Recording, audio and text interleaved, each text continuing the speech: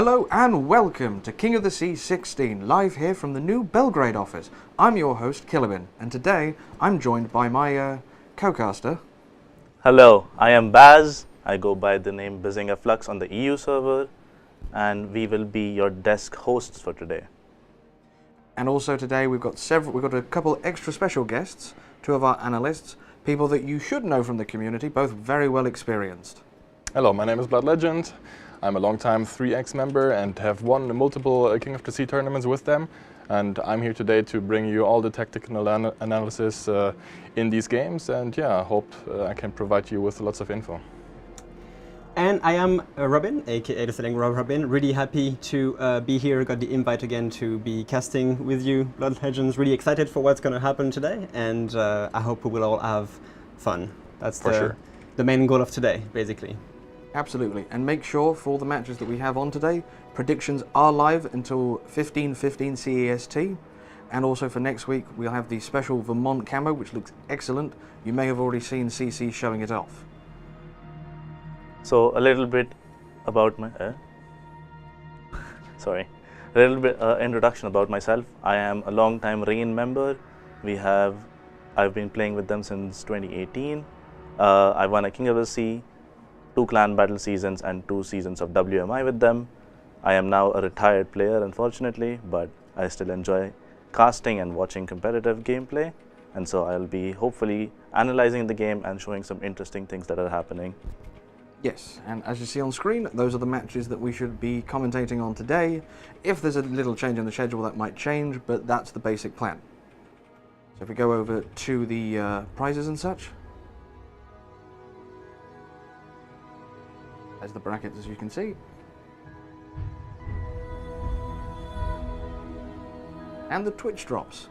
So, might seem a little bit overwhelming on screen, but as you can see, you get the mission, all the stages, complete that, then you get access to the mystery drop, which can drop anything up to and including a Borodino or a Mainz. Both very good tier rates. And the prize pool for the teams competing: steel doubloons, steel camos, King of the Sea camouflages, boosters, and such. Just for reference, the money prize pool at the bottom, that is for the international finals, so they will be going on later on. Also, if you would like to buy a t-shirt, we do have t-shirts on offer. They're $25, and the link and such there can get you to the store.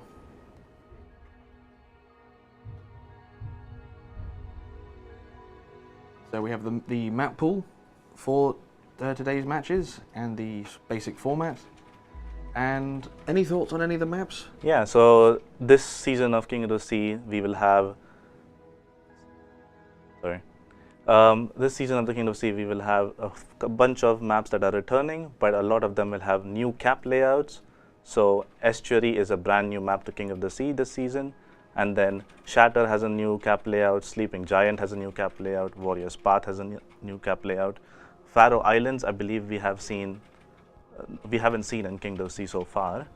And Northern Waters is a constant, a new addition, I believe 3 seasons ago of King of the Sea. It's been a staple. Yeah, it's a team's favorite. And it's the only map that does not have a new cap layout for this King of the Sea. And then our last map in the pool is Loop, which has an infamously fast tick rate on the caps.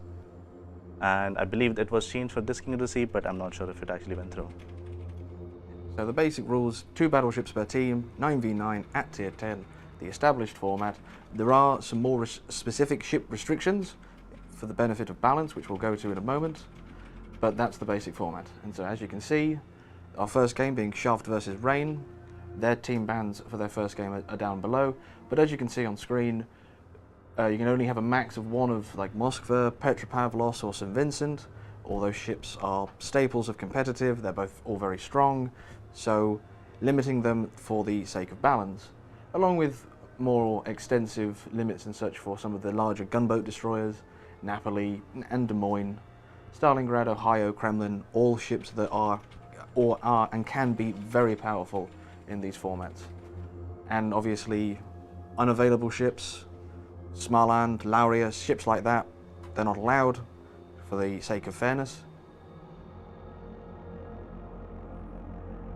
And so our first best of 3 between Shaft and Rain, both staples of the EU competitive scene, will be Northern Waters, Loop and Sleeping Giant if it goes 1-1.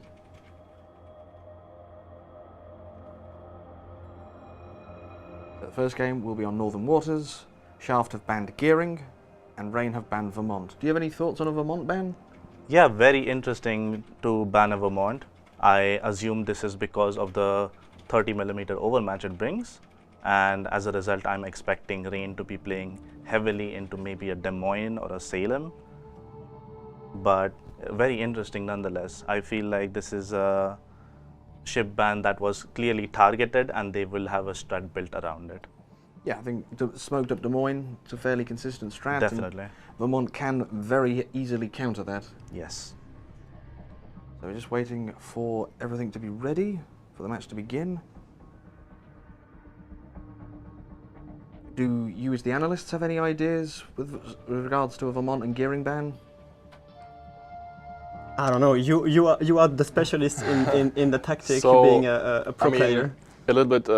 So I think Vermont ban just will come from naturally it not being affected by the restrictions. So previously, if you wanted to pick like battleships like Kremlin or Ohio, obviously these battleships, are very valuable picks just because they can provide you with the overmatch. But there was Vermont in the game still that everyone could pick freely because it isn't restricted.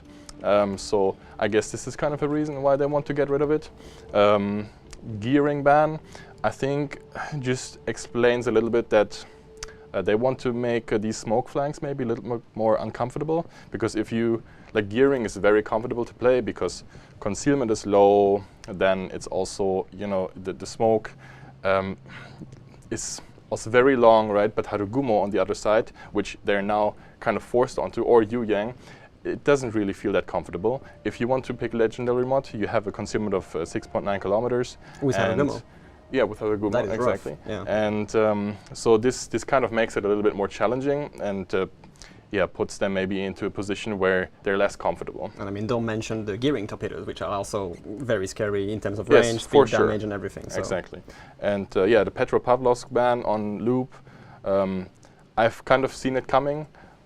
I think people were a little bit hesitant in the tournament still to ban it because maybe they didn't want to give it away or something.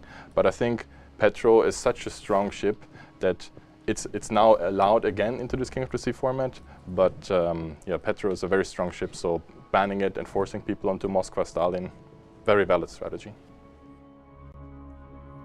Okay then, so we're just waiting for the game and such to be ready. Going back to the best of 3, how do you think the games will go? This is a difficult match to predict in my opinion. Rain has been consistently at the top of the leaderboards for the competitive order. However, Shaft is no newcomer to this scene. They did have a bit of a reshuffle as of late, but I believe they are still very competent and they can definitely take maps off Rain, maybe 3x. But I believe this will be probably a 2-1. I have Rain winning this one, but we shall see. I would like to comment on the daring ban from Shaft on Loop, which is an interesting pick because the mid cap, especially on Loop, has a tendency of daring snails, catching a lot of cruisers off guard, and that is going to be potentially a way for them to take the mid cap very early into the game, which is our second map in this best of 3. Indeed, and daring is also just in general just a very useful destroyer to have. Absolutely, it's very survivable, it is quite maneuverable, it has a burst smoke, so you can always help out in 1v1s between other DDs, maybe even help out in farming something. Yeah, I mean, absolutely. Like the classic issue with the pick and ban system is, yes, you can stop your opponents picking a potential ship, but you also deny it to yourself. Yes, absolutely. So it's that balancing act of, well, we know they're good in that ship, but we're also good in that ship, so is it worth the risk? Or are you more likely to go for a more safe ban? Yeah, I think it's a thing that you have to consider before banning it, because if you ban something that you would want to use yourself in a strat, you're potentially going to end up in a position where you're uncomfortable with the ship that you're going to play into a position that is way more suitable, for example, a daring.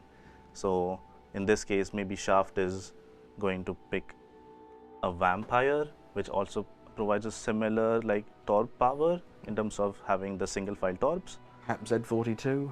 Possibly as well, yeah. Combine the short smokes with the German Hydro, but you also lose the benefit of the single line torps, and daring's a very good DPM. Anything else you would like to add to this? I think I'm not huge surprised by Northern Waters pick. Generally speaking, among the competitive teams, it's a fairly well-respected map. It's quite balanced. And to pick it first is probably a plan to get the ball rolling. Absolutely. Keep it a simple map, a fair map.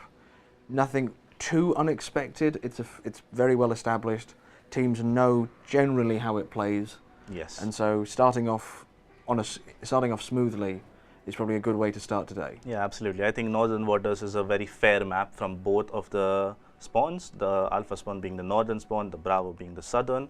Both of those spawns are decently competent at finding good positions for all of your ships when you deploy. And at the end of the day, the game kind of evolves into who can read the enemy team's positions and their reactions into just like making plays, and who ends up making the least mistakes usually wins a control map, like Northern Waters. Loop is more up in the air. Like you said, like both teams basically have a home safe cap. Yes. But we have seen in the past teams playing to try and take the home cap off their opponents and kind of ignore the middle cap because it's very small, it's very contested, and it can very quickly fill with torpedoes and shells. Yes. The main thing with Loop that I am somewhat worried about is the fact that the game can slip away very quickly. Yes. And it has been a notorious map for having very fast games. And so if you are doing a home push, for example, the enemy team will see it and as a result should react, and the defending team usually has the advantage when it's a home push. But I'm hoping to see some interesting plays towards the home play, towards the home caps especially, because it will add some, excitement to the game. Yes, no, absolutely. And with Sleeping Giant, it's had a slight adjustment to its caps. People probably noticed that the center cap is a little smaller than what we've had in the past, so cruisers can't hug the islands to try and influence the cap as much. So it's a map that is relatively well established. Players generally know how it goes, but with the slight adjustments to the cap layouts and positions, not everything that they're used to will work. Yes. So teams will have had to adapt accordingly. Yes. And so if we do go to a third game, I think it'll be quite interesting to see how both teams try and play for B. Yes. Because what they've done in the past won't be as applicable. Yes, absolutely. I feel like the Thunderdome used to be a very, very strong position back in the day because there used to be a cap inside of it. Yes. So once you got access to the Thunderdome and you had a ship safely anchored inside it, it was very, very hard to dislodge it and ever take that cap back. Yes. And as a result, you would end up having one of the teams holding that cap for the majority of the game. Yeah. With the cap being moved as it is, I don't think we'll see as many of the sort of classic French destroyer rushes. Absolutely. Trying to get into the Thunderdome. It's still an incredibly strong position, but I will be surprised if teams invest in it as they did before. Yes, I agree with this statement. So obviously both teams are well established, and so we're just waiting for everything to start up. So those moments that both teams will be in their voice channels, making sure everyone's got all their signals on, their camos on, their commanders are skilled. No one wants to be the one who detonates. Question for both you, Baz and Kilobin. What are your thoughts on the fact that Klebera has not been banned on any of the 3 maps upcoming? Both teams in the past have used it a lot. It's a ship they're both very familiar with, and I would imagine that it's a case of we're good at it, they're good at it, but we don't want to risk denying ourselves it. Yes. Because it kind of started running as a bit of a recurring meme, like Kleber's always pulling these odd maneuvers, these odd plays, these very harassing, annoying rushes and everything, and none of the 3 maps here and you also mentioned Looped, which is a game that has a tendency, a map that has a tendency of ending games rather quickly. Kleber might weight in even more on this, Yes. depending on what they pick as well. I have to admit, I'm a bit surprised, even though my knowledge of picks and bans is limited. But yeah, it's an interesting thing to float a Kleber ban, essentially, because Rain has been very comfortable historically with running multiple Klebers and going for these plays where essentially you find a cruiser or a battleship who's isolated or stuck on an island potentially and just YOLOing it and then taking it out of the game. And as a result, you end up with so much more map control that it could be interesting. However, Shaft has the potential to do the exact same thing back. fair enough. So, And also the ship restriction allow them to pick 2 Klebers, actually. yes. We'll see. Yeah, it's going to be an interesting one, definitely, regardless of how it goes. So, historically as well, I have some data that I've pulled up. Northern Waters from Rain, they used to ban Ragnar, and Shaft used to ban Moskva. And these 2 ships are not banned at all in the in the Northern Waters map at least, which is an interesting thing because Ragnar is usually brought for the mid cap because it has a solid radar, lots of survivability, can farm stuff out. And Moskva is just a staple farming, area denial. It's very hard to kill and brings a good balance between Petro's insane survivability and Stalin's AP power. All right then. That's it. That's the only question I had. Excellent. I think everything should go quite well.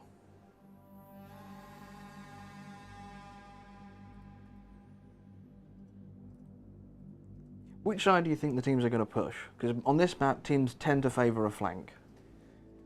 Yeah, I believe the one-line island on the left side of the map is incredibly strong to play for because it gives you so much control. However, going for it early is very difficult.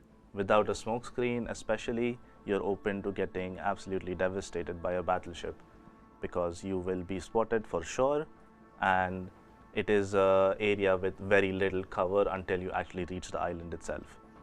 Yeah, I think this map being so established, the players at this level know the good spots, and they know that their opponents know those spots. Yes. So a lot of opening strategies tend to revolve around stopping the other guy getting there. Yes. While trying to get your own team in there. There is potentially like interesting spots from the middle of the map, which have angles to arc over the mid islands and lob the E1 island, essentially, which we have seen previous teams running like range mod Worcesters and doing strat to basically snipe that position out, which I find very interesting. However, it also involves spotting that position, which is somewhat risky, or you need to have a ship that is mirroring that position. Obviously, it comes with its own risks, but if you don't get that spotting, then your ship that is committed to that strat from the middle of the map is somewhat useless. Yeah, that's always the great risk with the sort of anti-strat strats.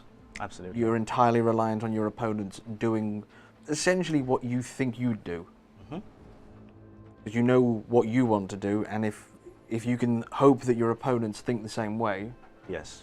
then can you take advantage of that? Or we've seen in the past teams doing something completely unexpected and throwing their opponents off by we've seen Incomparables rush the one line, or Napolis, or teams just ignoring the A cap Yes. and focusing on the C cap, where Yeah. the extra islands give you a bit more cover, a bit more chance to surprise your opponents. But that could also backfire quite tremendously if your opponents are expecting it. It should be an interesting one because usually the B cap is the stalemate, the central cap. Yeah. But the 2 off caps on the sides of the map are the contested ones. And usually you are relatively safe to put a destroyer in the C cap and cap from the islands. However, the enemy team is likely to do the same thing, and then it essentially revolves around who is able to get more control on the 10 line and eventually push the people away and take more control. As soon as one of the flanks falls, it usually ends up going from the flank into mid, because it will just increase your power, your crossfire potential into mid, and as a result, anyone who's playing in mid gets pressured away. Yeah. So hopefully matches should be starting. Hopefully we keep to the schedule. Teams are just readying up.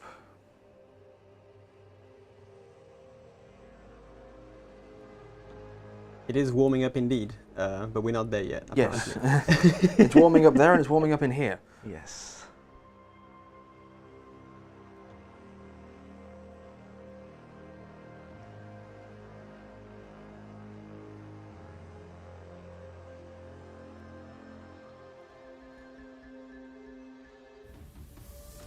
In the southern Arctic Ocean lies an archipelago of Caledonian granite. Frigid and foreboding, these frozen rocks and sparse fauna will shortly become unwilling witnesses to the rigors of naval combat.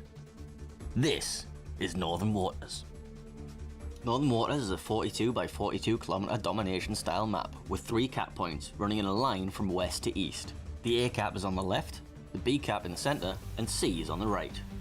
Capture Area A is isolated from the map center by 2 large islands along the eastern edge. These islands provide limited cover for radar cruisers who may want to deploy nearby, while a narrow channel connects the cap to the middle of the map. In the center of the map, Cap B contains hard cover in the center of the cap for intrepid destroyer captains hoping to secure control. Just like the A cap though, there are islands along the eastern edge that provide at least some cover for radar cruisers to defend from. The scattered islands in and around Cap C create challenges on both offense and defense. Not only do they constrict the movement of battleships in the area, they provide places for lighter units to take shelter behind and launch ambushes from. 18 ships, 2 teams, 1 victor. It's time to play Northern Waters. In the And the match is about to begin. So, Rain versus Shaft, game 1 of the European Regional Finals. Let's let the casters take it away. Indeed. Let's begin, shall we? Yes, of course. First game, very exciting. Rain against Shaft, very important matchup. A matchup that has happened in the past quite a lot of times. So let's see what these teams will bring to the table. In terms of Rain, so of course the ship bans being Gearing and Vermont, we don't see them at all. They managed to instead bring Montana, Ohio, 3 destroyers, 2 Daring, 4, my bad. Never mind me. 4 destroyers and basically Des Moines, Salem, and Petropavlovsk. What do you think of that lineup? I mean, very DD heavy. I reckon they want lots of flexibility on all of these caps. I mean, we'll be able to see here now that Harugumo is splitting off towards the seaside with the smoke support for the Des Moines, Daring, then just as a cap contester. I think they're also pulling Ragnar towards sea cap, maybe potentially just putting focus a little bit more onto initially getting that sea cap ticking for them, and then they might be rotating it. And yeah, just Daring for Rain's side, going towards the alpha cap. This is actually a split that I've seen from teams a numerous amount of times, just ignoring B cap, wanting to secure the flanks more than just touching B initially, because you can always come back towards B with a rotation from either C or A. On the other hand, though, it seems like Shaft, which has brought a different sort of lineup, is actually going more or less straight towards B with the Harugumo.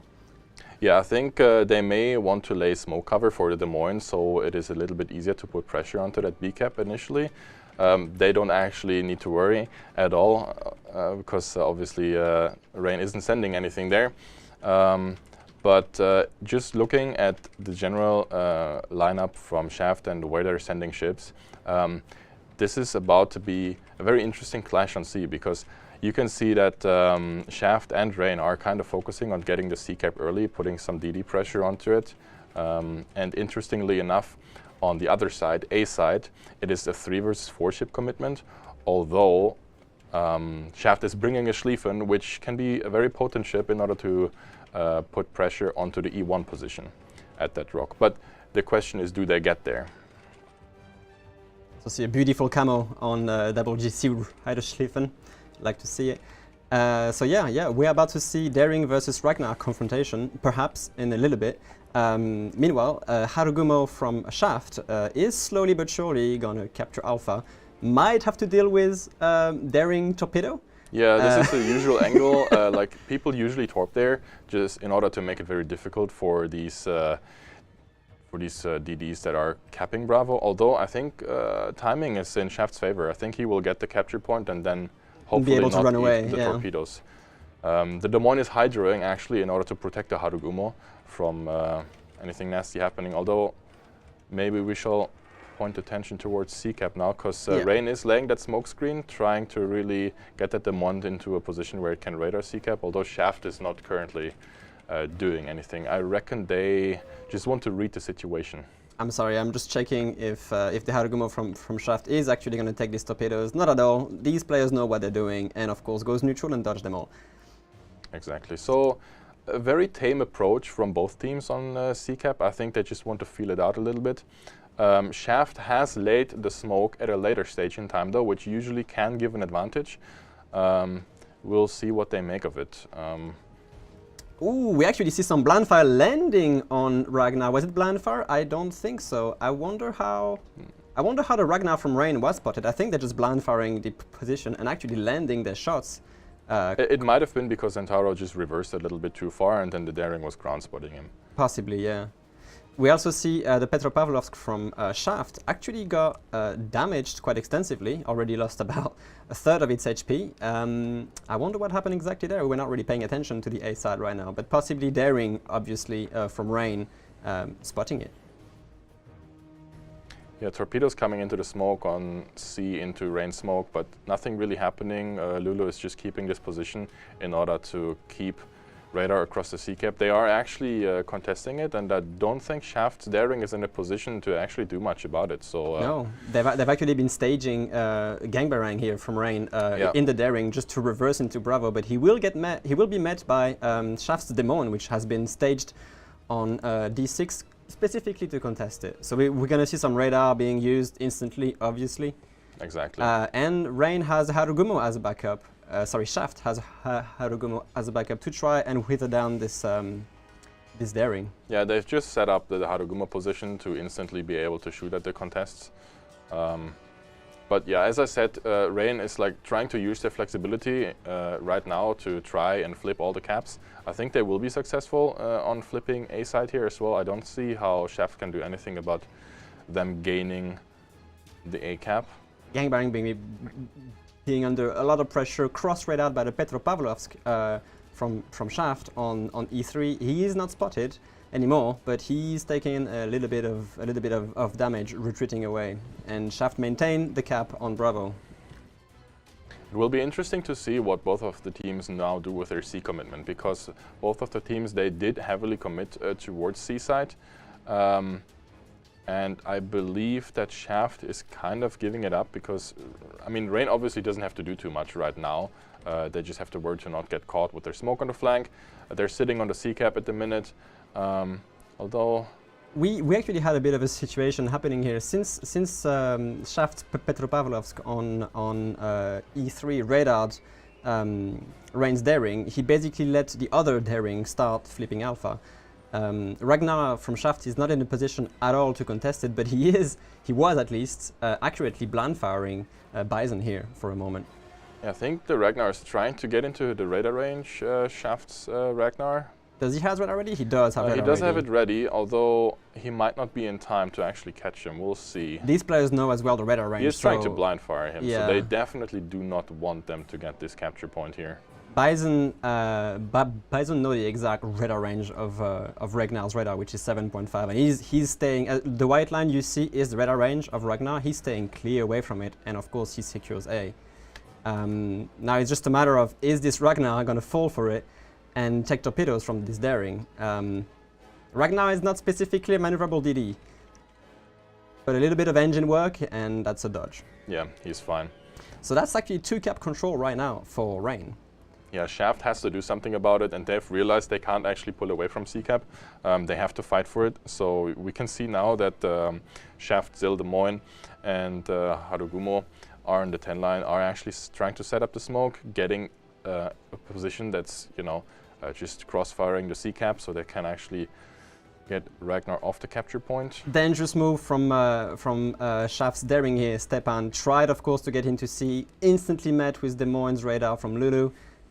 Surprisingly, Rain's Ragnar is not focusing the daring down. I think he's just putting some fire here on the Harugumo. But yeah, Stepan goes dark. Like, these darings are losing a lot of HP just trying to get into capping. And Lulu's radar actually is really well positioned, because it also forces the smoke progress to stop on the 10 line. We can see that Harugumo was forced to like lay the smoke in a more horizontal way, so it couldn't actually go down the 10 line, which they would have really wanted to actually maybe get some progress. Instead, he had to pull it defensively, which is really bad for them because they needed some pressure on the sea cap. Otherwise, Rain is just going to double radar the cap the entire time, and Stefan, in his daring, isn't really able to touch it all that often. Yeah, I mean, most of the main action is happening at sea right now. Lulu, Hydro is down, so he knows that he cannot stay in the smoke, and he times his escape right because torpedoes are coming. But now that he's used his radar, Rain has basically put their Ragnar ready to basically contest Charlie here. Do we see something happening on the one line? Yeah, we can see one line. Salem is actually just further going towards F1 to solidify their position, so they realize the walk that the Salem can do right now is sort of free, so they're doing it in order to actually keep a bigger strain on the A cap from their POV, so it's easier for them to defend it. I have to question you about Shaft's Schlieffen position on C1. He is basically staging a potential push on A once they get a better grip on the situation on the A flank, or what exactly is the plan? Yeah, the plan for the Schlieffen is to just basically walk in at an opportune moment. Although, if we just look at C right now, they've pulled the Harugumo so close that it can actually trade into the Ragnar here. So Ragnar is losing a significant amount of HP. Lots of pressure. He is dark now, but so still. As I said, Shaft really needed to find a way to pressure them on the C cap. They obviously can't bank on the fact that Schlieffen is making this push down on the one line. So C, they can't really drop C. They have to make it work in order to actually flip the points in their favor. True, and Lulu Snail Des Moines from Rain is not into any positions at all to contest C with radar here. We're probably going to see the real Ship Shady smoking him, of course. But the Ragnar doesn't have radar.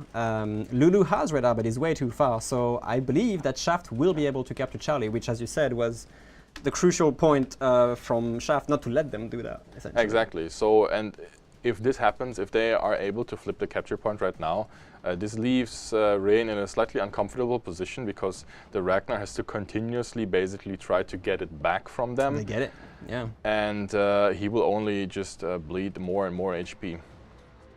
Okay, so as you mentioned, Rain Salem managed to get to the position he wanted to. But the only risk I see from here is we see a Congo line of daring torpedoes going towards the Petropavlovsk. I mean, that could be potentially devastating. That is going to be a lot of damage. And wow. I think that's does he go down from this? That is. I think he goes down from this. He goes down. Okay, first blood goes to Rain right here. I mean, this is exactly what Rain needed right now because it takes some pressure off of them. They can really be a little bit more methodical on how to gain C back. So this is also why you see Gang Brang in his daring is also rotating towards C cap because now that they got that kill, they can have the additional ship on the C cap. On the C cap, yeah. So in order to actually pressure this. What you are saying right now is that they don't really need to focus on that. Oh, but Lulu's in a really mad spot right now, isn't he? Oh boy. Because he can get shot at by the Harugumo, who's walking on the flank, and he's really just pinned down at this rock at the minute. Yeah, I mean, yeah. Fortunately enough, Yamato actually can't shoot him because he's island blocking. Are we seeing some torpedoes hitting the Des Moines? He beaches at the right time and take a torp right here from Shaft on the Des Moines. Lots of HP being traded right now. We see a lot of shells flying. Lulu Snail is gonna have to try and, as you say, tuck in nicely behind his rocks. But we see Rain's Ragnar again under tremendous pressure. I'm just trying to check. Yeah, no more heals for Rain's Ragnar here. No more heals at all. So 11,800 HP is what he has for the rest of the match. It looks like Shaft has realized that A isn't working for them. They can't bank on the fact that Schlieffen does the walk on the one line. So it's all about C-cap at the minute. And what I would find really interesting is if Rain Lulu is able to actually safely stay in this position, because now the smoke is like fading away, and if they can get a spot on this Des Moines position, that could be a potential liability, because any smoke DDs are a little bit further away. Maybe Gang can actually smoke him up there, but we will see if that actually happens or not. They do flip C back. They do, Forgot yeah. to mention I mean, it. they have 3 destroyers there, so. But really what Shaft is probably trying right now is just pressure the flank at the minute, because Lulu's in a very uncomfortable position. The DDs are a little bit disconnected. Ooh, Anta might be taking a top here if that doesn't accelerate away from this. Sorry, I'm interrupting you, but All yeah, good, all good. it's fine. Yeah, he was trying to get back into B to at least contest all spots, but Actually, Shaft has the same problem right now. They can't continue on the 10-line push at the minute because Zill in his Des Moines is actually way too low HP. ooh, that's And second kill from damn. Rain right here. They just get torped. Bagging the Harugumo with a torpedo, yeah. So that, like, Shaft's grip on C has essentially disappeared now. Yeah, they really needed to have a way. Extreme pressure being put on Shaft's Ragnar again. At the same time, Des Moines on 10-line also is just losing HP heavily. I think that's just also going down. I don't really see how he lives. Yeah, okay.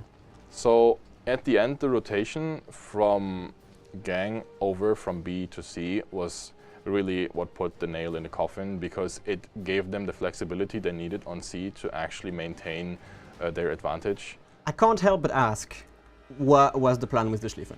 That Schlieffen has been on that C1-2 spot for a long time, and Schlieffen is stealthy BB. If they wanted to put him back towards Bravo to have maybe more impact on Charlie, they could have. But he's been staged on C1, C2 for a long time, and I'm just questioning that decision. Yeah, I think you're right to question Because the now the decision, Schlieffen will be pushing into Ohio, Exactly. Salem, Petropavlovsk in the It's- attempt to get A, but I mean... Exactly, like it's 940 points for Rain right now. It's way too late for the Schlieffen to make anything work. I guess they were hoping for like a less committed A play from Rain, so then they would have been able to just drive the Schlieffen up to the E1 rock. But you're right in saying that this Schlieffen didn't actually give them anything, because it stayed there on the C1 rock the Did entire nothing, game yeah. and did nothing.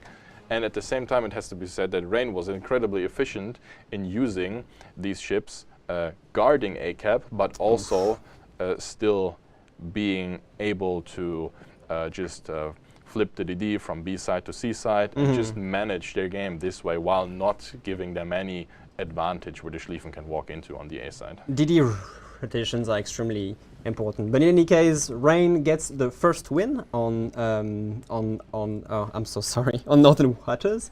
Map names are difficult to memorize, and we'll send him back to the studio for analysis on this first game. Yes, thank you. So, the double daring from Rain certainly Wow. proved very useful. Yes, absolutely. They picked a double daring, somewhat unconventional, I would say, but they used it to great effect. They had some great rotational plays. Obviously, can't mention the torps enough. The torps on the Petro changed the game quite heavily. They dislodged a key crossfire location, essentially, and helped them move out of that whole area, had complete control over A-cap. Ragnar alone cannot do anything against the Salem, and the Schlieffen was mostly not able to have an impact. No, I think. Do you think the death of the Petro is what kept the Schlieffen back? I would say so, because the Schlieffen would have been scared to push into maybe 2 destroyers as well as a Salem that he can't spot himself, and pushing as a Schlieffen into ships is obviously its main job. However, going into destroyers that you can't spot yourself is very dangerous, and is very likely that he will end up in a bad position or just die. Yeah, no, absolutely. The loss of the Petro to the classic daring trait of the, well, I guess what we'd call the conga line, taking it out means that cruisers who don't anchor themselves on islands as tight as they possibly can and leave a bit of open space so that they can maneuver to try and dodge incoming fire does make them that much more vulnerable. Absolutely. And, I also would like to point out that when Shaft was making some good progress towards the sea cap, when they started pushing down the 10 line at some point, and they actually did end up pushing Lulu's Des Moines far enough away that he was no longer in radar range of the cap. So it was only the Ragnar who would have radar range on the cap, which is when they flipped it. However, those points they gained from the cap were immediately mitigated by them losing the Petro. Yes, so absolutely. sometimes just getting the caps is not enough. Trading No. your ships is also quite important. Absolutely, and must give credit to Rain's Ragnars for being able to play the corner on that cap Absolutely. and not losing too much health, despite being in, at times, as I say, with being the Des Moines being pushed back at 2 or 3 on 1. And Ragnar is quite a clunky destroyer Yes. and certainly easier to hit. So genuine praise to Rain's destroyer players. They knew how to handle their ships, they knew what they were trying to do, and they were able to respond to Shaft's actions taking their Des Moines out of action for a brief period. Absolutely. I also feel like the Shaft gearing ban ended up costing them some potential rotations with their destroyers. Harugumo is a great ship to smoke up your cruisers in. However, it is slower, it is way more clunky, and as a result, contesting with it can be way harder to do. No, absolutely, and I guess the question will be is that had the Harrows been gearings, would Shaft have lost their Harugumo to Torps? Potentially not. Harugumo is incredibly long, has quite a poor rudder shift time, and so if you get caught broadside to incoming Torps, then you're definitely in trouble. Absolutely, and if you're the Des Moines cruiser player and you lose your smoking destroyer and you're caught out in the open, as good as Des Moines is, she certainly can't take a hit. No, definitely not. Especially when you're playing against overmatching battleships, which I believe Shaft had both of the BBs were overmatching BBs. The Schlieffen has 27 mil overmatch, which didn't unfortunately come into effect, but the Yamato definitely was a big threat to the Des Moines. And if for some reason Rain's Des Moines on the sea flank lost their smoke, he would have been stuck in the open most likely and ended up dying, which would have cost them the flank and potentially the game. Absolutely. So just waiting for the second game to start. Teams are just reorganizing and getting ready. If we can go back to the brackets so we can see what's coming up later on in today.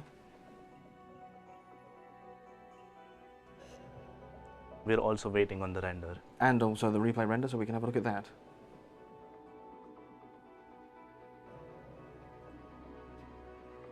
Can we get the bracket scene?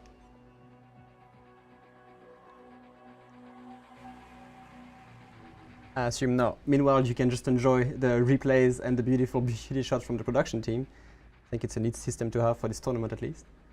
Yes, no, absolutely. The setup here in Belgrade is above and beyond what we've been able to do in the past. We've got the video team live in the office now making highlights and all this as the matches are going on. So these are all being made live as we speak. Allows us to actually see some key moments of the game here that we as casters might miss because we're trying to focus on an event that we consider important, and we might miss well, some other moments. So it's really neat to have as a backup at least, especially post game like this. And it's incredible, like if you just go from watching these tournaments to now casting it, the difference in terms of what you expect from the casters when you watch it, and now being in the position of a caster is like, man, these casters, they miss so many moments, right? But it's actually really hard now that I'm sitting here doing it. I am missing things, right? Obviously doing my best in order to actually give everyone the best possible overview of the game, but it is a tough job, but I like it a lot actually. Did you just give us the definition of easier said than done? Right? Yes. Yeah, easier said than done, I would say that, yeah. But yeah, the teams are basically getting ready for the second game, which now happens on loop, correct? Yes. Where was the team ban again for the ship ban again for loop? If we can have a reminder on this. Rain is going to play from the Alpha Swan, so from the north side. Rain has banned Petropavlovsk, Okay. and Shaft has banned Daring. I see, because we saw how nasty that daring Congo line was on a Yes. Petropavlovsk, so I guess they just don't want this to happen again. I in any guess case. so. I think they were probably preparing for something like that. However, maybe this is a strat that is going to throw a curveball into the mix. Who knows? It might. I know it is only the first game right now, but question for you, Baz: Do you actually perceive expected tactics on these maps? Is it meeting stuff that you could expect from these teams to do, or is it being surprising so far? I think it is too early in the tournament to bring out the counter strats. Most teams will be saving the strats, the important strats anyway, for later in the tournament. And so they will stick to the maps that are more conventionally played. And as a result, you will usually not see any counter strats or any crazy outplays. But we hope to see something interesting. I believe at least the daring bans, I believe, are targeted. I'm not too sure about the Petro ban. It is a very strong ship overall, but I think they specifically have a plan for the daring ban itself. Petropavlovsk on this map in particular, I think the ban can obviously just come out because it's a strong ship that you want to get rid of. It can also be a way of targeting a ship that can get itself into crucial positions, maybe a little bit closer towards the capture points, just because of the concealment difference versus Moskva, right? With this, which is in the same pool, in the same restriction pool. So it might be this. But I think it probably will come down to them having a specific strat planned and them really not wanting to have Petropavlovsk interfere with that. I think that's my takeaway of why I think Petropavlovsk is banned from Rainside. No, absolutely. And so both teams are ready. So let's play the video for the loop map. Let's do it.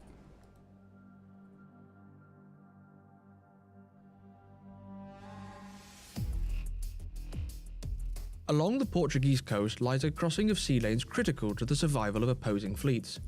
Surrounded by towers of crimson sedimentary rock and the expanse of the blue Atlantic, these two fleets will soon engage in trial by combat, where only one team can claim victory.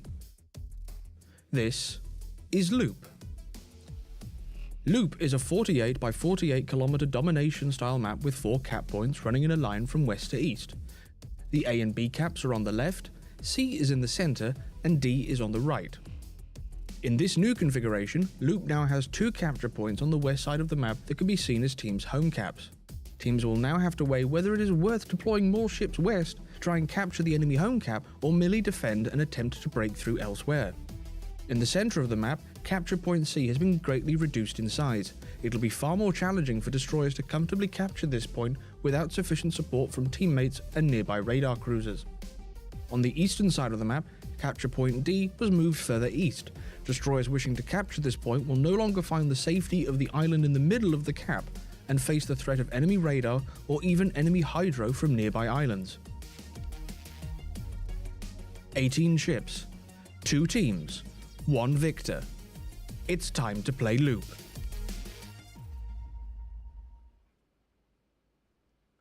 And we are back here as we are just getting ready to go. Match is just starting now, so they're just loading in. Let's throw it over to the casters. All right, so here we go. Game number 2 in this best of 3 series, fighting for staying in the winner's bracket. Let's see. So Shaft is bringing out a Vermont this time again, since it's not banned anymore. San Martin, Des Moines, Moskva, Marseille. Actually, yeah, interesting. I mean, they're forced onto the Moskva because the Petro is banned, so interesting. Will be interesting to see where they actually place it. Rainside, just double Des Moines, trying to use up their restrictions that way, and adding 1 Gdansk to it. Both teams not actually having a lot of fast DDs, so will be interesting to see how these flanks actually play out, especially D. What I like to see is that, at least personally for me, it's the first time I see San Martin in competitive, and both teams have serviced one. So I'm looking forward to see what kind of things this ship can do. I know the limitation is, of course, no HE shells, But the utility in terms of radar, survivability, torpedoes as well, which is not present on Worcester as a sort of semi-direct comparison. Yes. It's pretty interesting to see how these will play out. Yeah, San Martin is usually just placed on a flank because it is very self-sustaining. You can just leave it alone somewhere, 9-10 line in this instance here for Shaft, and it'll do a decent enough job with the radar. It can deter some DDs as well. So, in general, that's why teams prefer to pick San Martin as their solo flanker.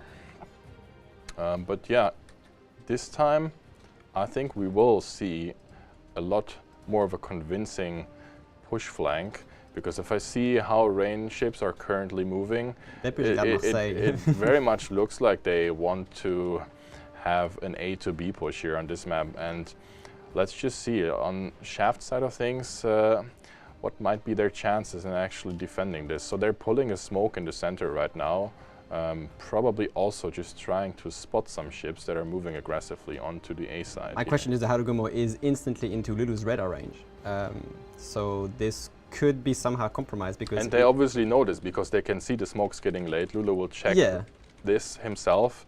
So yeah, I mean, he might pull the radar, although... Because right now, if Shaft's Demon gets radared by Lulu, the entire force pushing towards A from Shaft might be able to get some nasty shots in there, and that's exactly what's happening right now. Yeah, the radars come out, and here Des Moines from Shaft is also radared.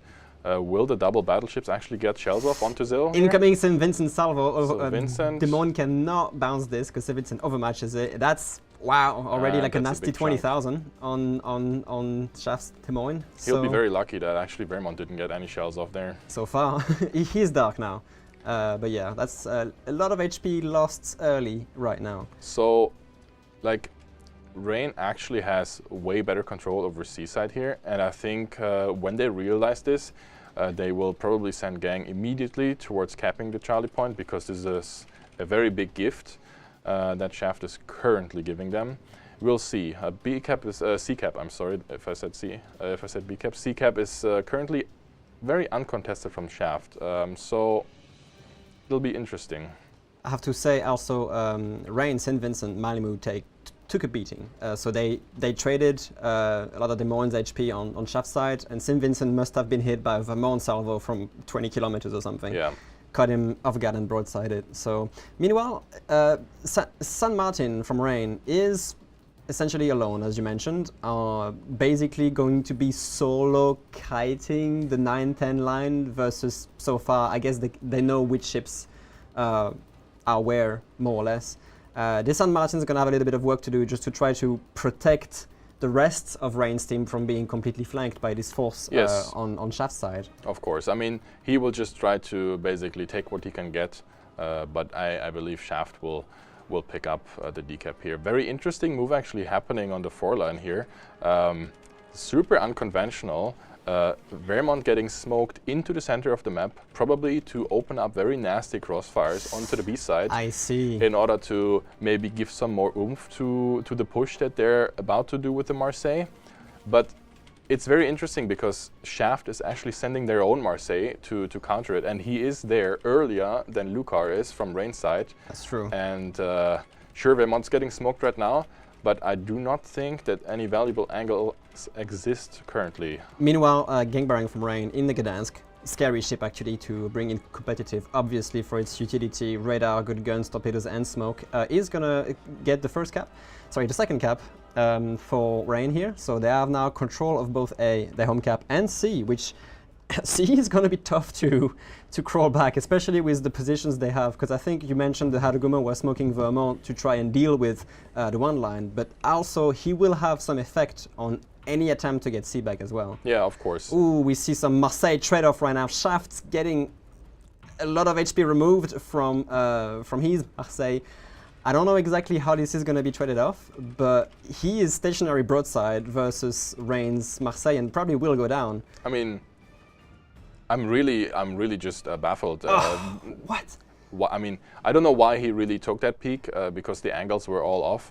I don't know, maybe he must have thought he would still get the angle on the incoming Marseille and would be able to pull off a devastating strike this way. Instead, it's kind of the reverse Scenario, yeah. scenario, and he actually is the one getting killed, which is huge for Rain because it just removes that one, bumper in the road that they still had. I just want to point out, look at 1, 3, and 4 line on the E vertical line for Rain. They have Marseille, St. Vincent, Vermont pushed in literally like in the home of Shaft. Like they basically control the entirety of E line, at least all the way to the 6th vertical, with a lot of ships just basically there. And you want from whole cap, you're gonna have to go through all of this. Yes, it's huge for them right now because they're currently owning 2 capture points as well as Shaft, but obviously they have the points lead because they've gotten that 1 kill.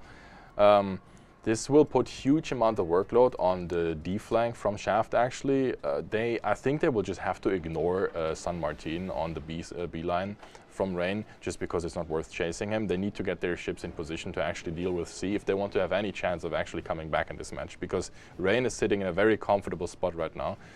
There are some torpedoes heading for the smoke where the Harugumo and Vermont are sitting. That's a scratch and a half. That torpedo scrapped the paint. Sorry, I just that was wanted on to the get Vincent. that. No? It was on the Vincent, Yeah, really close. But this Harugumo has actually to dodge lots of torps here. Sorry, on which side? Just a 4 I line missed it. Rain Oh side. wow, yeah, I see. But these torps are actually not hitting, so... Yeah, no, yeah. Rain trading a little bit of HP compared to Shaft. Yes, they are 1 ship down, but in the total HP pool, Shaft maintains that HP advantage, and they have also equalized the cap. My question is now, they are putting a lot of efforts on bringing down Rain St. Martin, and I'm just wondering how much time their St. Martin on Rain side will waste on that 9-10, because if they don't deal with him, he will come back to bite them in the rear. I mean, it's really just in Arto's hands. Like, if he stays too long and gives them the opportunity to actually kill him, that would obviously be bad. If he really plays it well, and I think this is what it looks like, he still has some way to go until he's at the border, then he will just waste way too much time before it's even worth to just get the points from that kill. I see Shaft Schlieffen here just basically going away from most of the action after losing significant amount of HP. The use of the Schlieffen as well for Shaft so far has been questionable. I know it's a difficult ship to actually play correctly because it is squishy. It's not a tanky battleship. Yeah. Even though it's one of the strongest tier 10 BB because of the secondaries and the torps and the utility, it can also take a massive beating if you overextend, obviously. Yeah, they keep wanting to use it in a very thrustful way, just pushing with it. But Rain just did a better job in terms of controlling all these rocks on the E-line, so it never really could go anywhere. There's about to be a nasty engagement here because Gangbarang has been redirected to try and assist Artorius here on dealing with this Harugumo San Martin. Now, Harugumo versus Gdansk engagement could go both way. Harugumo has nasty guns as well, but I mean, this could be problematic for Shaft here. They've been pushing Artorius for a long time, and they're about to pay the price for it. And look at these torps. Yeah, these torps are beautiful. They're gonna take care of Shaft's Harugumo for sure, and that's it. That's 2nd kill back for Rain already. Can they actually crawl it back with 800 points versus 552 now? I don't think so. I mean, this was really well done by Rain because they knew...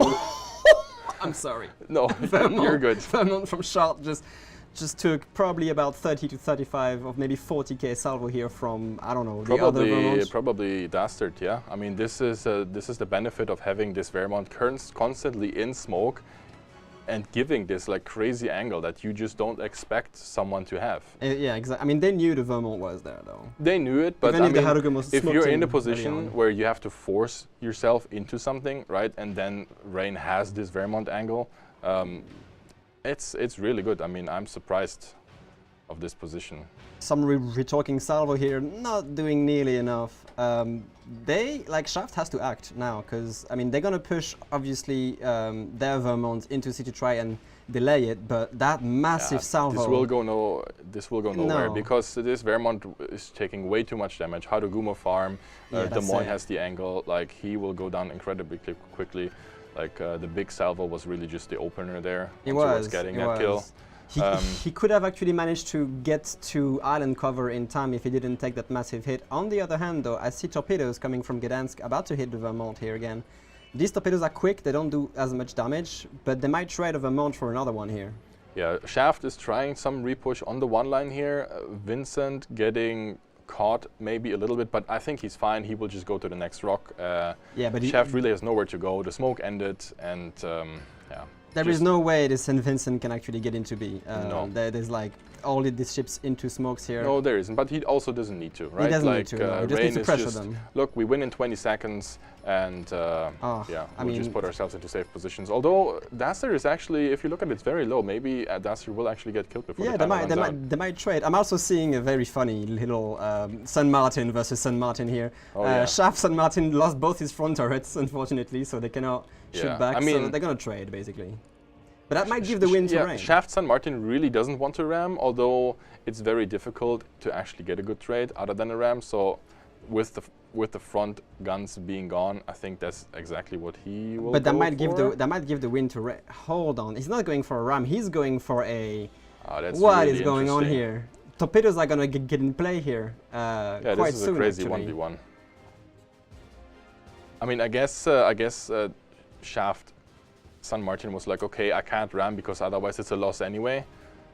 Actually, now that I say it, Vincent was in a position where he could get killed. And he still died. Although I think Zill is going down for it.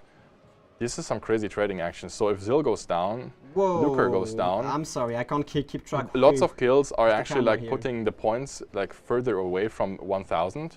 I do believe though, see this was so if the San Martin of Shaft will not get the heal up, which he will right now, which is super clutch for him.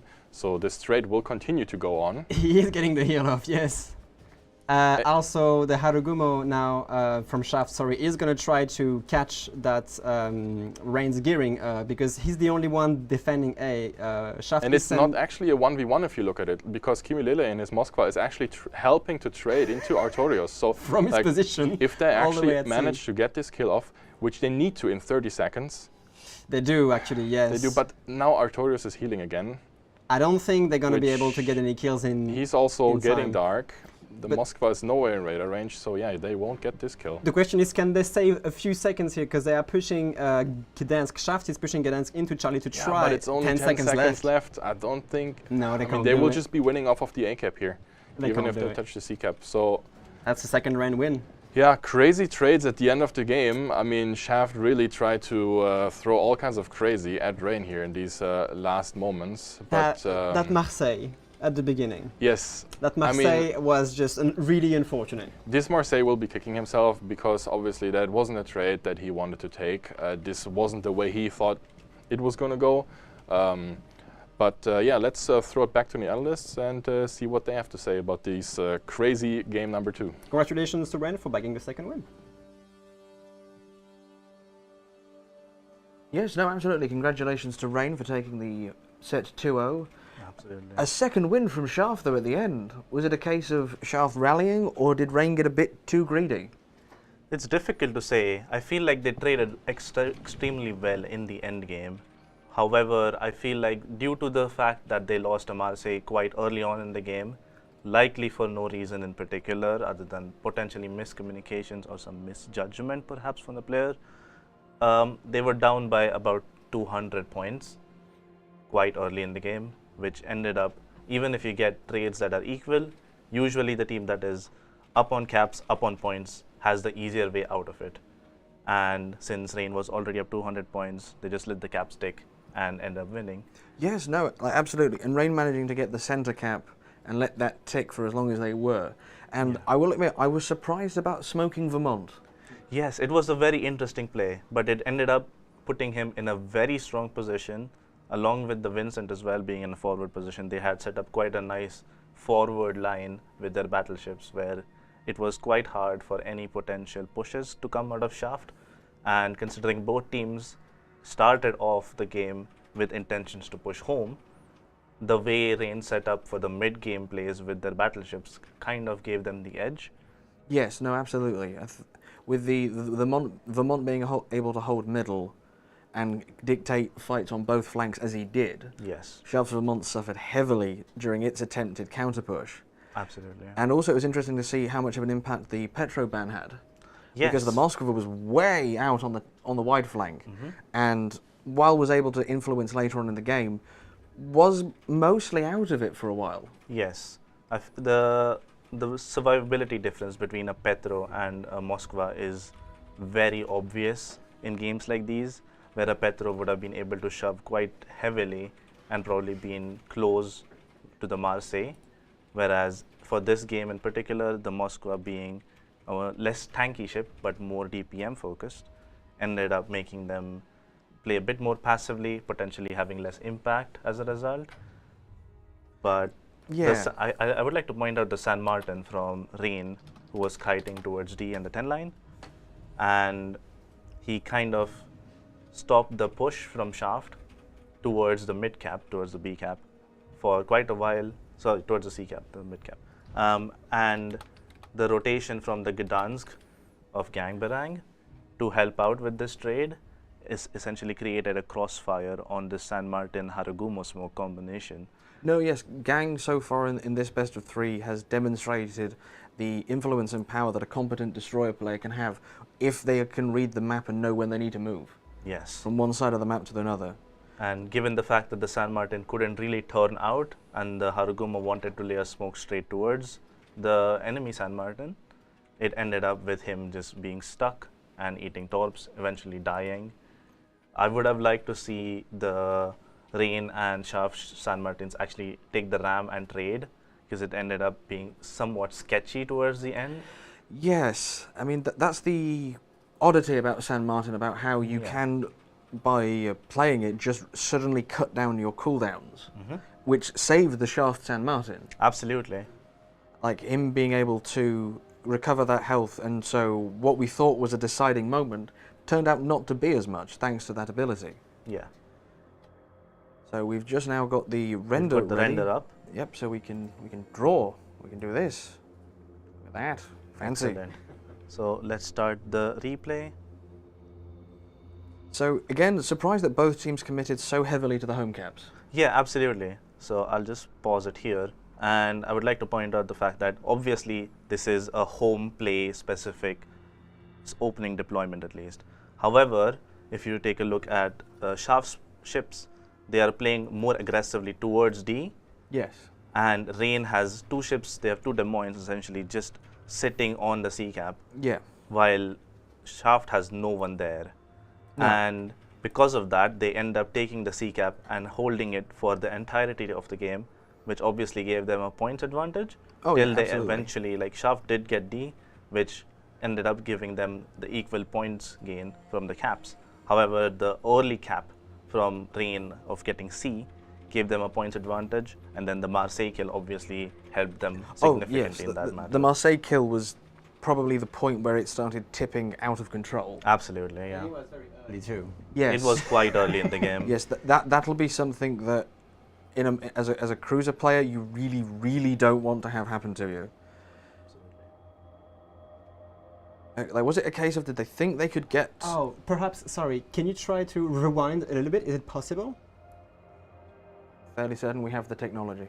Because what I might just, I'm sorry to interrupt, but what happened just here is that I believe Schlieffen from Shaft got a massive hit on the Reims Marseille before Shaft Marseille pushed out. So maybe Shaft Marseille thought, he's half HP, I can take him, and that's why he rushed out, only to be met by basically his demise almost instantly after. Right. Yes, Because no, if you just absolutely. move forward a few moments, you see that, yeah, he basically almost half his health just goes away from a Schlieffen salvo. So it might maybe justify that attempt on Shaft Marseille to push out of it. It also could have unfortunately- been a bait play from the gearing, where he seems to be very close to the Marseille. So maybe the Marseille thought he's able to just outright kill a gearing and then take a ram on the Marseille. Because if he did end up killing the gearing, obviously it would be helpful. If he didn't, that push kind of doesn't make sense, because 5 minutes in the game though, is it? it's a bit risky. I think it's Yes, a bit of no, a gamble absolutely. going for a kill like that because if he doesn't do it and he doesn't get dev struck by the Marseille, for example, he's still going to be sitting in the mouth of a Vincent and a Vermont. Yes. But maybe in a case of being one game down, you've got to try something a bit more unexpected. Yeah, Doesn't work out, it can therefore spiral and snowball against you. absolutely. They did attempt to make a decent comeback out of it. I No, don't think they gave absolutely. up after the kill, but I think it was a bit too late, probably. Yeah, but like as we said earlier, the Petro ban with the Mossad being so far back, Yeah. and like the Schlieffen has to fall back, and so a ship that's great at close range fighting is Yeah, the almost Schlieffen to the gets bottom of pushed the to the map. corner of the map. Yeah. Now Schlieffen's a quick battleship; it can return relatively quickly if needed. Yes. But you don't want your brawling battleship to be thrown to the edge of the map so soon. Yes. I feel like obviously we have to draw attention to the two battleships on 3 and the 5 line. No, 3 and the 4 line, sorry. The Vincent and the Vermont from Rain were in such aggressive positions. Obviously, they were able to help out in pressuring the Schlieffen away. The Marseille was obviously constantly farming him, and he had to give up that space. If he didn't, he would have ended up dying. Absolutely.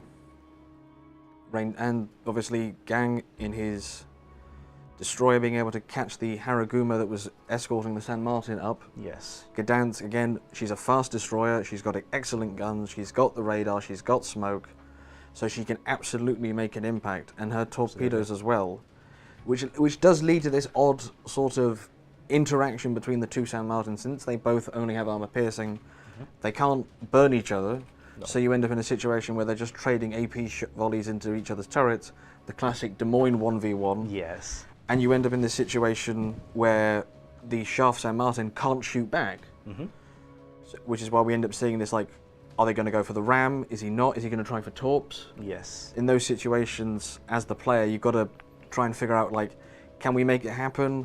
Points are almost out, so if I do ram, it might just end the game then and there. So you end up seeing an extremely close drive-by, Yes. and then the heel procs at the right moment just to give Shaft that opportunity to try and make a fight back, but it's just not enough. Yeah. And given the fact that obviously they wanted to torp each other on the drive-by, but torps have an arming threshold, so if they're not close, they're not far enough away, the torps just won't arm, and they will absolutely. just not do any damage. So they had to pass each other in such a way where they are not able to torp each other, and then it ends up in a very strange fight where both of them are essentially kiting away from each other. When at the start of the engagement, they were both going towards each other. Okay, and so Rain take the first matches 2-0. They proceed to the next level of the bracket, and so we're going to jump to CSN versus Moyai's Game 3. And for people who were watching this, Moyai won Game 1 and CSN won Game 2, so this is the decider on Shatter. Any thoughts? Very interesting. I've seen actually Shatter being a likely ban for Moyai, Okay. which is an interesting thing to end up on as a decider of a series. Yes, no, absolutely. And is it possible we could see the ship bans for this map? Do you expect Gudens? Oh, a Marceau and a Marseille. We just saw what Marseille can and cannot do. Yes. Yes, no, absolutely. I guess you won't have to do it again. Definitely. But it's very interesting that they chose to ban a Marceau on this map because it's obviously got the farming potential, which is better than a Kleber. However, it also has the YOLO potential of a Kleber. And banning that means a couple of things. Probably them having some committed position, possibly with a cruiser of some sort. Yeah, I expect the Marceau tends to be quite good at chipping away at the static Moskva or Yeah. Stalingrad. And So- then the Marseille ban is also very interesting because usually you would see like a double Marseille push towards one of the flanks. Yeah. And we've seen that work quite well, especially towards the 9-10 line of this map, where you usually will have like a Moskva or a Stalingrad sitting on the island next to the cap, and then the two Marseilles run down the 9-10 line, essentially pushing the guy into the corner and, you know, ending up in their spawn. Yeah, I And mean, Marseille is obviously a very fast ship. absolutely. I guess with the Marseille ban, I think we're probably going to see a mix of a smoke comp Likely. and a heavy cruiser static around the central islands. With Darings. Darings, maybe some Klebers for the rush. It could also be a trump to dislodge Haha. destroyers, because they obviously this airstrikes are extremely good against destroyers from the trump. So it could be an idea to run glues or trumps and dislodge people, even if they're not spotted, just as a decapping tool. It seems like the teams are ready, so let's go to the map introduction. The picturesque coastlines of the maritime provinces of eastern Canada form the backdrop for a titanic clash of opposing fleets. These steep cliffs and jagged rocks will soon echo the thunder of heavy guns, and only one team will emerge supreme. This is Shatter. Shatter is a 48 by 48 kilometer domination style map with 3 cap points running in a line from west to east. In this new configuration, Cap Alpha on the left is arguably the safest for destroyers. Though there are plenty of nearby islands within radar range, the cap perimeter is wide open, providing unfettered access and a multitude of ways in and out. This directly contrasts with Capture Point Bravo in the center, which is more claustrophobic and has only a handful of entrances and exits. Ships caught out here typically fall under tremendous focus fire from both map edges. On the right, control of the new Charlie Cap is likely to depend heavily on commanding the island on the western edge. Expect teams to deploy ships both south of this island and to the 9-10 line on the extreme eastern edge as they vie for dominance. 18 ships, 2 teams, 1 victor. It's time to play Shatter. Let us begin then. Welcome back. A bit of a transition from the very good Rain versus Shaft basically engagements, and now we're switching around with different teams. This is CSN versus Moyai, if I'm pronouncing right. And team lineups are, I mean, we haven't seen a lot of variation so far. CSN is bringing Montana, Vermont, St. Martin again, Des Moines, Salem, Moskva, lots of radar, and a Gearing and a Kleber, which Gearing and Kleber, sorry, we talk about what these ships can and can do. So yes, exactly. Like Kleber, obviously, he just wants to go for any fast cap. I believe he is heading towards the alpha cap to just try and snatch it quickly. Sadly, no Gudenloos, so we're not making Kilabin nor Sarah happy. But no Trump this either. is fine. No Trump either, yeah. Yeah, I mean, fairly standard lineups, I would say. You see lots of Klebers getting thrown around this kind of map most of the time. Although, actually, now that I look at it again, I feel like CSN is playing a more cruiser-heavy lineup than you would actually think. Like, usually how it goes is triple DD on this map is usually the norm. So CSN is really just trying to be very decisive with their cruiser positions, sending both Stalingrad and Moskva in between Bravo and Charlie from the looks of it. Yes. From Moyai's side, they will be sending Gearing, Daring. We already see Gearing dumping these long-range torpedoes we talked about at the beginning, straight through the sea cap, essentially, potentially catching Gearing, Vermont, and Des Moines on CSN side. We see the same thing being done actually from CSN itself. It's going to be, of course, when the torpedoes are ready and you have the range, you just send them away. Yeah, you try to predict where the first smoke placement is going to be, and this is usually where you will just send your torpedoes. So just to try and disrupt the early smoke placement as best as possible so that you might get an advantage. I'm sorry, but there are so many radar ships in this match. When you press Alt to see the radar ranges, it's just an overlapping mess of circles. You try to actually see something, you try to get some info while pressing the key, but you will actually get none of it. Too many radars. So I guess we'll just rely on the circles when they actually use such consumables. B might be tricky because it's going to be a cruiser-eccentric fight with battleships to support somehow.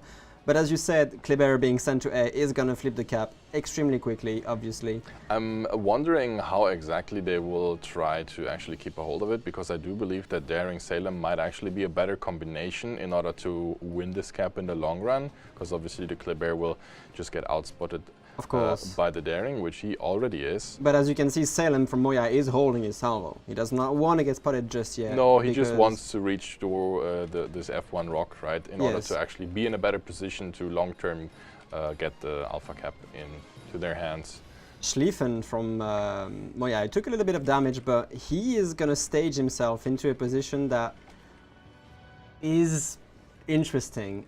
He's either blocking this pass, obviously, or staging to make a push. Yeah, I mean, eventually. this position proves has two purposes. You can have all the information in the world with just pressing the Hydro button, which he hasn't done at the minute. Actually, now that I talk about it, he does it. So you give your team the information exactly what these cruisers on the islands are doing, but you obviously also are in a spot where you can just go forward and threaten the torpedo push. We actually had an excellent info radar from CSN Stalingrad just a little bit too early, because now that radar is down the moment Moya is daring goes into Charlie. And they're doing the exact same thing on Alpha, even though, okay, Moya is daring on A, being radared by San Martin already took a massive chunk away, potentially from a Montana salvo, I'm not sure. And now he's going to have to contend with a few salvos coming in from Kleber as well. He is dark now, but that attempt to take A got met with him losing half his HP. I mean, it's a very good damage trade for CSN, but I believe he will just turn around and take the cap now. So C did get disrupted again because the Moskva obviously had another radar for the daring who was touching C cap. So I apologize, I might have a little issue with my game. Oh, never mind, okay. My game might have froze for a second, I apologize about this.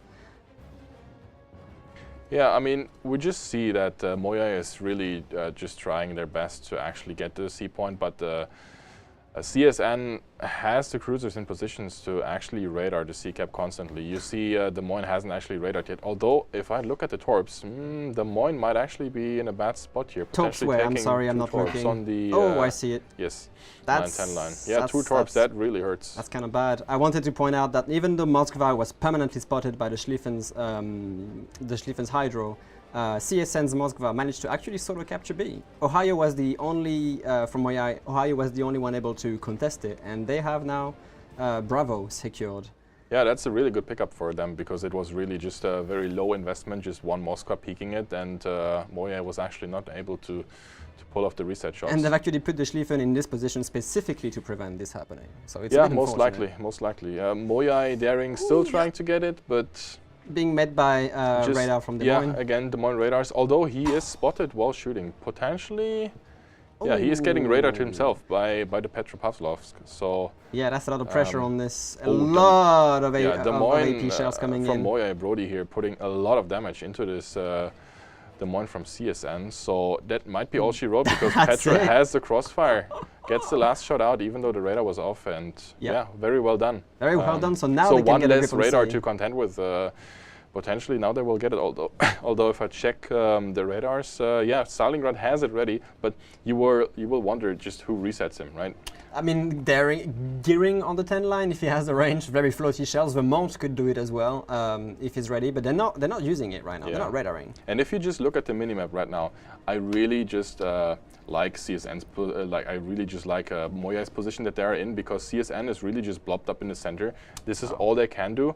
And he goes the radar. Sorry. And this is actually what they're trying to, just get out of here, because the Kleber is currently setting up a rush on the Petropavlovsk on the 7 line. Yeah, he might actually do both Schlieffen and Petropavlovsk if he plays his cards right. That is extremely risky. I think he will just try to send one side and then with the other side hopefully delete the Petro. Although he takes a massive with a lot of hit. I mean, he will. Obviously, they knew about it. Too soon.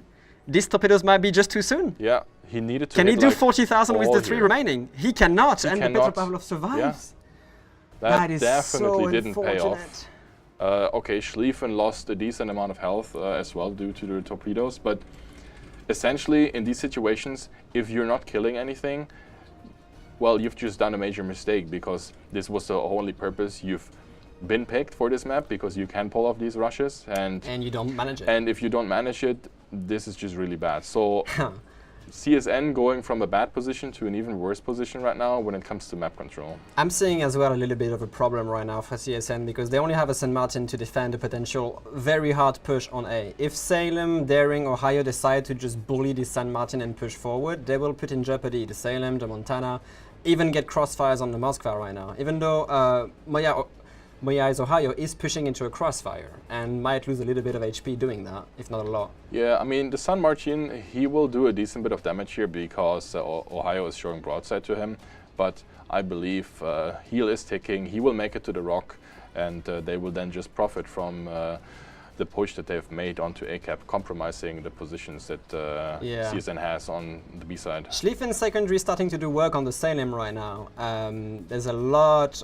Moyai's Des Moines on the G5 spot is keeping both of CSN's force at B under radar. Yeah, he's under Salem is going to go down. Yeah. Salem from CSN is going to go down. Although he is currently not spotted, I'll check if someone has radar. Currently, No. the Des Moines doesn't have radar. So all it takes is some fires because he doesn't. His DCP is going to go dark now. If he gets set on fire, he might actually go down from this. maybe, although no one actually has line of sight on him currently. The daring is still firing. If he actually keeps shooting, though, maybe the Salem will get spotted because of the daring angle. Ooh, he needs to be careful. Like Salem definitely wants to get to his next heal. And we just see Montana, CSN Montana, actually pushing towards Ohio, just doing some desperate moves to actually get out of this. He might be met with a full daring Congo line. We saw what these daring torpedoes can do, and that Montana, by the attempt of contesting Ohio by a ram or something, actually has to deal with torpedoes coming from the rear and from the front as well. Yeah, I mean, that's a lot of pressure on the Montana right now. I think he's gonna eat a couple, not enough to kill him. Maybe two. Although, I mean, if he just drives around the corner against the Ohio here, I do believe the Ohio itself will deal a massive amount of damage. With the front guns? The daring, I mean, he should really start to just, he's already smoking up right now. As I'm saying it, he should just deal damage to this Montana. Yes. Because Ohio will be able to keep the ground spot here because they're so close. And yeah, this is just Montana going down. On the other side, it only takes a gearing and a Des Moines on the E9 from Moyai to basically defend Charlie. They don't need anything else. The gearing on CSN cannot do anything except maybe smoking Vermont to protect him from going down. But right now, the Moskva, which from CSN, which has maintained a lot of HP, has basically body blocked B. Yeah. So even if anything tries to get in there, they will still maintain that point. But it didn't really give them anything. Look, I mean, Moskva and Stalingrad put themselves in a position where they have a crossfire towards southwest, right? But Moyai actually didn't really put a lot of ships there. So CSN put these two ships there. They had a good amount of control over B and C early, but this actually didn't yield them anything because look, these two ships are still almost full HP, meaning they didn't really engage in this entire game so far. I guess they have really help on the C-cap for the radar contest, but the radars were late all the time. Yes, the radars were late. Well, I mean, they weren't late because, I mean, they prevented the daring initially from getting it, but... Oh my goodness, yeah, a Moskva crossfire between an Ohio and a Schlieffen is not gonna go well. I think right now, of course, CSN is trying to act something, any sort of tactics, but that's I mean, this is what happens when you desperately have to make it work, right? And that's a kill as well, because these torpedoes are hitting. Definitely, one torpedo hit and he goes down. And Stalingrad is just following right behind it. Ohio is gonna just... like feed on this with another 30,000 salvo on the Yeah, that's crazy. He's just going through these heals. Yeah, that's it. They're also going to finish off the Salem rather soon here. Salem has a heal, but I mean, it's probably his second or third, so it's essentially not useless. But yeah, so I mean, this all started with Des Moines actually getting killed on the 9 line because then they've lost basically all the control there, right? This was really bad for CSN. Additionally, I didn't quite agree with the fact how they set up the A-cap because sure, you can get the A-cap quickly with the Kleber and use the Kleber as a multi-purpose tool. Meanwhile, rams are happening. Of course. But yeah, you'll just lose it immediately and Moyai has an easy way back into A-cap. Regardless, even if the Kleber would have killed the Petropavlovsk, I'm not sure if it would have mattered a lot because he would have still have to deal with a Des Moines and a gearing which were still staged on the 9-10 line next to the C-cap. So that Kleber rush was just to at least get one ship of the picture. It was a suicide run anyway. Yes. So, yeah. But that's going to be it. I believe Moyai easily wins this at this point. Yeah, they're just picking up the pieces, which means that, yeah, the winner actually keeps on fighting in the tournament, so Moyai, since this is a game 3, will go through and fight either 3x or oh boy, depending who was the winner of that game. So yeah, CSN gets the Descent gets to go home, and Moyai can stay in the tournament. They could have said a few seconds because that's 178 HP the Moyai Ohio doesn't need yet, but all right, interesting game, lots of action. Yeah, on this well one. done to Moyai. I think everything worked out quite well for them. Let's see what the analysts have to say about this. So, certainly not what we expected. No, definitely not. Quite an interesting game that has unfolded in front of us. Yes. Some interesting things that we saw before the game even started. The Schlieffen from Moyai was full secondary spec, but that does make sense given the fact that it's Shatter. Yes. Usually ships don't have to play for their survivability that much. Most of it is just ending up in rushing or pushing a corner, and then especially for the Schlieffen, their plan is to essentially push into someone's face and get as much value as they can before they eventually die. And so building a full secondary Schlieffen for Shatter specifically is not the worst idea. No, absolutely not. And it definitely feeds into Schlieffen's inherent strengths. Absolutely. And obviously, so we saw the Marceau ban, so Kleber being the alternative pick that most teams default to, even though fundamentally the ships do play rather differently. They do. And seeing the Kleber pick does kind of, at the start of a game, if you see a Kleber in these sorts of matches, concern that one of them might attempt a rush. Kleber's torps do more damage than a Marceau. Absolutely. And so it's much more capable at doing that, which we do eventually see in the game. Yes. And so whether or not that was part of CSN's plan, or was it a case of games going against us, Kleber, time to do it. Yes. And so, and obviously that puts an incredible amount of pressure on the Kleber. So it's not a role I envy. No, definitely not. It's quite a difficult move usually, because if you can survive this rush, you will end up way ahead in terms of having ships, positioning, but a trade is always good. Unfortunately for our friend, neither of those things happened. He just ends up dying, not killing the Petro and also dying, which was unfortunate for him. However, the Kleber at the start of the game did take A, which gave them some points. Unfortunately, they had nothing set up to defend A. No, having the San Martin on the one line basically by itself, if the plan was to take it and then leave it and then give it back, it makes sense, but generally I don't understand why they would leave the cap so open after the initial exchange against the Daring went so well in CSN's favor. Yeah, absolutely. This Kleber, for example, here did go to A, did take it, gave them a 100-point lead, so they had some buffer room. So after that, the Kleber was mostly useless, I would have to say, until he then tried to rush the Petro. I think that Petro rush was actually triggered due to the Des Moines dying. Yes. And it was a reactionary play. They were like, we have to make something happen right now. And they were like, we should YOLO this Petro out. Unfortunately, I think Moyai was prepared for this type of a play. The Petro was actually already bow into the Kleber, and the Schlieffen was ready for this. Yes. So the amount of damage he took on the initial approach was already too much, and he would end up not getting enough damage. It was 16,000. Yeah. I would say if he saved a little bit of HP on the initial approach, he would have gotten another salvo off with his guns and potentially gotten trade, which would have been great, but unfortunately not much you can do. Yes. We have our render ready. Hopefully. So let's switch over to that.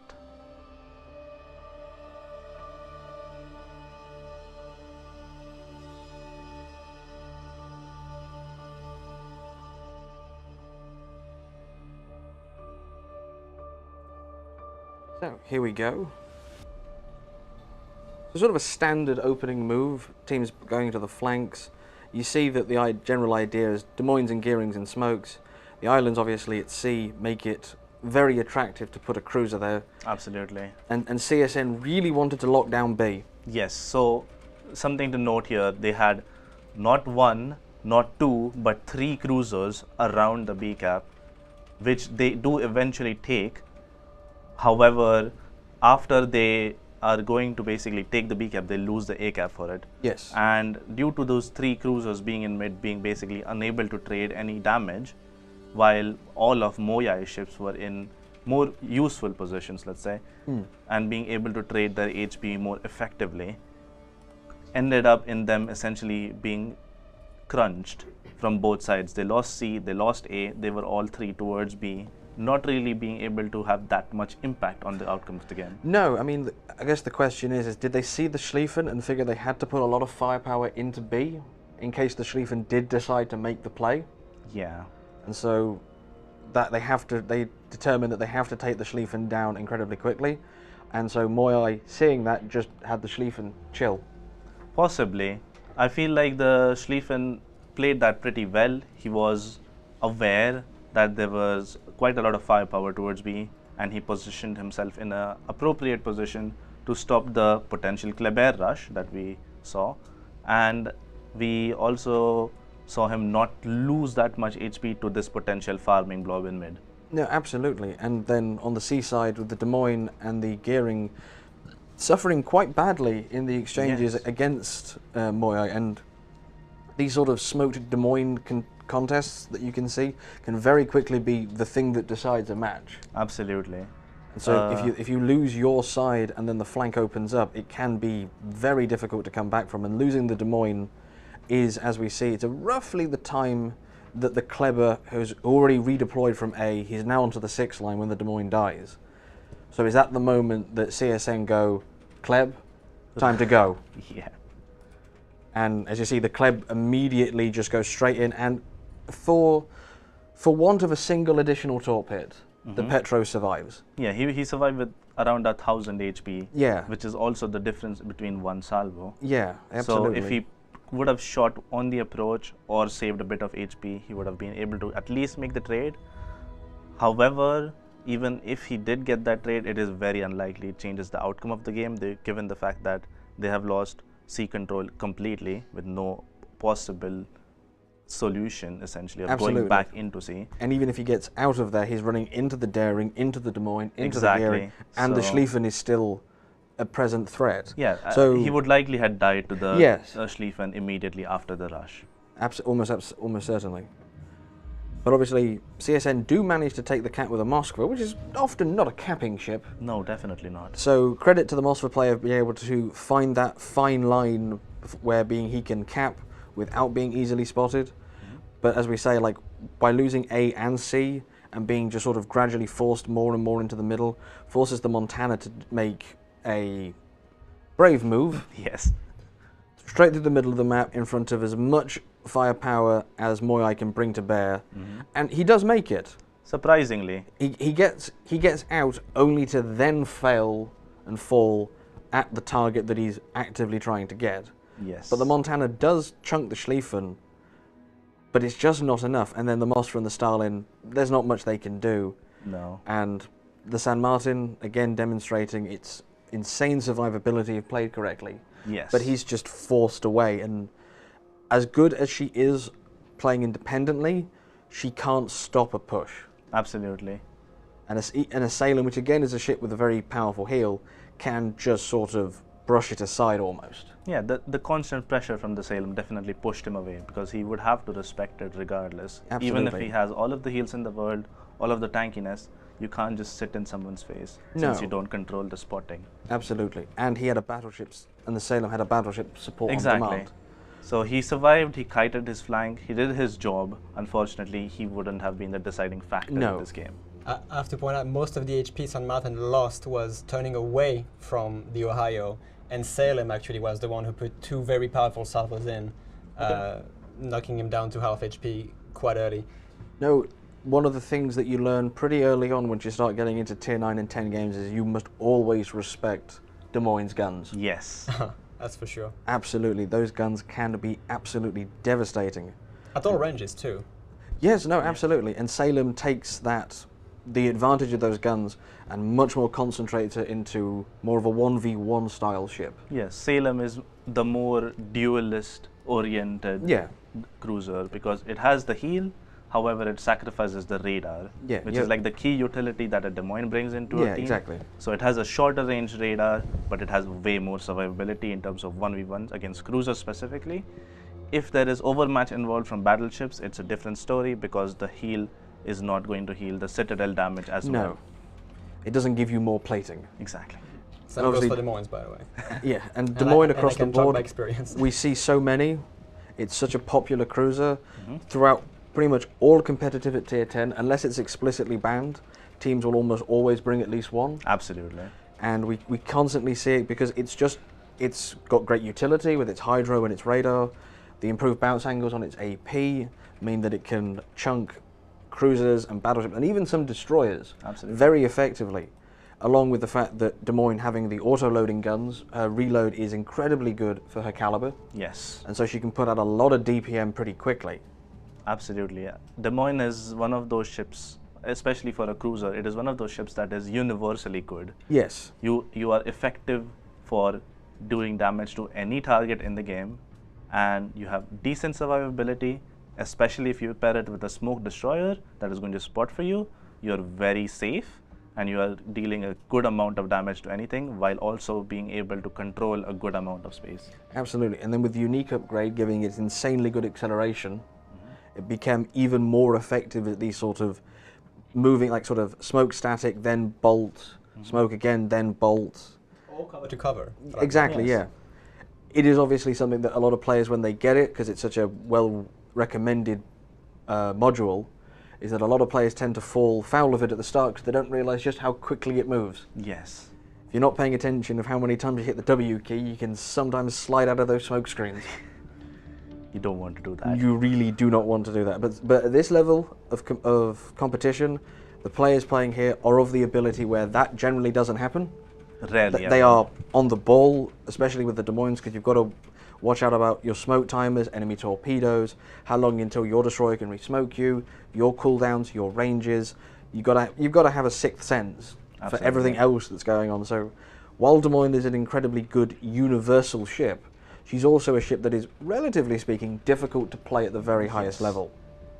It rewards good play Absolutely. and punishes poor play quite heavily. No, almost certainly, absolutely. And Moyai managed to take advantage of their Des Moines as opposed to Yes. CSNs, and by maintaining those two ships together, are able to dominate the sea cap, Yes. and mean that even if, as we say, even if the Kleber had survived the initial rush, would have most likely died by their hands. Yes. So well done to Moyai going through, Yes. and CSN, well done for getting as far as you did. Yes. Getting into the playoff stage in COTS is always a good thing. Absolutely, no small mean feat. Yeah, especially for any team that is interested in going further, developing their competitive pedigree. You want to always try and reach the playoff stage in COTS because that's where all of the good teams will end up, and you will have some good games with some interesting strats. Always worth learning from these mistakes potentially. Some of these things that CSN, maybe even Moyai have made previously.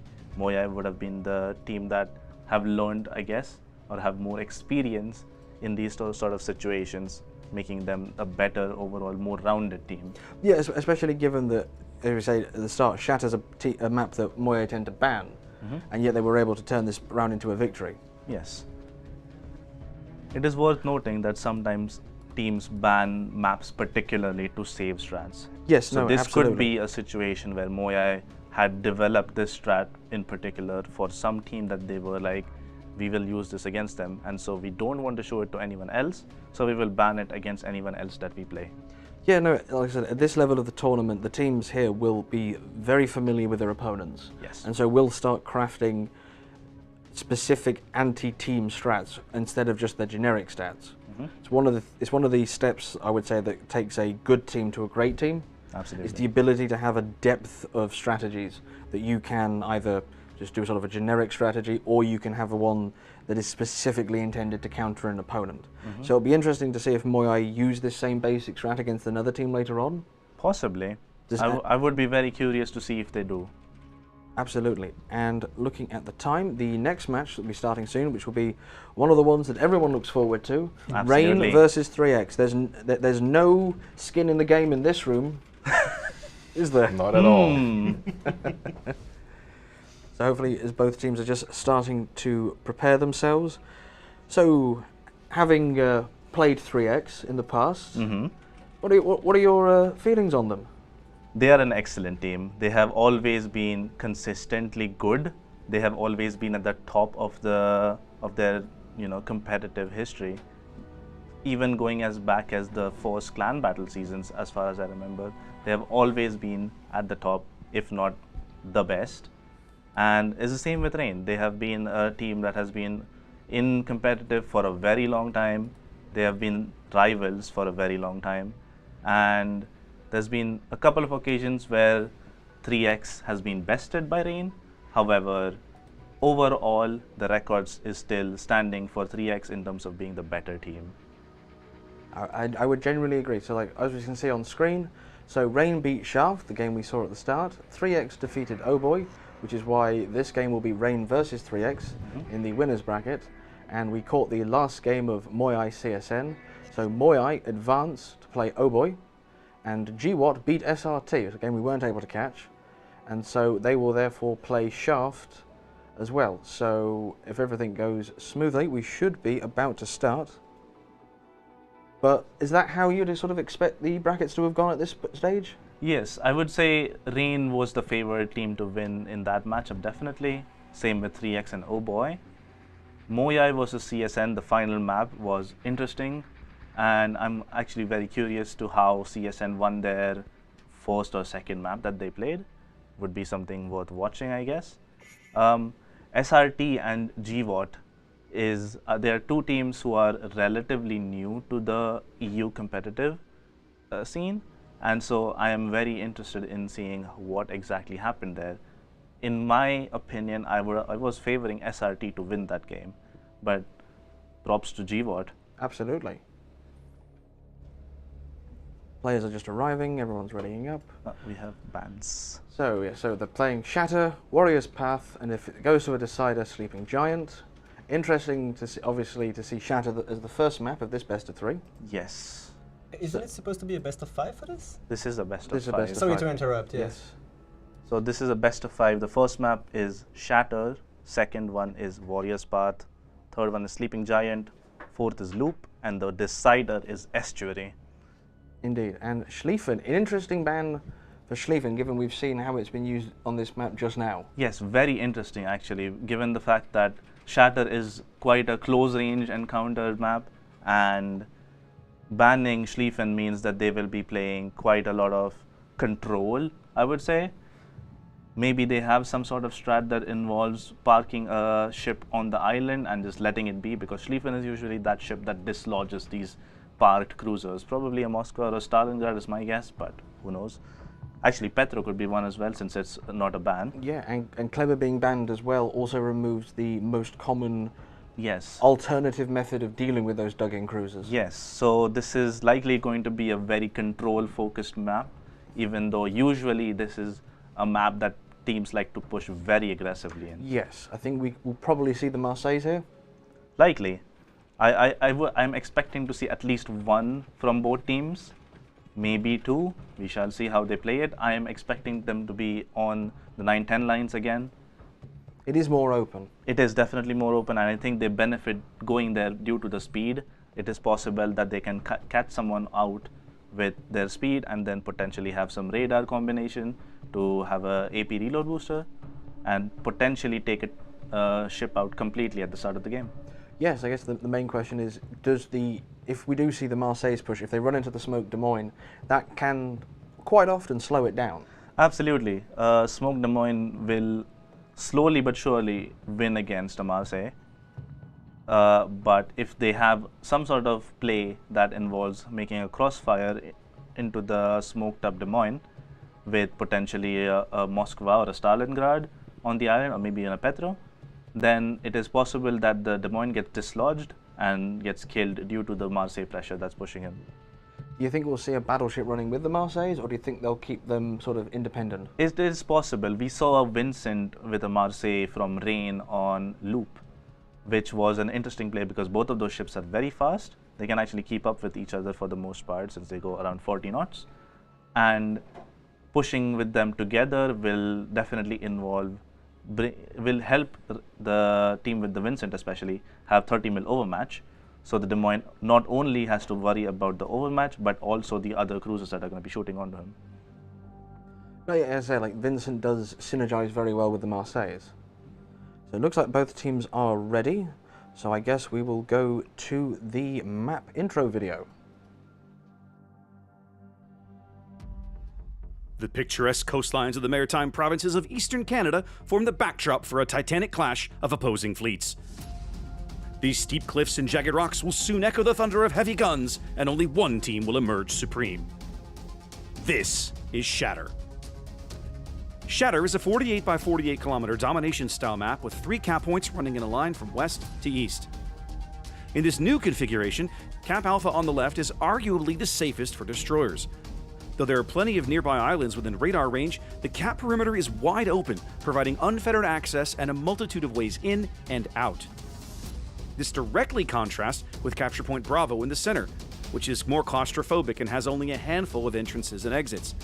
Ships caught out here typically fall under tremendous focus fire from both map edges.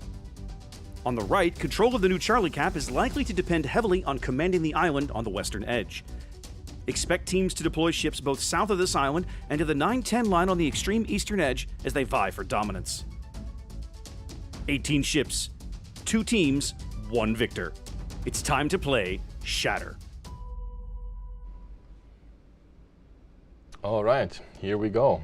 Rain versus 3X, the matchup that happened so many times in the past. I can't even, I can't even count anymore how many times it did. But very, very interesting to see that these teams head for the Preußen because Schlieffen obviously being banned, they still want to have the Hydro abilities for themselves. Yeah, and just honestly, it feels really weird for me right now because usually I would have played at this stage, but now I'm here casting them. So yeah, definitely no skin in the game. But no, You're lying. I'm all excited. How about you, Robin? I'm excited too. Previous King of the Sea, I was casting. 3X was called Penta in the previous King of the Sea, and I have to say it. Previous King of the Sea, Rain versus Penta, ended up 11-0 for Penta. So this has been a bit of a blocker every time for Rain. Every time they face 3X, they end up having a very hard time, even though they put a massive effort because Rain is experienced, as you mentioned. These teams are experienced. And I also wanted to mention something because the studio was talking about creating a tactic against every teams, creating a tactics for every maps. My question is, in this sort of tournaments at this point, is there still any room for improvisation? Because I feel the only way Rain could potentially push 3X off balance would be to improvise against them. Yes, I mean, there's certainly a part of improvisation that goes into it, but I believe the way that you can really go into these matchups, as from Rain's side of view, is you have to just surprise 3X off the bat with like just creativity, right? You have to be creative and you have to be just really just pushing for these early advantages that you have talked about previously in tactic discussions, right? If you're just going to play normal against 3X, I do believe you're not putting enough pressure onto them. So I would hope to see that Rain picking this Shatter as their first map are trying something interesting here. So actually, let's just look at the ship deployments a little bit because it starts to get important here since we are getting closer and closer to the cap. Rain side, on A side of things, Daring Gdansk, probably more controlled way because it is actually not backed up by a lot of ships on the flank at least. Maybe San Martin will go to 1-2. And it's going to be interesting to see if maybe Des Moines, Rain's Des Moines here is maybe heading towards E4 Rock, but he's turning towards B. So They'll just set up a very controlled way on the A side of things here. We see a double DD versus double DD on A, Gdansk Daring versus Harugumo and Ragnar. Of course, both having radars in play. There might be some very intense engagement starting already at A. The moment one of the teams start tipping their toe into A, which might be starting with Daring here from Rain. And it's interesting. So I just said that Rain might need a more like, you know, convincing way of, yeah, here goes the radar on the A cap. So that Rain actually needs some more convincing strats in order to maybe go ahead immediately with a bang. But turns out that 3X is actually... I'm sorry. No, yeah, Marcelo, I saw that. Marcelo just took a couple of torpedoes here, I believe coming from Gdansk, was it? Because these torpedoes are fast. Was it 1 or 2? Yeah, I think it was 2. Him taking torpedoes there is definitely not good because it puts him to half HP. But yeah, they will keep pushing on the one line regardless. I think this is the reason why they take Harugumo Des Moines to push the one line there. Because the job of Harugumo was essentially to contest Rain's Daring into A, which they failed to do so, meaning that Rain actually gets the first cap. Yes, they get the cap, but now Kinney is pulling in towards the island, obviously kind of locking the Daring into that position potentially. Yeah, he has used his radar though. So the Daring either can decide, Rain's Daring the Ragnar has, but the Des Moines hasn't, right? Oh, so Kinney on the one line still would have potentially have radar on him. Yes. So definitely be interesting to see if he can catch them. 3X will take the Bravo cap with Striver effects here. Even though he's radar, there's no one actually able to just decap him. So do you think that should have been the job of Amazing Des Moines on Rain's side? Not really, because he really doesn't have an angle to contest that spot. Like where Striver contested there at the B cap, it's a very common place. So if you really want to have decap shots, you'd have to set up like on the 6 side. It goes the radar from Des Moines on Kinney mode. I'm going to do my best not to mispronounce his name again. I apologize already in advance. So yeah, Kinney mod peeking the corner in order to actually force the DDs off the capture point. You can see massive priority on the focus fire as well. Both Daring and Gdansk are spotted, but all the fire is pouring on Gang Barang right now. Yeah, and not the Daring. Oh, shot goes out on Marcelo. Only 1k damage there. I do believe that maybe 3X will use this opportunity and push up a little bit further, although they really have to be careful because now there's a conga line on the way. There is a conga line, yes. Kinemod really wants to press his Hydra button very soon, otherwise... it is ready, it's just not active. Yes, otherwise it would be Let me check if he actually has the unique upgrade. He does have the unique upgrade. Kinemod, that is, on okay, he presses the Hydra button, so... he sees the torpedoes, yes. He will see the torpedoes soon. We can see Harugumo also staging to smoke him up if there's a need. Yeah. But Gdansk and Daring are going to come back and try to contest Just quickly, Seaside, I mean, yeah, obviously 3X not really playing for any advantages there, just holding it, trying to hold them back as long as possible. Going for some decap shots right now, but 3X 10 line isn't really designed to do anything other than be annoying. I wonder what exactly was spotting the Petropavlovsk, because he seems, from Rain, sorry, Luka, because it seems to be, I mean, he is firing, obviously, but he could just go dark and at least try to get the cap under. Oh, now it's really dangerous actually for Point, because Point gets caught in the Des Moines radar, which, although actually opposite side, Lulu is getting chunked massively. So getting the Minotaur into the radar actually didn't really pay off that much because Lulu paid a heavy price for it.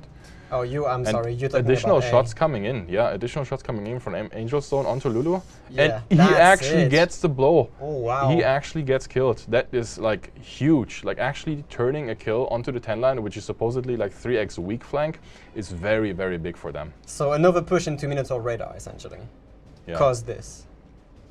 I mean, yeah, he just tries to push because obviously it's a weak flank, right? Yeah.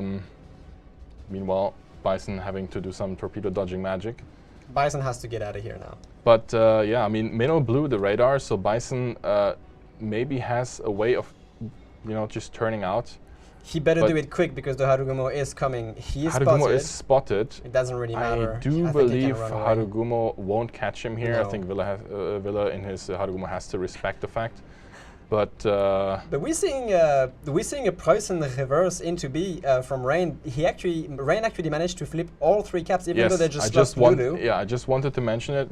I mean, this is a lot of cap pressure right now. Even though 3X got the early kill now, they need to convert A cap and B cap very soon. They're doing it already as we speak by 3X putting Striver effects into A. He is caught by the Gdansk radar though. Is this going to be enough to contest him? I'm not sure. Radar goes down and so goes out. Sorry. I mean, I believe he will just dip back into the cap.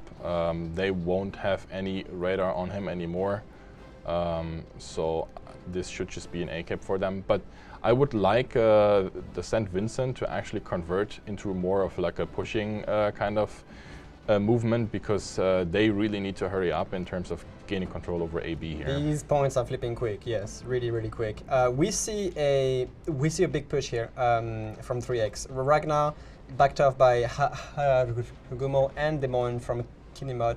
They're gonna have to dodge a couple of torpedoes, but not a problem at all. They've corrected this early mistake from Marcelo taking 2 torpedoes, and now they're gonna basically assert control over A, with little maneuvering room for Rain to try and get it back at this point. Yeah, I believe Sriva will now immediately rotate towards B cap again in order to fight over it. Ooh, this is dangerous. We're gonna see some interesting close quarter actions between Gdansk and Ragnar here. I think they will just basically spot each other. I don't think anyone really has angles. Maybe. Oh, actually, Marcelo got spotted briefly. This could be really dangerous. Vermont shots are out. This could be really bad. He that also has to dodge the torps. He also has to which, dodge torpedoes. okay, he's bow into them. That shouldn't be an issue. But yeah, he lost a bit more HP to the. Ragnar is also from 3X. He's also in a bit of Gdansk trouble radar. because Des Moines can lob these shells on him, and of course Ragnar is tanky and has a heal. But can he sustain just Des Moines firepower for that long? He can't really go anywhere, and he's getting chunked. Oh, potentially Villa will maybe eat a torpedo here. We'll see.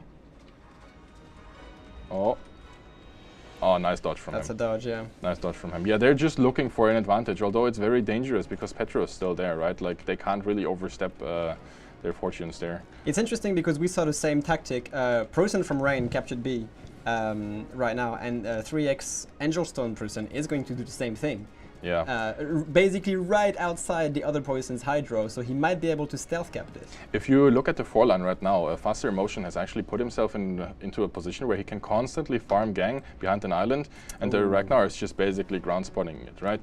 Yeah. So nothing can contest that too. This is an angle that might force Gangbrang off of the position. Although I feel like maybe 3X is getting a bit stuck at that rock there. Yeah, I have to admit, 2 ships like this is a little bit of a gamble, because it doesn't change the fact that Rain, the Des Moines on the 4D line can still just basically lob shells in there. Yeah, I don't know if Malimo can actually lob into the Des Moines here.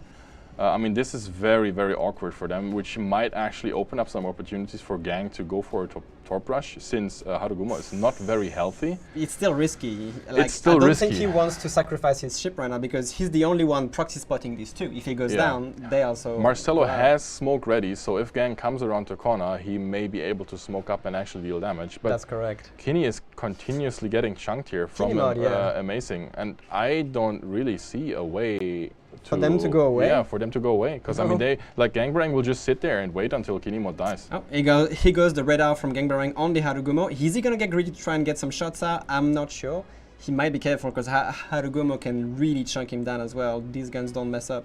But Marcelo actually starting to get a bit fancy and trying to trade into Gangbrang here. Meanwhile, we see 3X making a play on A with their Harugumo, not taking torpedoes, but the only issue is Lucar here will use the radar, but what can actually contest 3X? Oh, Marcelo actually goes down. That's really, really bad. Kinimod at the same goes time. Down. Yeah, I mean, Marcelo just really tried to trade into the Gdansk here, but it didn't work. So, like, this flank where 3X was controlling the 1-2 line beautifully turned just into a position that they now have to bail from. Look, I mean, Ragnar just not getting caught by Arto's Archer's Radar may be a blessing here that he may actually be able to pull off of this. Well, you wanted the St. Vincent from 3x to actually start pushing. He did. He did.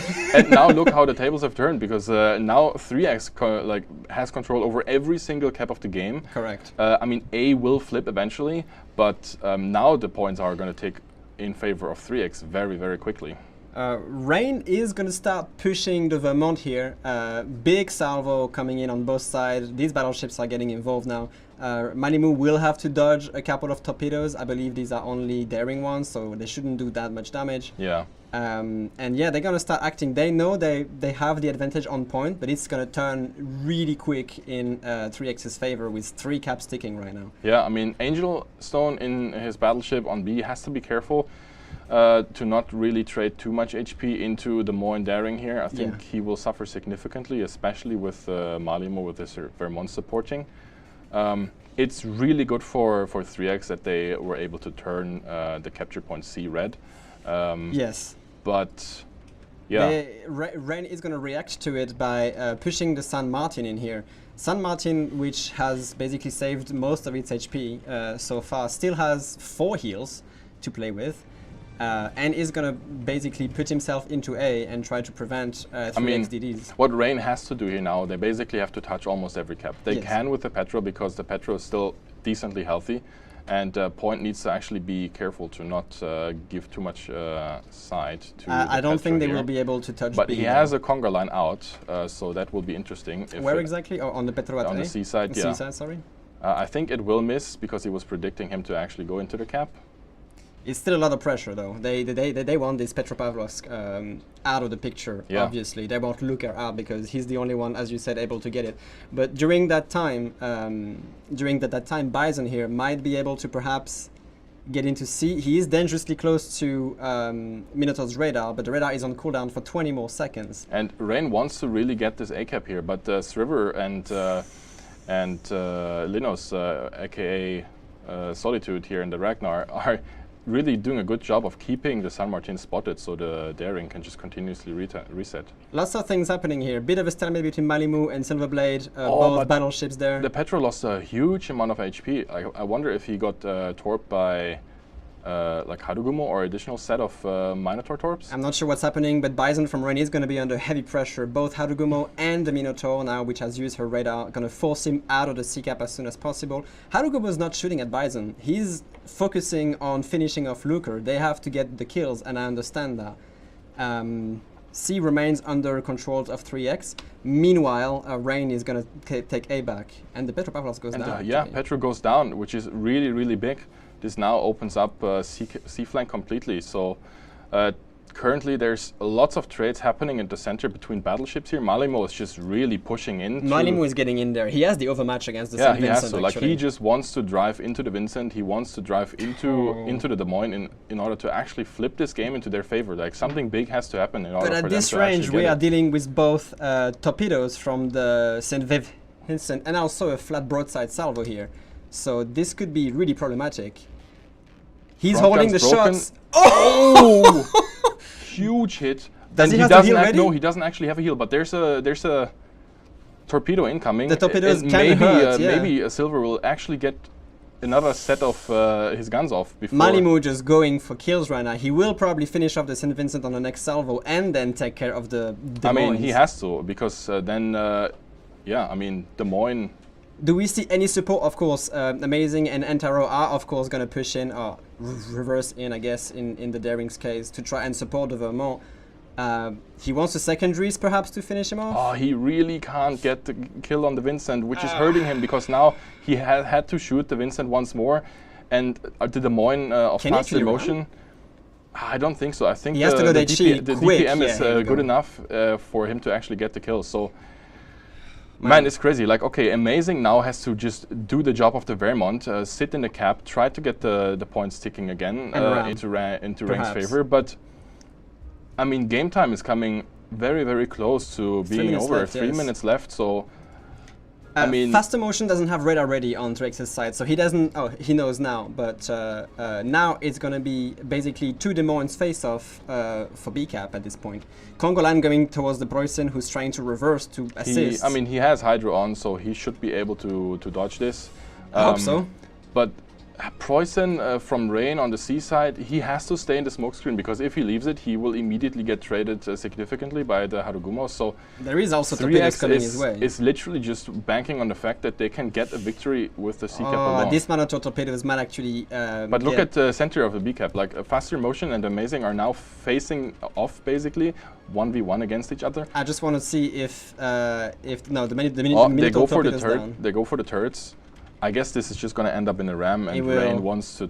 Oh, maybe not. Are they going to attempt to evade? He is attempting to evade. Ooh, Oh, this is crazy. it Oh, is a bit because crazy. it would extend the game time. So maybe 3x doesn't want that.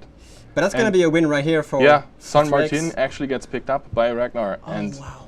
man, that was such a chaotic like last 5 to 7 minutes. Yes. It's crazy, but The trade of caps, Rain taking all 3 caps early, only for it to be completely flipped.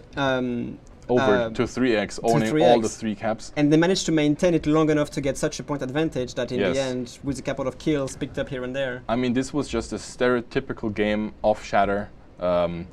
But let's throw it to the analysts and see what they have to say about it. I just have to awesome game. To admit, like, big props for Rain, because it's the first time we've seen at least 3x on the back foot, at least at the beginning, not knowing how to react, and then just picking up their speed Yes. again Indeed. and moving in to take the win. Yeah, it was a great up and down, this one. Yeah, Absolute that was a great one. amazing game. Absolutely.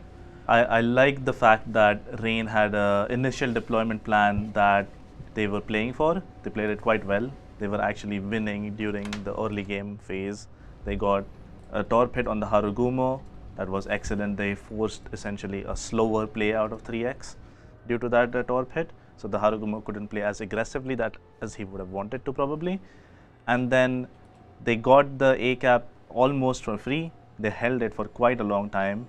And I feel unfortunately the C cap play, even though it should have been a winning play for Rain, 3x played that extremely well. Maybe a bit of greed coming out of Rain when they saw a minnow stuck on his own on the flank, and maybe they didn't see where the Preußen was, being in a crossfire position.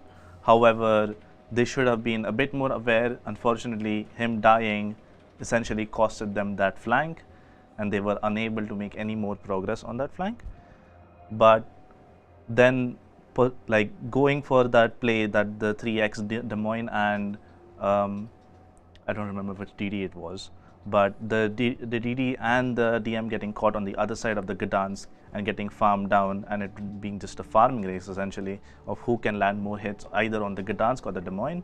Since the Des Moines was unspotted throughout the entire farming session essentially, they won that trade, and then the Harugumo tried to help out and also died. Yeah, no, and it was at that kind of moment where it's like, okay, like things suddenly aren't going according to plan. Yes. Like dropping 2 ships as powerful as those 2 Yes.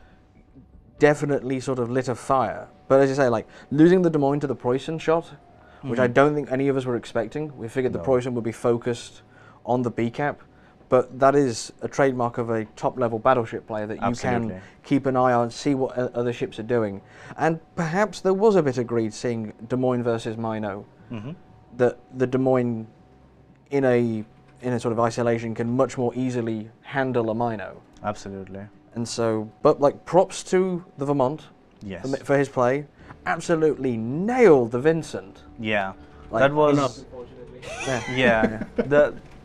If in that situation, if he gets the kill on the Vincent with the first salvo, they would have been set up in an amazing situation where the Vermont is actually able to just walk in front of the Des Moines, potentially just kill him, and survive. Yeah. This would have ended up with them having a really strong presence in the B cap and also being safe. Absolutely. And so the Vincent surviving by the skin of his teeth and being able to get in about 2 more volleys into the Vermont, leaving it so that Solly could take the Vermont down. Even though at one point as we were looking, it was like, is the Vermont going to try and ram? Yes. Like it was that close. If he gets the ram up on the Des Moines, actually, it would have still been a positive play Yeah. for Rain, because they would have had the B cap for the rest of the game most likely, and then they would have had a potential to push through and make more progress. Interesting Twitch prediction from last game. Rain was predicted to win 34% of the times, and 3X was the clear favorite with 66%. Yeah, no, I think most people were probably expecting a 3x victory. Yes. But Rain absolutely made them fight for it. Absolutely. Like, even like Petro versus Mino, like the amount of exchange that went over there. Yes. Like even bow on, eventually you will whittle down a Petro. Absolutely. It will just take a lot of time.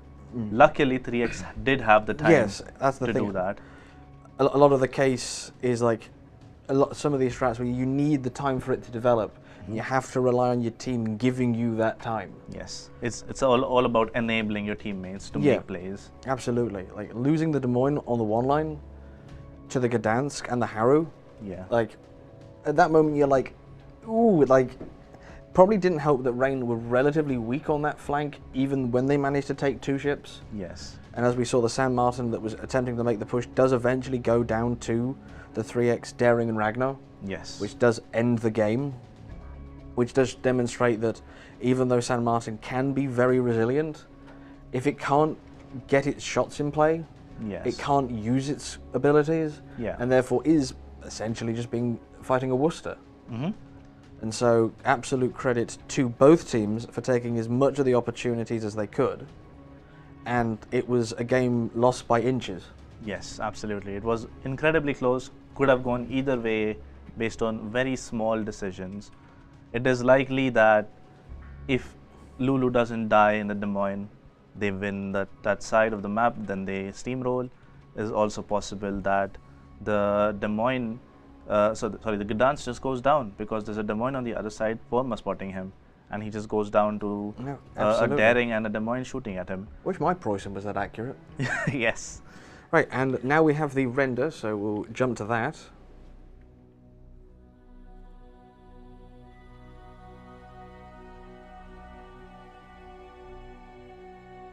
But again, as a surprise, we were expecting Marseilles, and there isn't any. There's no Marseilles, no. I guess both teams are playing for control. Yeah. It does make sense. Both of the teams are very experienced in playing control, heavy lineups, and this is what they are good at because it usually yields consistent results. Yeah. And going for a pushing play is dangerous, but it is something that you can catch teams off. And as Blood suggested previously, doing these sort of plays, putting 3X under pressure, is one of the win conditions for Rain. And or is it a case of these teams being so familiar with each other that when the match starts and they see a pair of Marseilles, it very much telegraphs that they're going to push a flank? Yes. So the focus switches from what we can do to we need to find out where they're pushing. Absolutely.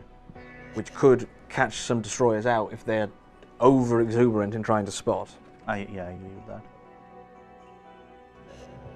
Yeah, the torps on the Haru definitely slow 3X down on the one line. Yes. Because he would have been way farther in front. He would have been in front of the Des Moines most likely, and they would have wanted to lay a smoke screen down like this and just basically have infinite map control. As soon as you win the one line, you would have won A, and then you would potentially be in a good position to farm the Vermont out. The San Martin would be unable to farm his F keys as much, and as a result you would win A, probably end up winning B as a result of it because of the pressure that is provided from winning the one line. Absolutely. I guess 3X were lucky in the sense that the Haru took the torp when he did, and not a little later when the Des Moines had passed the island. Absolutely. If the Des Moines had been caught out in the open, that could have gone very badly, a lot quicker for them, even though it does eventually go badly for them. Yeah, but as we see, even though the Preußen is in the middle of the cap, he's hanging back far enough, so he's not really doing much against the guys over here. Yes. Like his goal is basically, I'm here to stop anything pushing in sort of like this. Yes, he was in a exceptionally good position. However, it is a Preußen. Exactly. So getting consistently good salvos at that type of range is difficult. Absolutely. But him being there is a constant threat that you need to be aware of, and adding a crossfire to any sort of flank push position is going to make the team that's wanting to push doubt themselves. Especially because even though Preußen is generally not a particularly popular ship, it does have the guns that overmatch Des Moines. Absolutely. And it's one of those ships, one of those battleships that most people will probably underestimate because German battleships can't hit anything. And maybe that was playing into the Des Moines' mind as he took the position. Like if it's going to go badly, it'll be extremely unlikely. But as we see there, the Preußen catches the Des Moines and just ends it. Yep. And at that point, you're like, okay, great. They've still got the Petro, which is possibly the hardest cruiser to dig out of a position. Absolutely, yes. Especially if you're using a Minotaur. You can't burn. No. So you either have to get lucky with torps, which means going deep into its radar range. Yep, and surviving being its guns. caught by a radar when you're turning out, or absolutely. And in a single salvo, a Petro can pretty much end a Mino's ability to influence a game. Yes. So the Petro does get the cap, and at this point, Rain are in control. Yes. They have the caps. 3X are making their counterattack, but right now they're ahead on points. They are a bit down on ships. Yes. But they're not in a. There's not a bad position. No, they're definitely in good positions. I was actually slightly surprised how long it took 3X to contest the A cap, given that it was only going to be a Gdansk radar over it. So after one radar, he should have been able to contest it.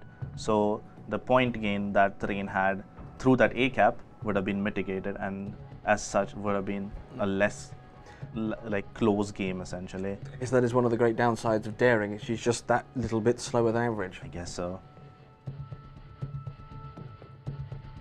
As they now start their smoke push, and then the Des Moines gets caught out. Yeah.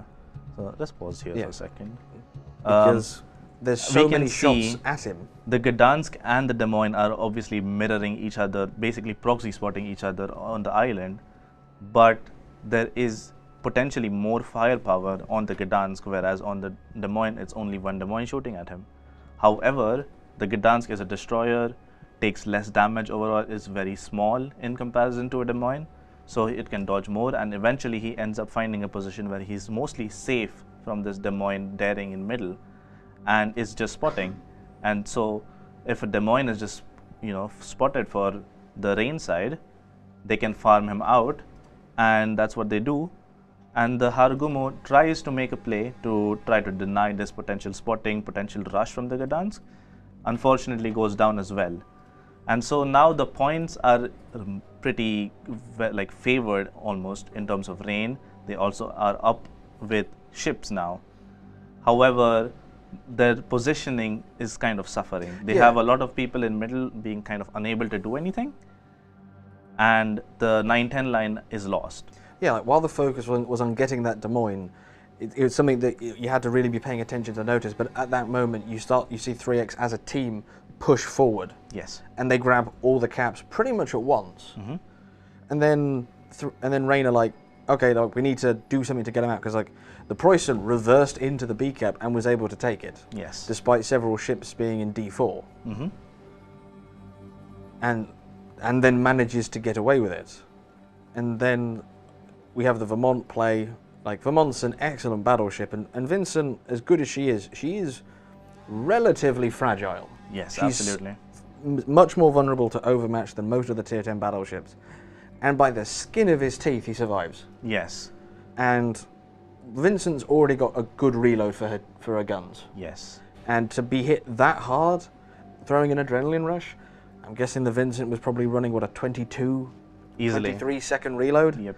So he's shooting almost twice for every one volley the Vermont gets. Yes. And along with the torps that do an incredible amount of damage, was able to do enough to the Vermont to give the Des Moines the opportunity to get that kill. Yes. If the Vincent hadn't been able to do that, it is likely the Des Moines would have gone down as well. Yeah, Rain would have had a Vermont in amongst the 3X's team, and that could have been quite devastating. Yeah, absolutely. And obviously at the end there, the Ragnar manages to take out the San Martin, not able to use its cooldown reduction ability because it wasn't really getting that many hits in, because Ragnar's at distance, they can be kind of difficult to hit. Yes, definitely, especially for the San Martin. Yeah. and losing the petrol on the seaside, just that gradual, eventual whittling down of the Harrow's guns and some, I think we believe a torpedo hit. Yes. Just enough to force him back to give 3X the opportunity to grab the sea cap. Absolutely. But as you say, it was getting near the end of the game by the time that 3X made the push forward. Absolutely. The mid-game reactionary play that we saw out of both teams was very good. I feel that 3X definitely did have the better read on the game as a global scale on the game. They were playing overall slightly better. They had better reactions and getting the caps when they did, when they flipped all 3 caps for them.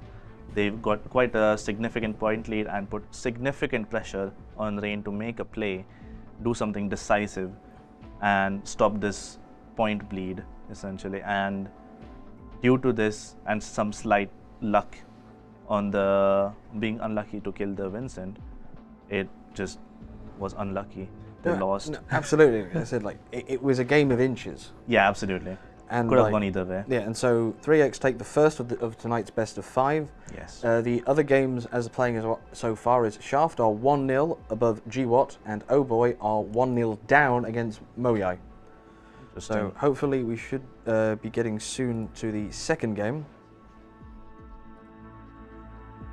which will be played on, if we can get the next map screen, please. So Warrior's Path. Warrior's Path is the next map. The banned ships here are Harugumo and Gearing, and Rain will be on the Bravo side. Yeah, so they don't want Smoke Des Moines. No, they really don't. They've banned both of the meta smoke destroyers. There's obviously Yu Yang still left with the legendary upgrade. However, it does not bring the torps that can hit enemy destroyers, which is a significant downside in comparison to a Gearing or a Harugumo.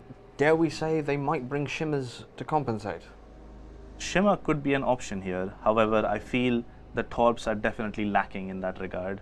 I feel like Yu Yang would bring more in comparison to a Shimmer due to the deep waters into the smoke. Potentially you can catch a cruiser out. However, Shimmer torps, bit too easy to spot, bit too easy to dodge. But potentially, I would like to see one. Oh, absolutely. Shimmer's a classic. But I think I generally agree that probably Yu Yang is the pick. Yes. That you do lose the ability to catch a DD with a torp. Yes. As we've seen in most games, can be quite decisive. Absolutely. It does seem like the teams are ready. Yep. So let's throw it over to the map introduction. With more coastline than any country in the world, the nooks and crannies of the shores of northern Canada set the stage for a showdown between opposing fleets. Amidst the barren rocks and snow-capped peaks, only one team will remain unvanquished. This is Warrior's Path. Warrior's Path is a 48 by 48 kilometer domination-style map with 3 cap points running in a line from west to east. The A cap is on the extreme left, B is in the center, and C is on the far right. Given how the caps are arranged and how risky entering the B cap is in the early game, the most action is commonly found along the 1, 2, and 9, 10 lines. To the west, Cap A now no longer can be safely controlled with radars from nearby islands. Teams will have to rely on smokescreens and additional fire support to gain the upper hand in the battle for this capture point. Capture Area B is a difficult and challenging place to be in the early goings of a game. While the capture point was moved to a more central position, nearby islands still provide plenty of cover for radar cruisers, making this point exceptionally challenging to capture. Off to the east, the C cap offers solid cover for cruisers along the northwestern and southwestern edges, but precious little cover inside the cap itself. The long, narrow channel to the east that connects C to B is a frequent place to see pushes occur in the mid to late game, depending on the board positions of each team. Warrior's Path has a long and storied history within the tournament, having produced many close and competitive games. It begs the question, what memorable plays and matches will result this time around? 18 ships, 2 teams, 1 victor. It's time to play Warrior's Path.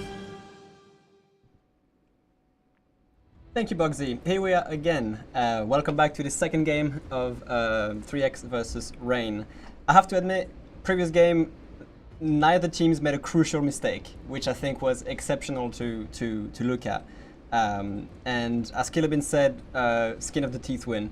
And hopefully we can see as much clutch on this second game, because it would be nice. Awesome if this entire series continues like this. I'm just going to ask you straight up.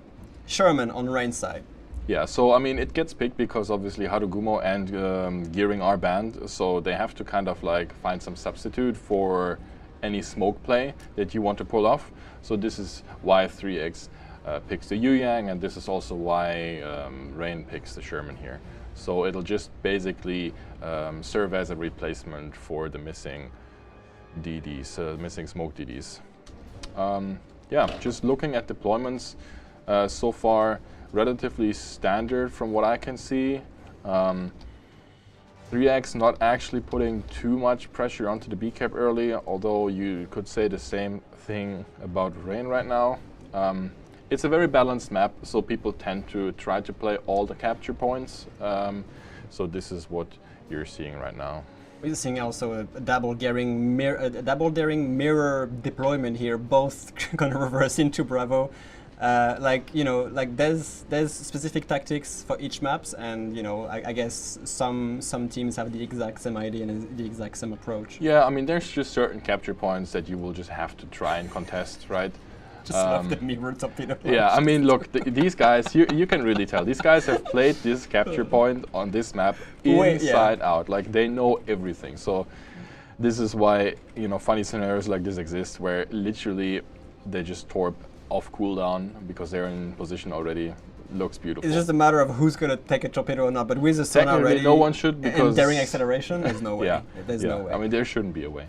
We're seeing a 3x push with Yue Yang here, speed boosting into Alpha. Gdansk, does he has the radar range? Yes, he has. Yes, he has. Yeah, he has the radar range, which he immediately pulls, expected.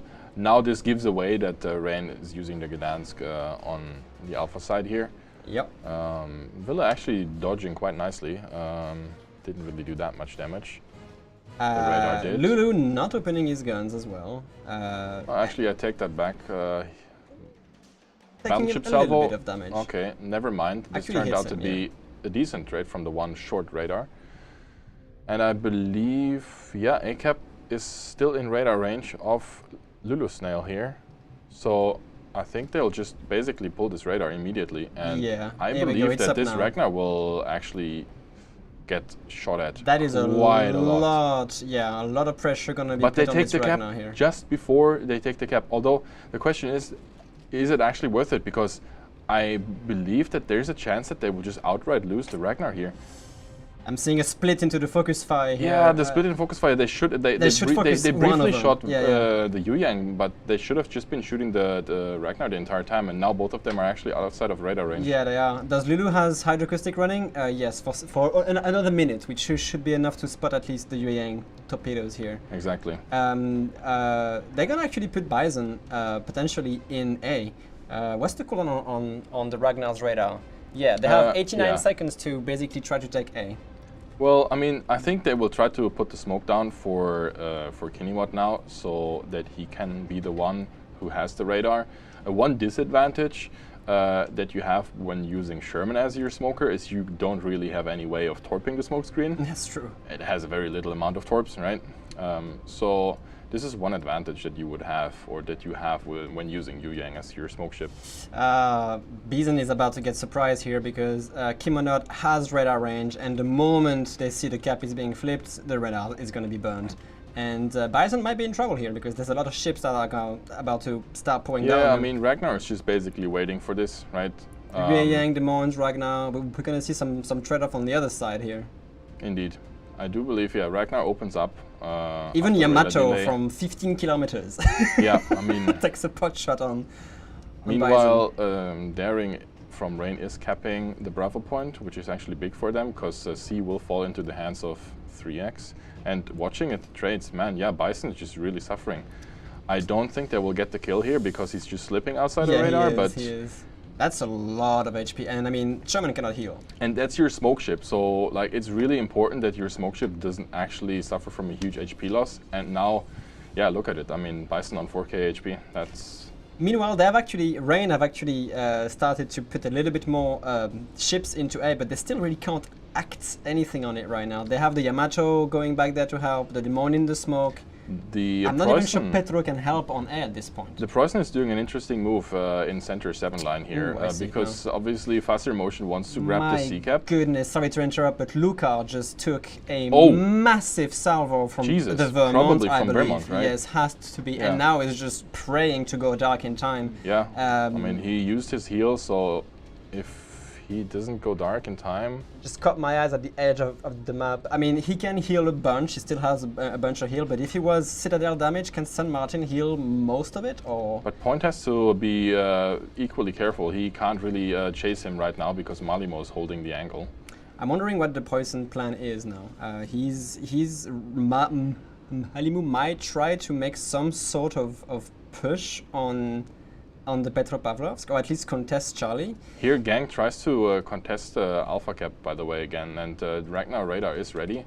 And to talk about what the plan of the Preußen is, I really think he just wants to go for it. I mean, he's already doing it, right? He just wants to drive by Petro or whatever, but I do believe that this is not a good idea because Point in his Minotaur will just reverse.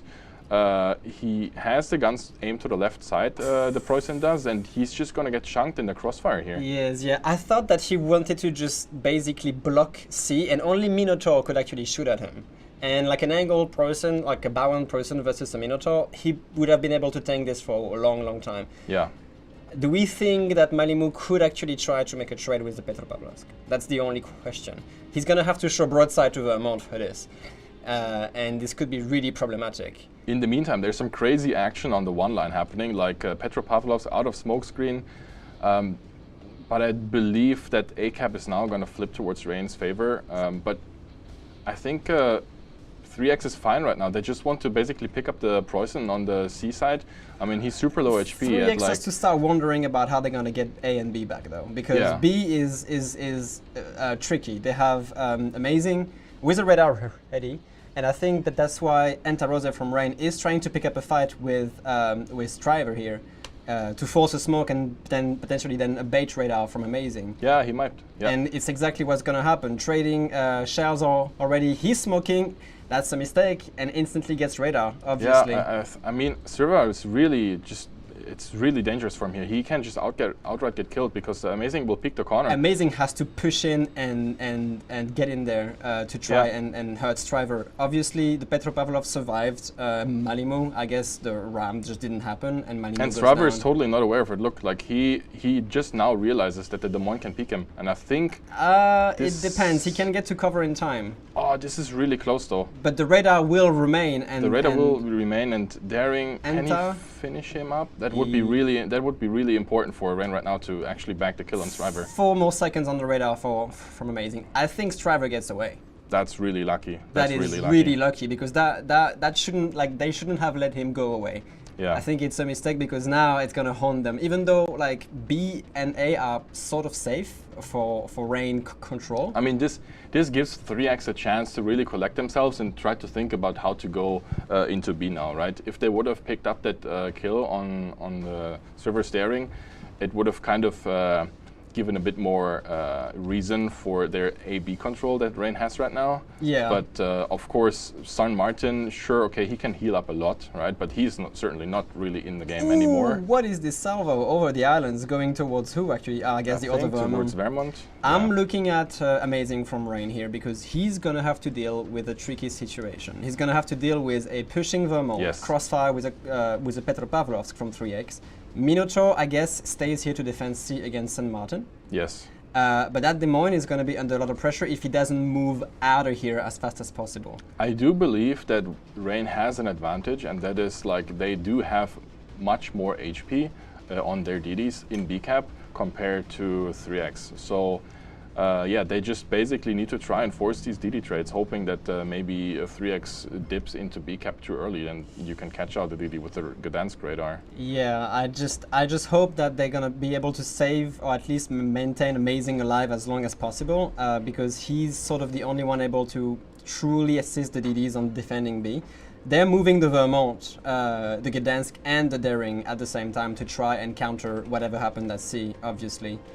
Anta being radared by the Petropavlovsk, only a few seconds left. He will be able to get away from this. And as you say, Amazing is in a terrible spot right now because Yamato and Vermont can potentially shoot him. Like, Yamato has clear shots right now.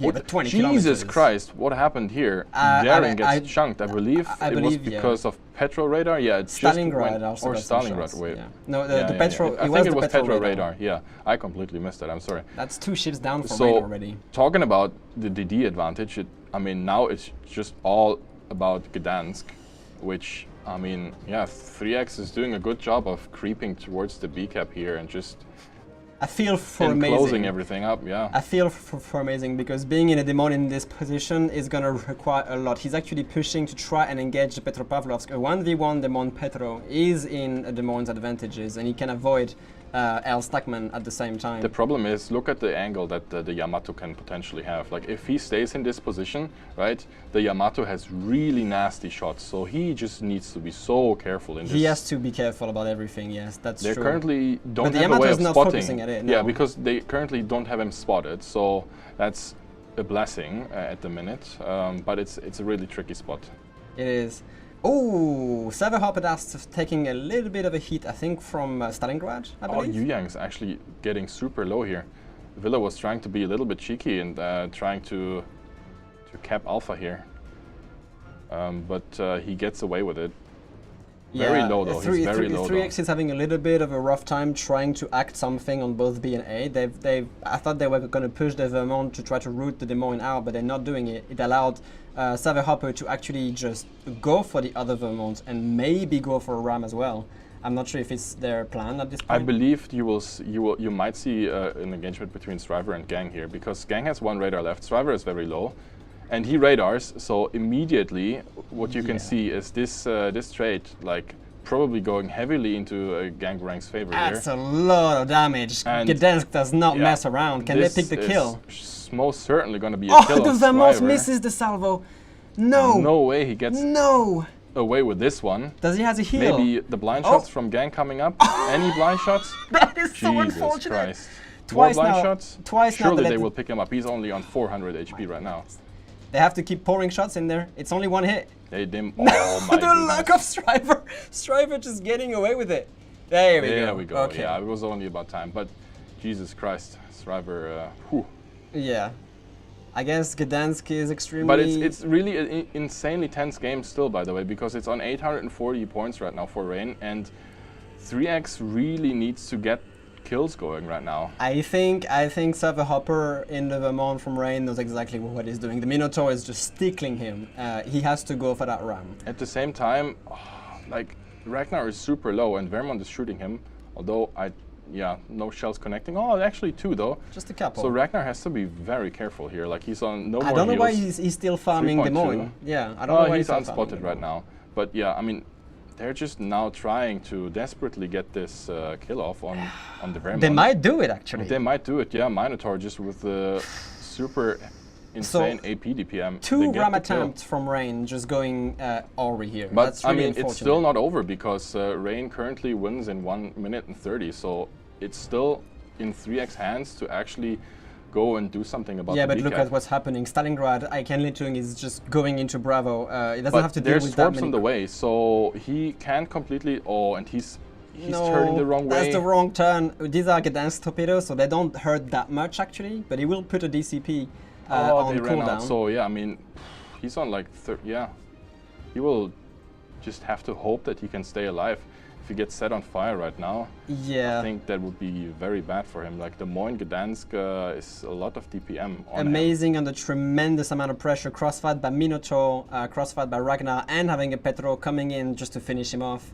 Yeah, Gangbearing is actually radared by Petropavlovsk.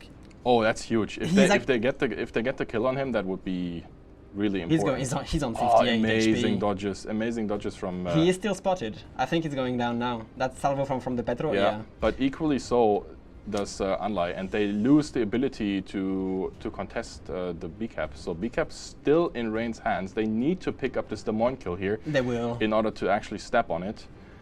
They most likely will. Yes. I won't we deny actually this. see Angelstone as well, with a rather healthy Yamato just getting into alpha, backed up by a still smoked up Demon and Yu Yang. They are Oh, on but the very Demon low is a HP. potential kill maybe. Look at this, like 6.7k, he's still spotted. Does he For have how damage long? con? He doesn't have damage con and he is on fire. Oh, So that this is really may bad. be tricky. Although, I mean, you say, oh, this is, yeah, I mean, 30 blind seconds fire. on the... Blind fire is gonna maybe seal the deal here. They're struggling. The The fire went out. So this And now is, they have to oh, deal this is huge. with pushing by one Yamato Yeah, going Yamato into will A. just put himself into the capture point. So will faster motion here. So 3 minutes left. I mean, 49 seconds for a win on Rain if they don't start flipping A and B, which they are doing right now. unless for some reason Kinemot gets blind shot or someone just blows up, which I don't think there's a chance of any of that happening. This is No, the radar won't be ready. Rain, Artorius used all his radar, so they have no way of spotting Kinemot at this point, and they're flipping both caps at this point. yeah. I mean, again, what a nail biter! Like, it's these games are just crazy to cast. I mean, I'm just having a blast, honestly, because you're constantly trying to predict Oof, Lulu trying to avoid who's going to be ahead and 360 who millimeter. isn't. But yeah, I mean, they're just trying their best to They are trying their you know, best. trade into Angelstone because they need a kill to happen, right? They absolutely do. So yeah, That's of course. it. Okay, Lulu goes Lulu down gets from picked the up, Valmont. and that's it.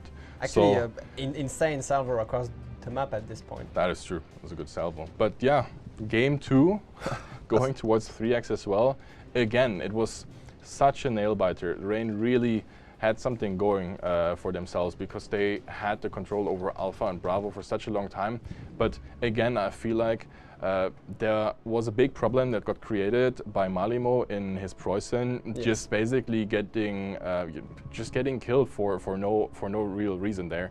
And I believe this was one of the reasons why Rain didn't really claw back the victory here in this game. But yeah, let's see Because what. having an asset at sea, if Malimu would have survived, having that person Yeah. just bow tanking a Minotaur for a while would have bleed a lot of points as Yeah, well. for But sure. again, as you said, nail biter, and I'm really glad to see that 2 back-to-back games that are actually like really intense like this. Yeah. Just like is a good heritage to what these teams are capable of, to be honest. Yeah, good games, but let's see what Killibrand and Baz have to say about it. What a game. Absolutely. Bloody close. I have to ask, I will have to ask though, what was the Preußen thinking? I don't know. My guess for this, the push that the Preußen made, was because they were planning on making some sort of play with the San Martin on the border of the map, as well as the Preußen being them. Then they could have possibly made a crossfire on the Minnow, and then he would have gone for the ram. But because the San Martin got pressured away so far, it was just him against 3 people. Yeah, but And not even being able to angle against most of them.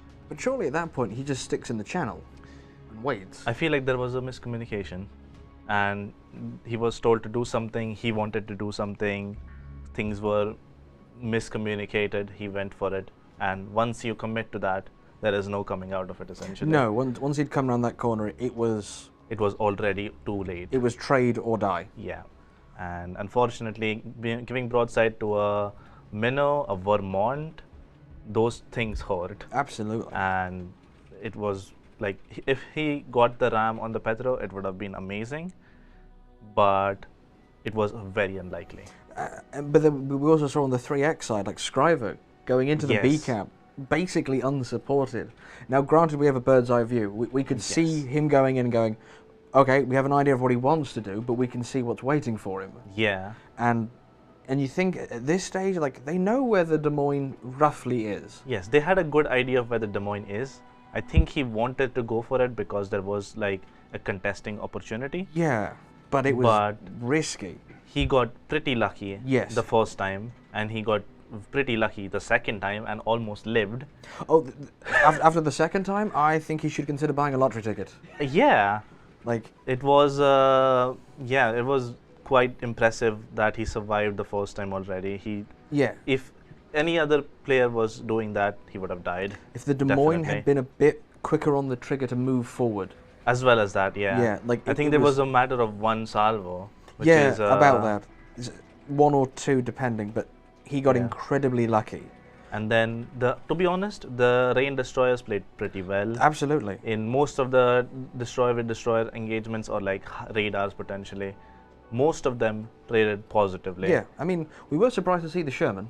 Yes, the Sherman was an interesting pick. Obviously, it brings the American smokes And the which Hydro. have a lot of duration, Mm-hmm. but it doesn't compete with the Yu Yang in terms of smoking power. No, but it's got the Hydro, and its sap allows it to contribute more to the cruiser fights. Absolutely. Which, as we saw, because 3X's Des Moines, 1100 health at the Suffered. end, Yes. one volley. It's those moments of good teams when you're shooting into a smoke screen that you know a low health ship's in, Mm-hmm. and you're like, we're not hitting, so we change target. Yeah. And then people are gonna look back at that and go, all it would need was one more hit. And it's those moments that can be so incredibly frustrating. Absolutely.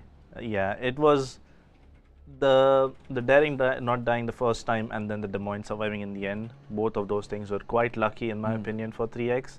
Absolutely. But the Petro radar, after he rotated away from sea and went mid to catch the daring with the radar, that was a shot from the Vermont, I believe. And he did something like 8 to 10k. Yeah, no, I mean, That was Snackman quite and a hit. Vermont, do not underestimate. But then Rain did hand over their battleships for relatively did. little return. Both, I wouldn't say both, but the Preußen definitely misplayed and died for not doing very much.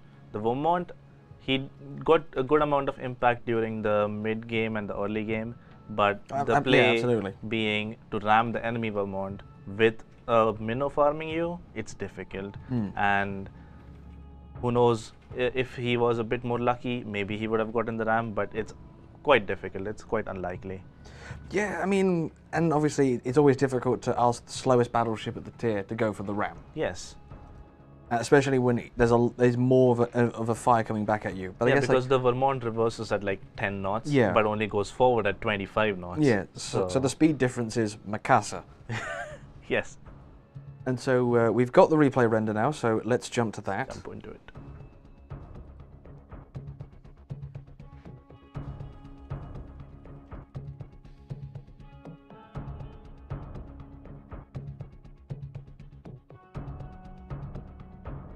But like this initial exchange at A, where yes, 3X do get the A cap, Yes. but the Yu Yang and the Ragnar pay dearly for it. Yes, absolutely. The trades at the start were very much in Rain's favor. They had a good dance. They had a Des Moines. They were both able to raid at the cap. The Ragnar got a bit caught. I'm actually surprised that he got away with like more than half his HP. Yeah, I think as Robin was commenting during the match, there was a moment when instead of all focusing on the Ragnar, they They split had the fire. they had one salvo on the Yu Yang, Yeah. which could have been the difference maker. Who Yeah. knows? So it's like risky play by the two destroyers. Absolutely. And then the Sherman, which is she's big, she's sluggish, she almost goes down. Yeah. Like, yes, they almost get the 3X DDs, but they almost lose one of their own in return. So, Absolutely. and 3X still hold the cap. Yes. And then obviously the Vermont manages to catch the San Martin Yep. and forces him out of the game essentially. Yeah, and you can see in this already that the Preußen is making his move through the channel towards sea, Yeah. while the San Martin from Rain is getting pressured away by the minnow. And so you would think at this point, the Preußen would go, I can't go. Yeah. Now maybe he said that and was told to Possibly. go. Yeah. There are those situations in competitive games where even if you don't think it's a good idea, whoever's calling the strat might just say, no, we need you to go. Yeah. Just do something, Yes. which is often not the best position to be put in as a player Yes. because you're going into a situation you know it's not in your interest. Exactly. And obviously they can see him, like they see him coming. Mm-hmm. So the Petro starts reversing, Snackman's Vermont positions to counter. While this is going on, Scriver's contesting B against the Daring and Rains Vermont with the Des Moines. So while on some teams they'll like all focus on like one action, Rain and 3X are both entirely capable of having basically two or three different games going on at the same time. The Preußen pushes in, and it's just too much DPM. Absolutely. So he goes down, and this is the moment, like just before, as Scriver goes to contest again, and we can see that Des Moines there. Yes. And we're like, I wouldn't do that. No. But Scriver doesn't have as much up-to-date information. He's got a Stalin sort of in support, but that island doesn't give you great shots to sort of shoot sort of like 5 o'clock and down. Yes. And so Scriver gets away by the absolute skin of his teeth. Yep. Listen, if the Des Moines had been a kilometre further forward, he would have died. He would have had him. Yes.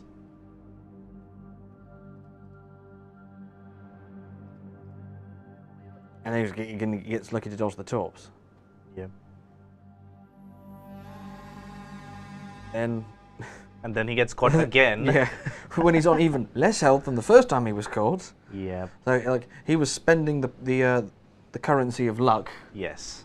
And Definitely. Eventually it runs out, but he does distract and sort of pull the Des Moines back forward, so that the Des Moines is stuck in a fight between a Petro and a Ragnar, and if he goes any further forward, he's got the Starling on his side. Yep. But he has to hold that position, because if he's not there, it gives 3X's ships the opportunity to get on the Vermont. Yes. And so the plan for the Vermont to ram 3X's Vermont is even less likely to succeed if he tries to conserve himself. Absolutely. So it's one of these positions where situation forces you into positions that you don't really want to be, but you kind of have to. Yeah. But again, like the DPM, like Mino is nothing to laugh at. No, definitely not. And the Ragnar constantly chipping away at the Des Moines. Not much you can do there. And obviously, Yamato, she might be the oldest battleship in the game, basically. Those guns are no joke. No, definitely not. And with a player of the caliber of Angel, RNG aside, he's going to make those shells hit. Yes. And just not getting that Des Moines, for lack of a single hit, could have flipped it. Like this game was. Yes, it was very close. It was 920 to 960 at some point. It was a kill. I believe. It was a kill either way. I do have one question for both of you guys that I feel we've overlooked a little bit, is the San Martin. Yes. Yeah. Because it's either lack of knowledge of where exactly the Minotaur was, or perhaps the question is, can a San Martin take on a Minotaur with a Vermont support and a Petropavlovsk support? After Malimu went down, after the second Vermont ram failed, the San Martin was still reversing and not trying to use that distraction of the Vermont from Rain pushing into 3X's Vermont to try and maybe knock out the Minotaur out if possible or not, or help against the Vermont as well. Given I'm they're not sure. both AP only cruisers, it would entirely rely on one of them probably blinking first to turn for the torps, since they're both probably, if the fight were to occur, the winning condition is torping the other. But I'm asking more about, in general, the use of the San Martin on the 9-10 line, and if perhaps they would have tried to use that cruiser in a different way instead of remaining on this kind of offset area southeast of sea. It's difficult to say, because San Martin, we've seen it quite often in this sort of position, because it's very good at simply not dying. Yes. But its impact in terms of damage output isn't amazing. But we are, obviously, with Napoli being restricted such as she is, had that been a Napoli instead, that would have been a much more... Against the Minotaur? Against the Minotaur, that would have been a much more Yeah. easy sense of, right, turn around and I'm going for it. San Martin, though, she's really set up to just not die. And after the initial hit from the Vermont, I don't think there was ever really a good opportunity for him to come back around, because Vermont's slow enough that Snackman doesn't leave the area. Yeah, he's always in position to swing the ship around and get a shot off. But yes, so 3X take it 2-0 so far, this best of 5. Yes. So hopefully we'll be getting on for the third game, potentially the decider. Yes. Very close game so far. Absolutely. Hope to see another great one next. Entertainment so far. Yes. Entertainment, that's the word for it. Indeed, so let's go to the next map screen. So Sleeping Giant. Sleeping Giant, Rain has banned Gdansk, 3X has banned Minotaur. Interesting. Very interesting indeed. What did Point do? So Yeah. it's like, okay, so a Gdansk ban, that makes sense. Rain have always used it. Yes. Gang has performed incredibly well in it. So the opportunity to reduce his effectiveness is certainly something that's worth doing. A Mino ban, again, 3X have been using it to good success. Yes. But it's, their own minnow. yeah, exactly. But they've been using it for themselves. And it's not a ship that, I'm curious. That's one I would like to know the answer why. That is an interesting Because one. it leaves open almost all of the other typical banned ships available. Yes. So is this 3X going, we want to win this, we want to wrap this up, so we're not going to hamper ourselves any more than we need to, and give ourselves the opportunity? It could be. Or they could have a read on what Rain is playing Possibly, yes. and are counterbanning something. We shall see. I think we should head into the map introduction screen. Indeed.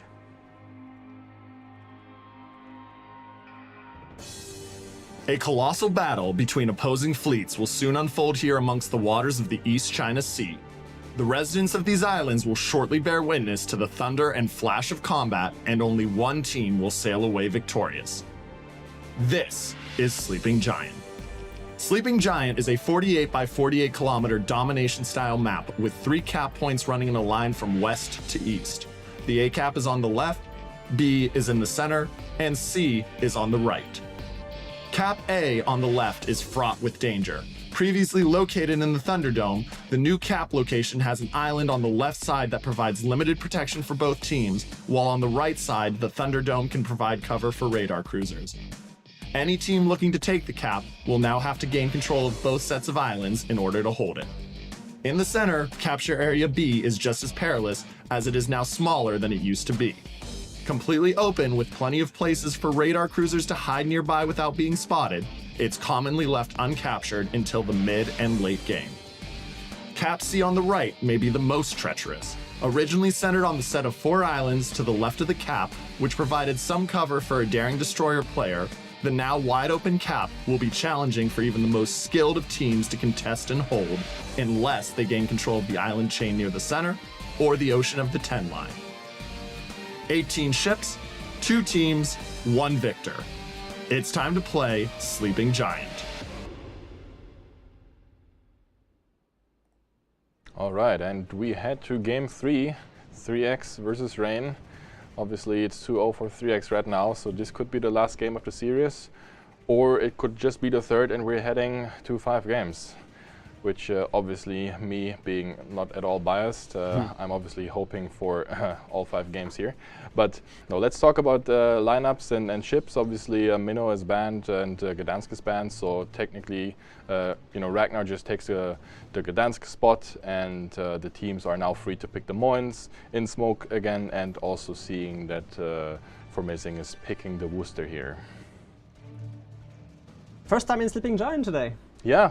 Let's see what kind of tactic is being employed here for this. We're going to see, of course, an early daring v daring on the B cap, which is, I guess, a very crucial cap for this. It's just tradition at this point. Traditional at this point, yeah. We have to see a daring engagement. And as far as I can see, 3X is going to be sending St. Martin, Montana, and Petro towards A, and they are going to be basically countered by a very big force on Rain side. They're sending Gearing, Stalingrad, Worcester, potentially Des Moines and Ohio.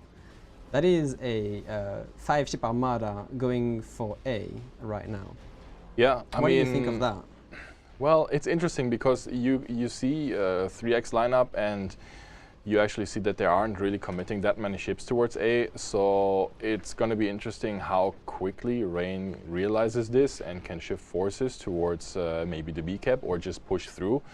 On the other hand, we see 3X just probably gonna take C cap here without any issues. Yeah, because Gangbarang just used the radar on Rain side. Look at the 9 line here for Rain side below C cap.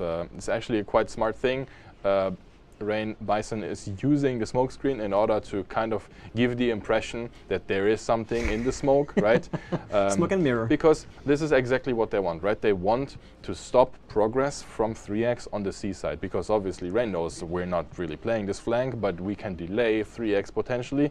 if we just give the impression that there's something. So this is pure bait. They just send a lone Harugumo here. But if as a complete bait. if you actually check the build on Bison, and I am 100% sure that 3X players will pick up on this, it's not leg mod Harugumo. They will see the smoke not in wide general, enough, yeah. you wouldn't actually use a leg mod, like a non-leg mod Harugumo in a smoke sense, right? Like you would always want to have leg mod Harugumo. That's a really good point, actually. If you're playing the smoke flank. So if 3X sees this short smoke right now, they will relatively quickly distinguish this is a bait smoke. And they are sending Ragnar into the A cap just for this. So actually, yeah, 3X might actually just pick up the C cap completely uncontested, which is troublesome because Rain, Gangbarang's Petropavlovsk, will end up being in a very nasty position. He's going to tuck in around here, I assume. And I can tell you from experience, I've been in this position multiple times. This is a very safe position up until they reach like FG line. Yeah. He will have to face off against Aken Litung here. The other Petropavlovsk, yeah, exactly. Although on E4. It is relatively difficult for them to spot each other just because of them being so far away from each other. So they basically have to have the spotting from the Darings in order to deal damage to each other. Still, I think that this is still a tricky spot for Gangbarang. I don't know why, but I feel like they're going to try to root him out as soon as possible out of this position because they know damn well that he's going to have radar coverage on B. He's going to be able to spot any push on C with radar as well. Sriver is still radar, so they are really trying their best to actually get Sriver off the capture point here. Getting chunked really hard by the damage. Montana. Yeah. So good damage early on Sriver here, really.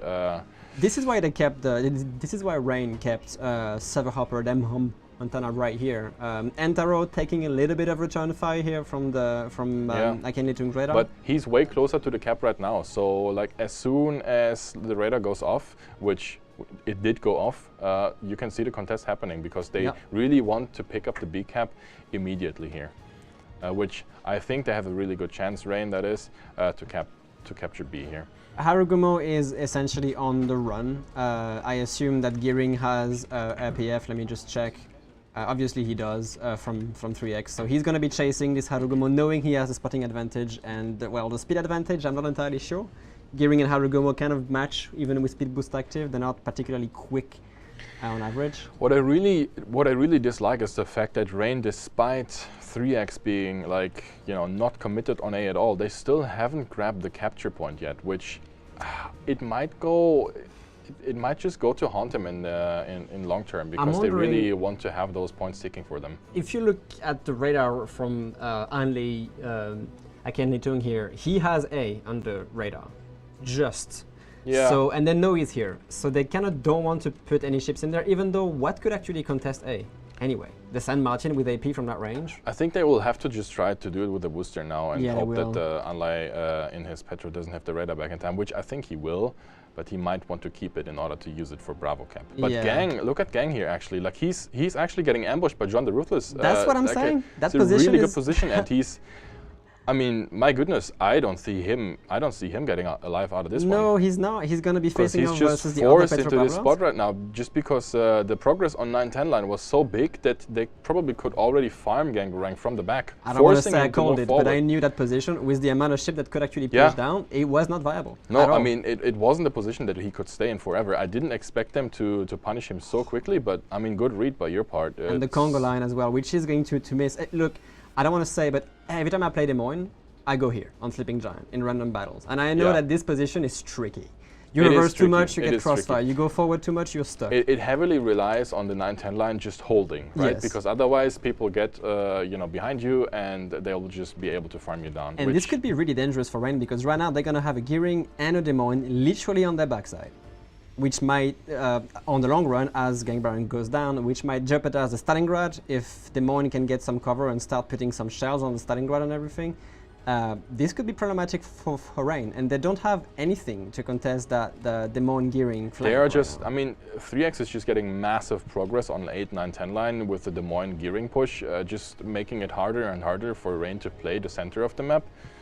Ooh, Lulu. On the other side, yeah, I mean, Rain just really has to try to make something happen on the A push, and from what it looks like, 3X aren't really getting themselves caught here. Just, you know, knowing full well they don't, like, all they have to do is like not get caught basically by this push that is inevitably going to happen on A side. On the other hand, they have pushed Amazing here in the Ring of Death, or how did you call it, Baz? The Thunderdome? The Thunderdome, fair enough. And he's going to be a bit of a problem here because he's going to be able to hydro, radar, the daring. Shot goes out from Montana. Ooh, the Monty might actually. Don't think that. No, okay. It crashes. Amazing is going to be a bit difficult to root out, except if they keep pressuring with Kinney mod and gearing here. So one really good thing that for Amazing with his booster can do now is he can provide info on basically all the spots above the B cap. And he's doing it right now. And this will put tremendous pressure onto Anleitung here in his Petropavlovsk. I think he will just get farmed down because there's no way he's going unspotted. I mean, the only question is they might lose, Rain might lose their Montana before this even happens. This is what I said. The progress of 3X on the 8-7 line was so big that now just, like, you can see gearing just smoking up for themselves just because there's so much damage that they can put onto the Montana here. Yeah, that's going to be the second kill again.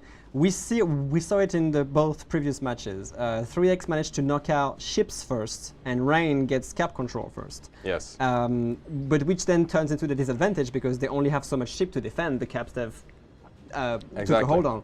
So it feels like history is repeating itself again, even on that third map. Yeah. Or maybe it's just 3X is just able to give them that early advantage because they know they're going to grab it back by just withering them down for their pushes.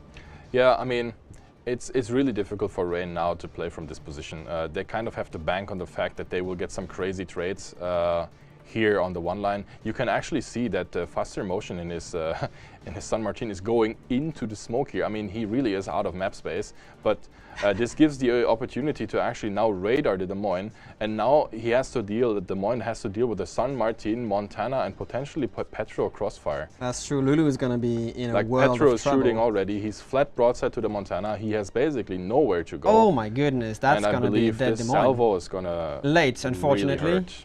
Not enough damage. Not enough here, but I mean, it doesn't change the outcome. He will doesn't go down change it eventually. because this San Martin can just go bow on, Yes. mitigate the damage, and there's enough people looking at Lulu here that this is just an easy pickup for 3X. Why overpush the Des Moines when they have control on A?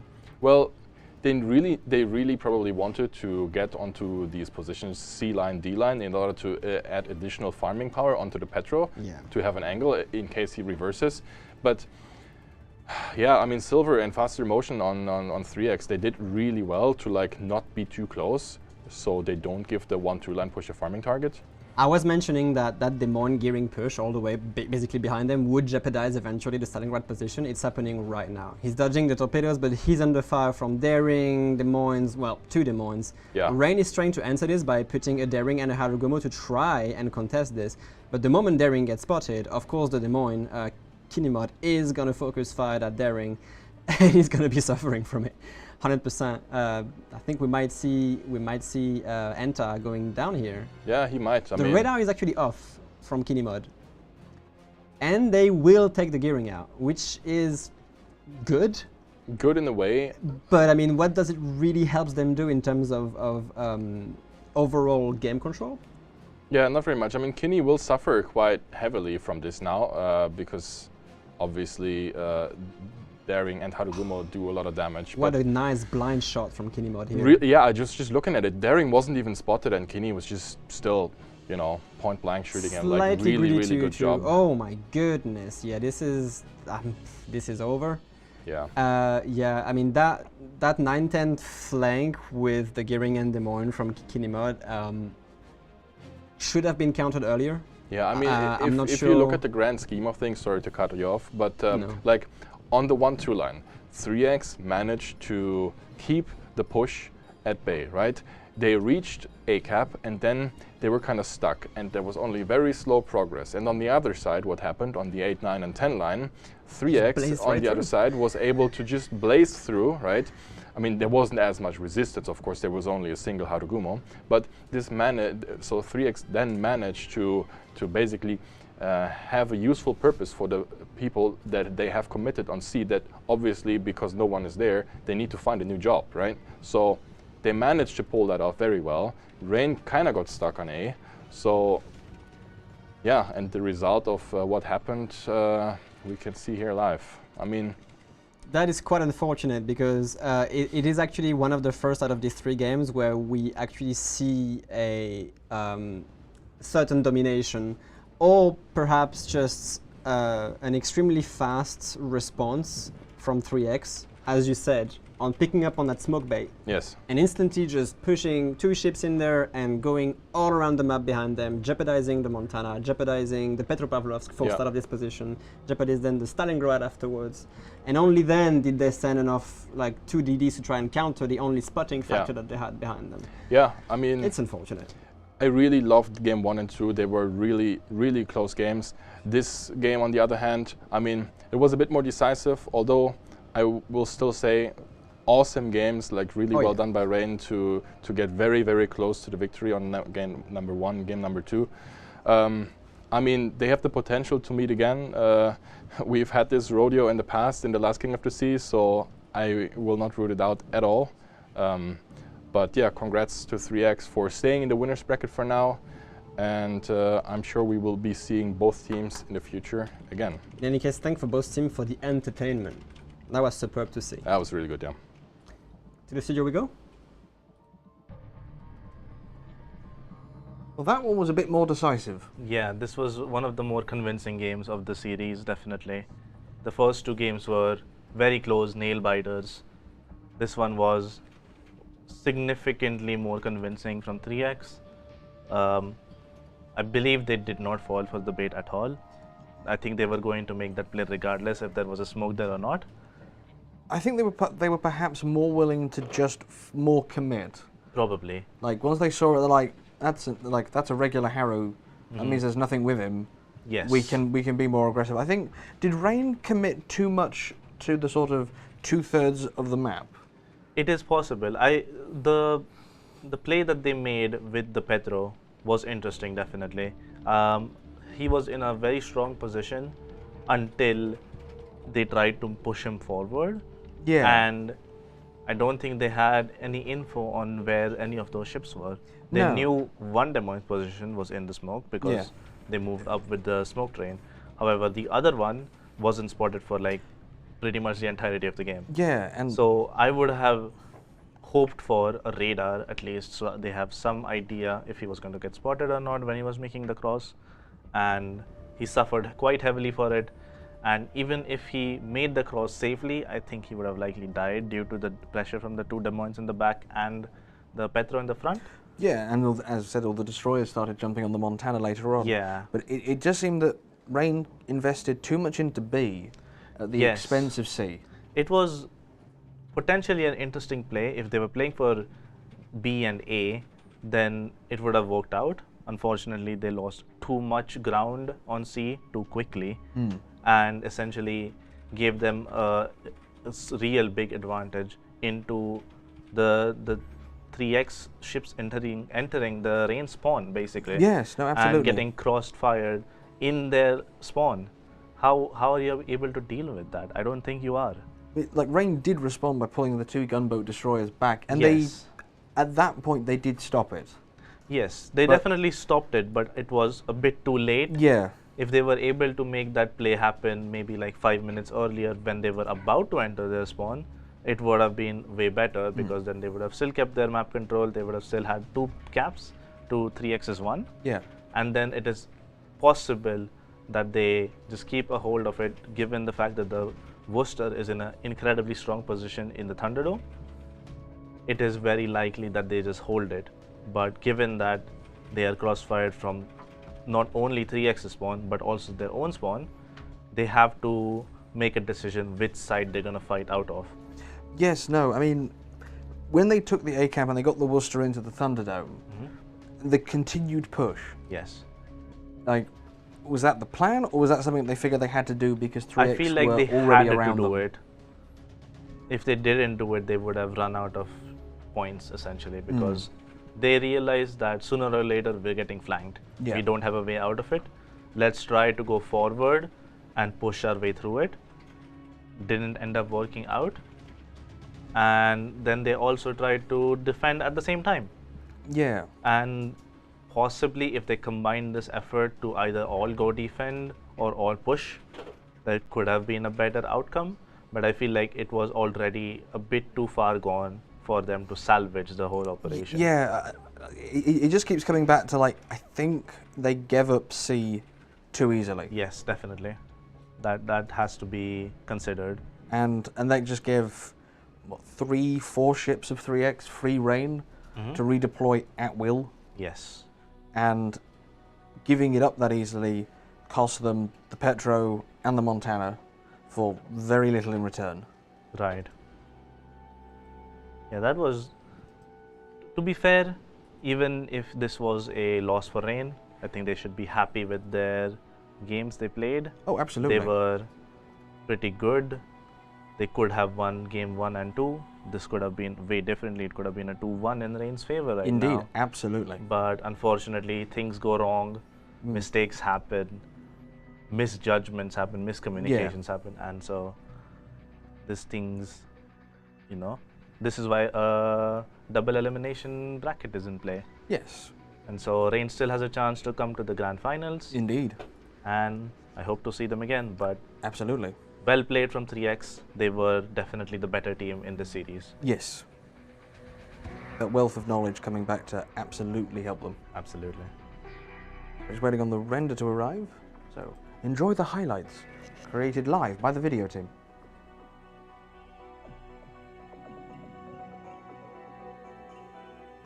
So I guess we can bring up the brackets to see how the other teams were doing,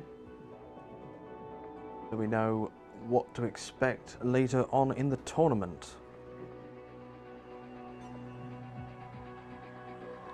So Moyai Shaft, Rain will play whoever wins out of that. So that should be a good game. Who would you put between Shaft and Moyai? That is a very difficult prediction. I think both those teams are very good. Clearly, Oh Boy was bested by Moyai, and I previously rated Oh Boy quite highly as well. I would have said Oh Boy was maybe the third best team on the server, but clearly they have been bested by Moyai, and yeah, should be an interesting match. I think because of Shaft's previous experience, I would favor Shaft in this matchup though. And Shaft probably want another crack at Rain. Yes, definitely.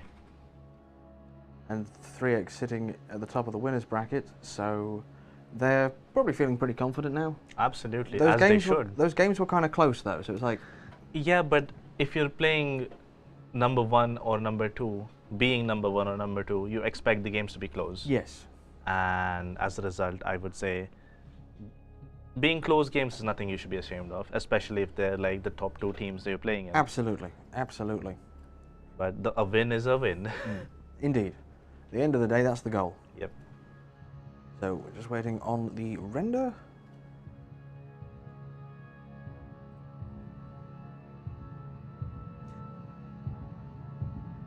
Okay, so looks like we will be going off a render, so there seems to be some sort of technical issue. So we're actually going to have an interview with Vile from 3X. Yes. Not yet? Not yet? Not yet. We can have an interview between ourselves if you want. Okay. What do you think of the game? I mean, you can see you could hear my enthusiasm while casting it.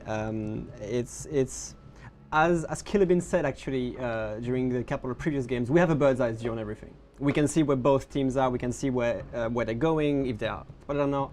And we might be quick to judge sometime, so I apologize if I was saying that the Petropavlov's position, for example, on Rain's side was a very tricky one, because I knew exactly what was going on around him, whereas he didn't. Yes. Gang Barang had no idea. So it is always tricky, and I think that these players that are extremely experienced react the best they can. It's just unfortunate that sometimes, even if they react good, well, they're also facing players who react as good as them and they get knocked out.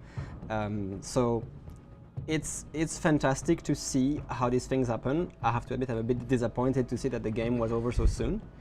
But at the same time, what happens happens, and it happens for a reason as well. Sleeping Giant is also known for being unforgiving. Yes, absolutely. Very much. Even though the Thunderdome was moved a little bit aside, it doesn't matter. Yeah. It's still a very unforgiving map.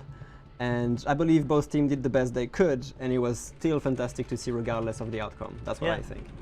I don't know about you, Blood. No, I mean it was great games. Of course, Sleeping Giant was a little bit of a letdown just because game number 1 and game number 2 were so incredible. They basically almost, I mean, both games basically went to 20 minutes almost, right? So this is usually a good indication that something crazy is going down.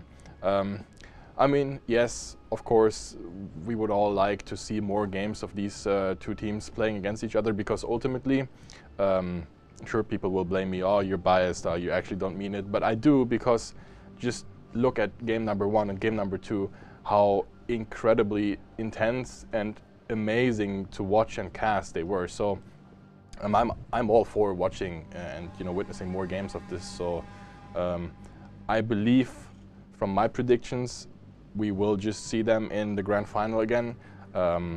If we just look at how Rain performed into Shaft, unless Shaft can turn this completely around for tomorrow, because this game is obviously only happening tomorrow, the losers bracket final. If Shaft manages to beat Moyai, sure, if they can turn it around, we might see an underdog story of Shaft actually getting into the grand finals. But overall, I expect Rain 3x to happen again. So no, I'm just really excited to see that again. We'll see. Yeah, that was definitely a close one. Yes. Regardless of what the outcome is, it was a close game, and I think we all enjoyed watching that one. Absolutely. Always. Close games are always the most interesting, even though obviously finest of margins means there were some mistakes that cost them. And to be honest, like what I like the most about today especially is that we still have 3 days of tournament ahead of us. We still have tomorrow and then the next weekend. Yes. And we are so far away from seeing everything that's going to happen. And I mean, even though some teams have already been knocked out, there's a lot of question marks on what are we going to see in the finals and everything. So yeah, we see these big names playing already against each other, and we might see even bigger names later on. And I think that's quite exciting about this. The internationals are definitely going to be amazing to watch. Absolutely. But I still want to have a best of 5 who actually goes beyond 3 today. Really? Absolutely. We've got the render now, so let's switch to that. let's go to the render. I always forget there's an island at the bottom left corner. There is.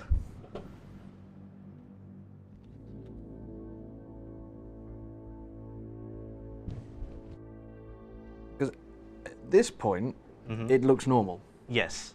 Like, okay, C flank's weak for Rain, but that looks conventional deployment. Yeah. The Montana position so he can shoot both sides. The Petro's in the usual position, and you've got a DD out wide to spot. Yeah. So there's Nothing out of the ordinary. No, absolutely. And daring, as we say, there's always a daring fight in the middle. Oh, always. Yeah. Yeah.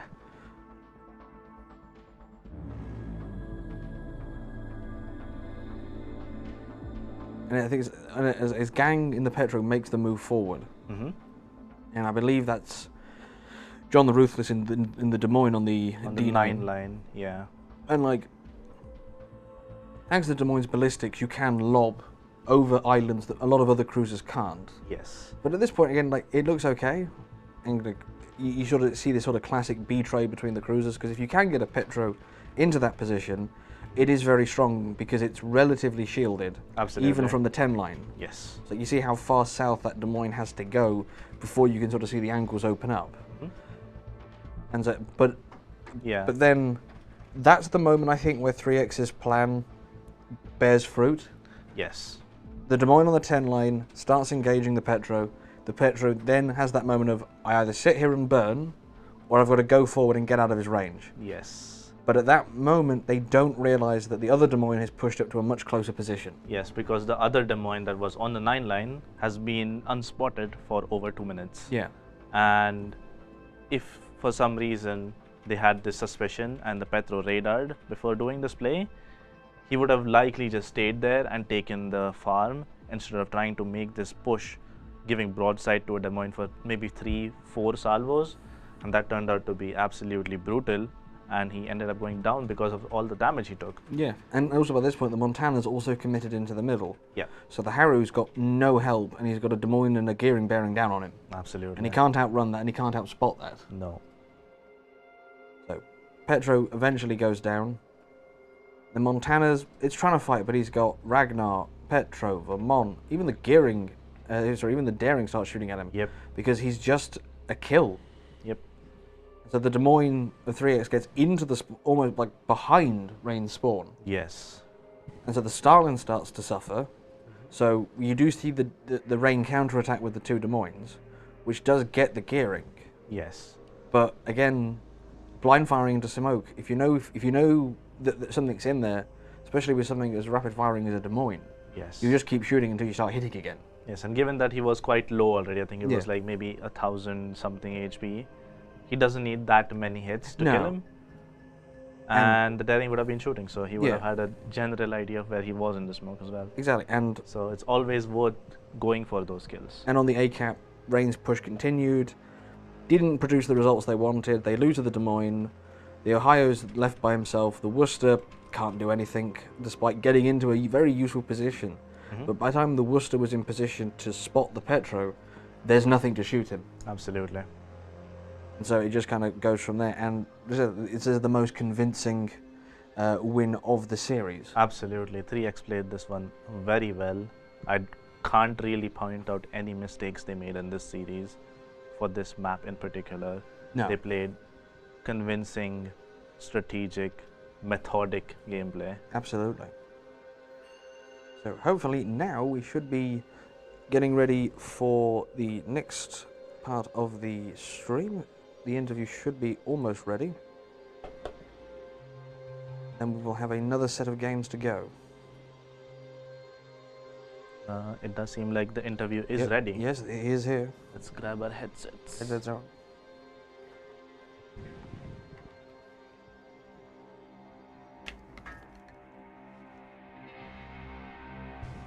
Ooh, this is hot.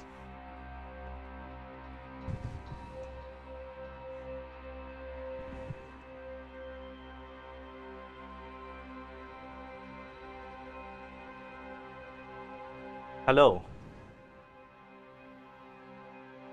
Hopefully this is all working.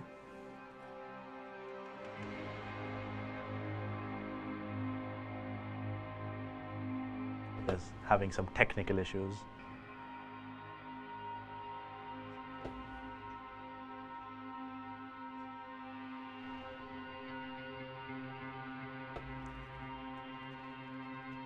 Well, I guess we can wait until they get ready again, and we Oh. can actually talk to them. It seems our interviewee's internet has died.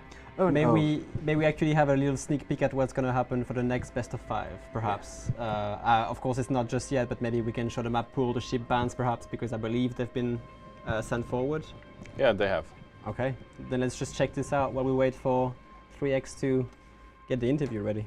German internet has struck again. Don't believe he's German. Finnish internet Oh, has struck dear. again. Don't get him doxxed. So Moyai versus Shaft, which map are they actually gonna throw down on? So Moyai has picked Northern Waters for their first. Shaft picked Sleeping Giant. Moyai picked Warrior's Path. Shaft picks Faroe Islands, and then the decider is on Shatter. So we are finally gonna see Faroe Islands. Yes, today. we will. We are. It will be the first appearance on the stream today, so it should be a good one. I Indeed. hope. Yes, If it goes to the absolutely. fourth map. Yes. Right, true, because the Faroe Island is on the 4th one. Yes. Yes. So yeah, we can actually skip it for today if it goes into a full 2-1. Also, Yeah. something that I've picked up on was that Moyai actually banned Marseille in every single map. Interesting. So I guess they really don't like this particular ship. Yes, it does seem like it. Northern Waters would be a good map to run a Marseille as well. So It's Wonder the how French they- unbiased at this point. and then Shaft has won Des Moines, which is quite a strong staple for competitive COTS. And Shaft loves running their own Des Moines, so I'm going to be very interested in how they're actually playing the one line because one line is where you usually see all of these Des Moines play on the island on E1 or F1. Yeah. So I'm expecting, because of this Des Moines ban alone, them to not be playing on that E1 F1 rock and instead playing a Salem farther back on the one-line islands and playing to kite that side.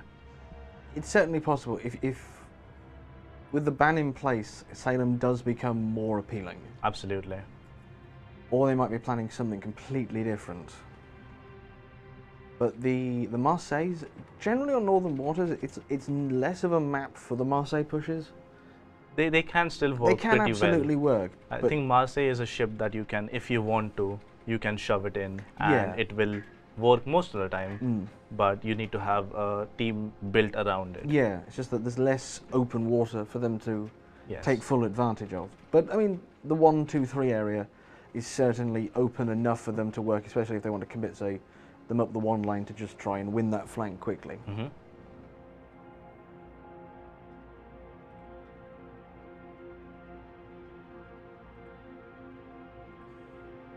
So the next map after that is Sleeping Giant, and the bans are the same, which is also somewhat interesting.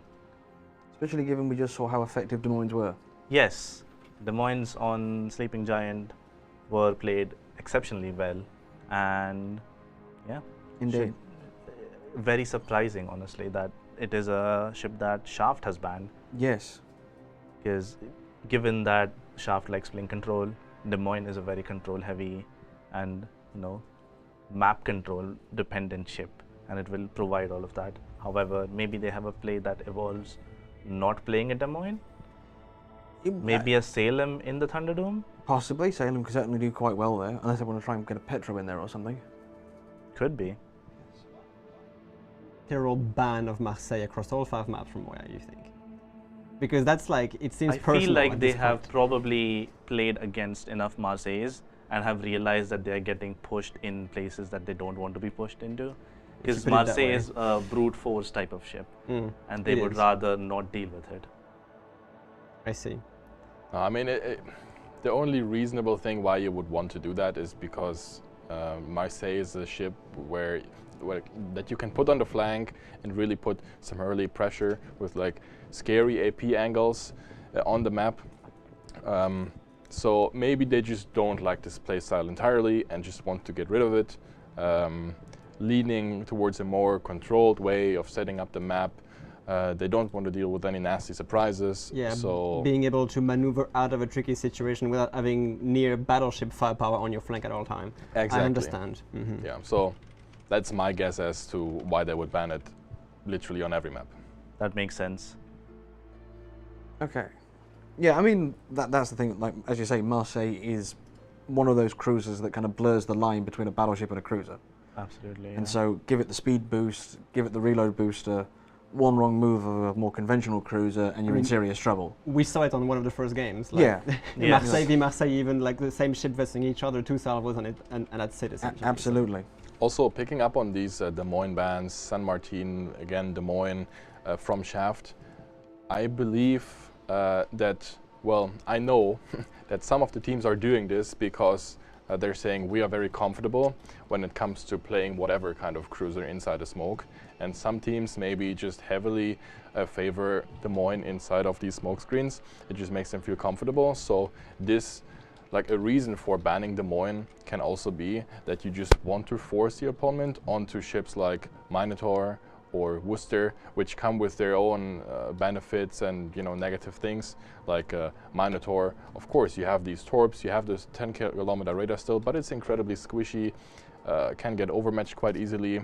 And on the other hand, the Worcester doesn't have the 10-kilometer radar. Sure, you can still put it inside of a smoke screen and it will do a lot of damage, but you just don't have the same amount of control that you would have with the Des Moines. So I believe this might be a reason why Shaft is going ahead and banning it into Moyai. I haven't actually seen all the matches, but Moyai might have been, just playing Des Moines constantly. So this just basically gave Shaft even more of a reason to just ban it that often. That is a good call. Indeed. It seems like the teams are ready, so let's go to the map in.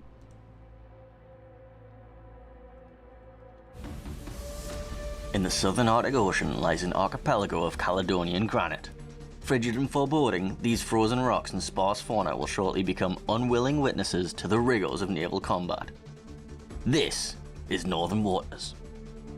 Northern Waters is a 42 by 42 kilometer domination style map with 3 cap points running in a line from west to east. The A cap is on the left, the B cap in the center, and C is on the right. Capture Area A is isolated from the map center by 2 large islands along the eastern edge. These islands provide limited cover for radar cruisers who may want to deploy nearby, while a narrow channel connects the cap to the middle of the map. In the center of the map, Cap B contains hard cover in the center of the cap for intrepid destroyer captains hoping to secure control. Just like the A cap though, there are islands along the eastern edge that provide at least some cover for radar cruisers to defend from. The scattered islands in and around Cap C create challenges on both offense and defense. Not only do they constrict the movement of battleships in the area, they provide places for lighter units to take shelter behind and launch ambushes from. 18 ships, 2 teams, 1 victor. It's time to play Northern Waters. Alright then, let's begin. Last best of 5 for today. We are gonna have today Shaft versus Moyai on, Northern Waters. I can't get my maps right tonight. Maybe I'm getting tired, I'm not sure. But welcome back, and I guess let's just jump right into the rosters of each teams. We're seeing Schlieffen, which we haven't seen that much tonight on Moyai's side. Within Ohio, they're bringing back San Martin, Worcester, Petro, Stalingrad, Harugumo, Daring, and Ragnar. So, I mean, I don't want to say it's kind of standard, but nothing out of the ordinary, in your opinion? No, nothing out of the ordinary. I think both teams are just trying to set up their standard cap contesting cruisers. Ragnar going towards C here for Shaft. We see the Schlieffen from Moyai. You know, that's a battleship that you would likely play on A. So you can already see him going wide. So I'm guessing, just looking at the map right now, that Moyai is setting up a stronger A push initially, trying to get that Schlieffen to the rock. And also probably setting up a Worcester that is getting smoked by the Harugumo in center to potentially pressure this Moskva position from Shaft on the 6 line. So other than that, very uncommitted flank for Moyai on C-cap. I think Shaft will capture this C-cap with relative ease. They are already also reversing a Daring in the B-cap. Which, you know, they might actually be able to get it. Well, what I'm seeing differently as well. Oh, what? Stalingrad going down? Excuse me, did I miss something? What happened here? I mean, Bourgogne must have had guessed the wrong turn at the wrong time. An insane spread, and that is ridiculous. From almost 18 kilometers, Bourgogne just knocks out Moyai Stalingrad literally 3 minutes, less than 2 minutes in the game. Yeah, I mean, crazy shot. I mean, wow. Well done by Casando to actually take advantage of, the Stalingrad. Stalingrad maybe must have showing been too much angle and being spotted by Daring. I mean, yeah, maybe you just didn't think he would be spotted at this position. The replay will show us this. Yeah, got caught but in the turn. That's a rough start for Moyai, because the Kleber obviously from Shaft. Yeah, something that I definitely didn't expect. So that's why we weren't looking. Yeah, but. They don't have any radar, like at least long-range radar on Charlie now to contest whatever's going to happen from Shaft. Like, no, they're going to blaze through I mean, C this is going to jeopardize it. their plan on how to play C-cap, but most importantly, this is going to jeopardize how to play B-cap, because now it's basically this Daring alone against the Daring Moskva, like DD radar ship combination. And here he comes. Which you can see in action immediately. Shaft obviously wasting no time in terms of getting their advantage. On the B-cap, which I think will result pretty quickly in no shots, like a triple cap situation. No shot going on. Oh, never mind. I spoke too quick. Bourgogne just absolutely nailing the salvos today. Casando essentially just landing almost 10,000 on Daring from a good distance as well, making the shots count. I was about to say no shells kind of went on this Daring, but I guess I spoke too soon. What I'm wondering is this position here from Moyai with the Worcester, Petro, and Harugumo essentially protecting themselves from whatever's at A to try and put some focus and pressure on the Moskva. Yeah, I mean, and you can see what Shaft is doing right now. Like, this is why a Moscow Daring combination on top of the Bravo cap is so very good because the Daring can contest the cap in front of the Moskva, and if Moyai actually sets up a farm in front of that Moskva, well, it just gets smoked by the Daring, and line of sight is broken, and therefore it stops the farm. So it's an incredibly efficient two-ship combination on the B camp. They do have to contend with the Moyai demo, the Petropavlovsk radar, which Shaft's Daring gets out of. But again, scaring him a little bit away from Bravo. Maybe buying enough time for Moyai's Daring to try to get back in the fray, while the Moskva's radar is on cooldown for another minute. Yeah, so we see Ragnar contesting the A cap now, Schlieffen setting up the push on the one line. I mean, Moyai has just got to get moving here. They already 2 caps down, ship down. Yeah, something has to happen. So I believe we're now seeing exactly this, and Moyai is pulling Harugumo and Worcester towards the alpha cap as well. They have no way. I mean, I guess Kleber is gonna. We're gonna see a massive face-off versus Ragnar and Kleber. This could go both ways. Kleber is not joking around, but Moyai has another backup on this Kleber. They have Harugumo and the Worcester just pouring damage. Yeah, on Mizuko really getting caught off guard by the Worcester Harugumo relocation here. I'm hoping that Moyai can actually take advantage of this, because obviously now French saturation will kick in. And he will try his hardest to get unspotted, this Kleber. A lot of shells going through him, I have to admit. A lot of shells. On 5,000 HP, exactly. He is still spotted. He is spotted because obviously he's burning, so he's not getting dark anytime soon. I mean, yeah, I believe this is just a kill for Moyai here. Are they going to bag him? Oh, yeah, of course they are.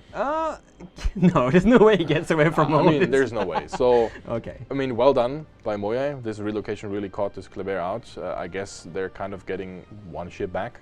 Worcester takes a torpedo, though, in all that fray. Yeah. I guess it's a decent reaction from losing Stalingrad so early. Yes. They managed to bag one of the most scary destroyers in Shaft's roster. Yes. And also get the cap that they captured early. Although, if you look at the big picture right now, it is still a really, really hard game for Moyai to come back from, because you see, like, the ships on the I and J line are getting pushed away. Shaft took full advantage of not being contested on C cap. They have now taken control over B cap, and literally all the ships that have some that can pull off some combinations, that can pull off some plays, they are stuck on A cap. So it's true. They're it's 2 caps down, and they're all in one blob, which really makes it hard for them still, after picking up the Kleber, to really convert this into something that they can work with. Yes. And I mean, Ohio Minotaur, considering how healthy they are on Shaft's side, can basically just hold this area and prevent them to flanking north. Right now, what I'm seeing is sort of a repetition of what we just saw on Sleeping Giant, is Shaft pushing 2 ships, trying to get some sort of position behind the rest of Moyai's fights. Even though they have a San Martin to contest this, Moyai's Ohio is in a bit of trouble. Yeah, I mean, Shaft doing exactly what 3X was kind of doing in the last match we've seen, just basically trying to get an advantage out of a non-contested flank. Obviously, they have Minotaur instead of 3X having Des Moines in the past. So obviously, you don't have that much damage, that much HE pressure on the Ohio, which I believe is a good reason why he could be getting away with this. Although Bourgogne is helping with some long-range HE shots, so they're desperately trying to get the fires on him. Which in one way, oh, here we go, the Minotaur from Shaft now radars the Daring. He's just outside of the range, so he managed to get away without taking, well, any damage. I'm just wondering, now we see Moyai just trying to get out of this weird G3 line clump and trying to act on Bravo. But if they do, they're going to be pushing into a crossfire, because in the meantime, Shaft is sending Daring and Moskva to try to deal with the Schlieffen situation, perhaps. Yeah, and this is really interesting, and yeah, like, interesting how it's going to turn out, because obviously Moyai is now like, okay, we've got to grab B, right? But Shaft is in a position where they can say our points lead with 350 points lead is so huge that we don't necessarily have to defend B really, really heavily. So they're actually converting Moscow position from 6 line to 4 line, because that doesn't get farmed as easily. So they were kind of predicting what Moyai was going to do in terms of having to put all the forces from A towards B. So that is a really good read by Shaft. But I mean, Moya has to act. They have 3 minutes until the timer runs out, Yeah. at least for the point counter, and this could be a bit problematic. They are sending Ragnar and Harugumo, smoking the Worcester in the process, backed up with the Daring, and then the Petropavlovsk at the rear. So it's a lot of ships to set up around Bravo. Ohio survived. I'm not sure how much heal. He has 1 heal ready. On 40k HP, he still is in the game, even though he's out of position for a long time now. Harugumo Brody gets smashed by Gazando's HE salvo. Look at the firepower pouring on Kimile right here on the Ragnar. Again, we see like a very quick. I don't know why the Ragnar would be. Jesus, Harugumo's getting punished heavily for it. Yeah, it is. It is. And look, I mean, that trade just goes into Shaft's favor completely because, I mean, they've shaved off a gigantic amount of HP from Harugumo. And still taking, does he has DCP? 14 seconds with probably like what is 2 fires? Yeah, the Harugumo will survive, but on a sliver of health. Yeah, he's going to be very, very low at the end of this. Kimilele actually took a big salvo from, I don't actually know who. Kimilele was focused by every ships from Moya's side on B. He managed to get away, but just barely. But like essentially all these ships were focusing him. Meanwhile, Shaft is actually pushing the Daring back into A. I mean, Moya is just basically trying to kill any target that Shaft gives them. I mean, it was the Ragnar, and now it's the Minotaur, because they need this. Because Shaft is already contesting Alpha again, so they really want the kill now. Yeah, they do. But I mean, is it going to be enough? Because even if they fight and trade a lot of HP for Bravo, they're just going to get Alpha taken behind their back, and there's nothing they can do. As you'll see, Shaft knew about what was going to happen, even though Zil actually took another hit right now from the San Martin, I think, because he's showing broadside to him. There's a lot of crossfire going from the San Martin now. He might go down. It is sort of the little piece that they forgot about, was the San Martin just coming in on the side. Yeah, nevertheless, I mean, Shaft still has a huge point lead, but yeah, Moya Ragnar goes down in the process. Of course, they just had to brute force it, so things are going to go wrong. But now it's a triple cap control from Shaft. Exactly. Like I was saying, a good read by Shaft to know that they are just going to throw everything into B here, so they are just going to, you know, take a more considerate approach and refocus on A. Does the Moskva from Shaft has radar ready in 13 seconds? That's going to prevent a Silver Link here from capturing B. On the other hand, the San Martin is actually getting into C, just I guess to just buy some time. Yeah, and you see, like Shaft just says, okay, we don't care, right? We're sitting on 950 points. Let's run. We have a way to like radar B cap here, and as I say this, it is happening. Silver Lake is getting radared by the Moskva. We never know though. There's some long-range salvos going from the Worcester, I believe, on Giminelli here, but he's gonna get away with it. Yeah, I think so. So yeah, I mean, not a lot to do for Silver Lake here. Obviously, he tries to stick the cap, but there's just way too much firepower. The Moskva's radar is just ready for him for another another 6 seconds. He might still do this. He has 15,000 HP. It's not nothing, but I mean they have 14 seconds. Yeah. I mean, how much time can they save? I think it's over. Yeah, they will save like, okay, like now it's 18 seconds as he contests. It doesn't really matter. Surely not going to be enough unless Shaft, you know, just... They can't kill a 15,000 HP Moskva in 9 seconds. Especially because he's unspotted because of the Daring smoke. So it is going to be game 1.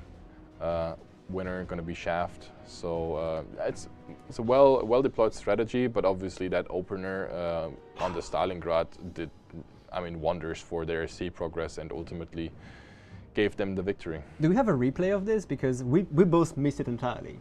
Yeah, whatever salvo from the Bourgogne coming on the Stalingrad, literally, because what's the HP? 70,000 Stalingrad? Roughly, yeah. Give or take. That is a nasty salvo from like 100%. 17, 18 kilometers. Especially because Bourgogne has a low AP alpha, so you would have to actually hit really a lot 4, of 5 shells. citadels. And at this range, it doesn't really have the greatest of dispersion. So, I mean, again, well done to Gazando to actually take that shot. It really helped Shaft in order to start off this game. But look, even with the Stalingrad knocked out at the very beginning of the game, Moya still managed to pull off a very good fight. Even though they lost, they still made Shaft work for it. Yes, they did. So, what do Baz and Kilburn have to say? That was an interesting one. Yes. The Ragnar spotting the Stalingrad middle of the turn and getting dev struck as the first salvo of the game. That's something that we haven't seen in a while. No, I think it was a joint effort between both of Schaaf's battleships. Probably. I think the Montana's the battleship that lands the first hit, and then the Burgoyne finishes it off. But to have a Stalingrad go down within 20 seconds of being spotted, Yes. at the start of a game, when it can be such an anchor on a flank, Absolutely. is absolutely crippling to a team's plans. Yeah, what do you do Yeah. when you lose essentially your capital ship on that flank, Yeah. right?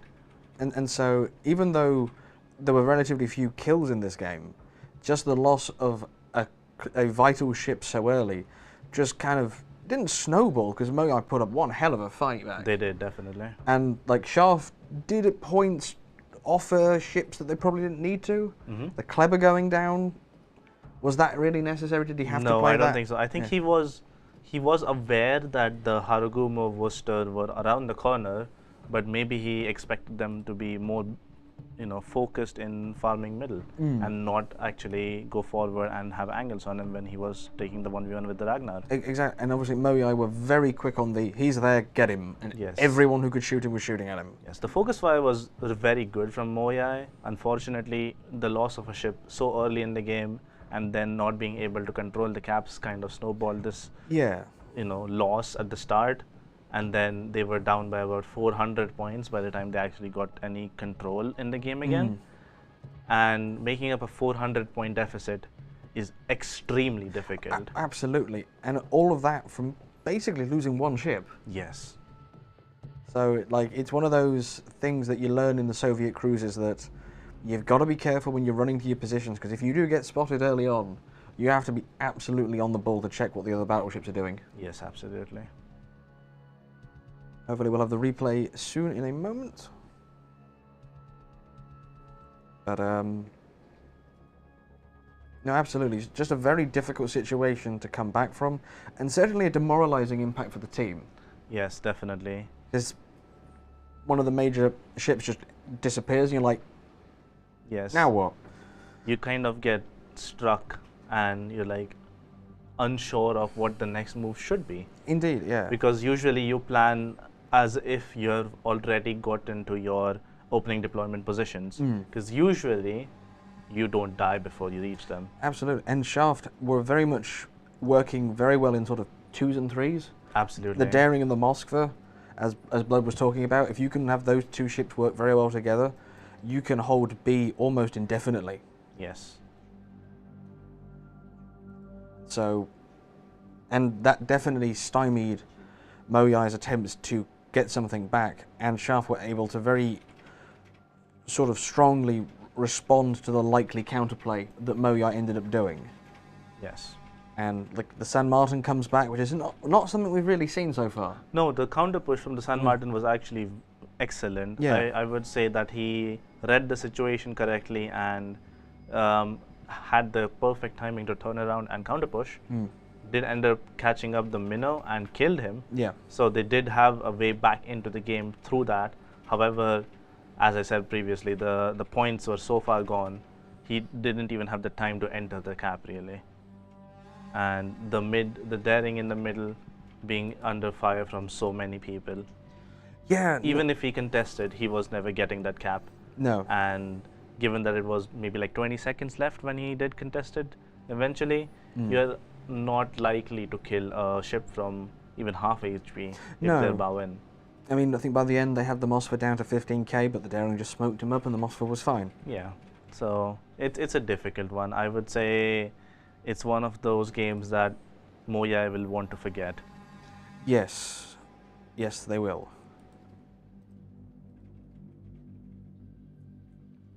It is one of the hardest things, at least for me, when you're a team like this, is just to shrug off a loss that kind of was responsible for an unfortunate event, and shrug it off to just keep the morale high, because look, it might not seem like it, but there's human being behind these pixel ships playing, and they also have morals. They also can get angry, or they can get impatient and everything. Yeah, and no, absolutely. I think it's difficult to maintain that morale high and just keep going, and just try to just hopeful of a win. It's the first game only so far. Yes. But depending on how it goes again, it's always nice to see when a team is able to shrug off a loss and just keep going, keep fighting, and not say, we kind of missed our chance, or we won't be able to catch up again, or something like that. I mean, I can tell from experience of playing in these King of the Sea tournaments in the past, if you lose a game 1, you just have to find a way to mentally reset. Yes, things have, went wrong, but there's a best of 5 to play, right? And in a best of 5, there are so many chances to come back again. So losing after game 1 is really just mentally resetting. We've got 4 other games that, we can play and crawl up a victory. So yeah, it's really important as a team to just together not get dwindled down into this negative spiral of what would have happened if we didn't lose to Stalingrad like this.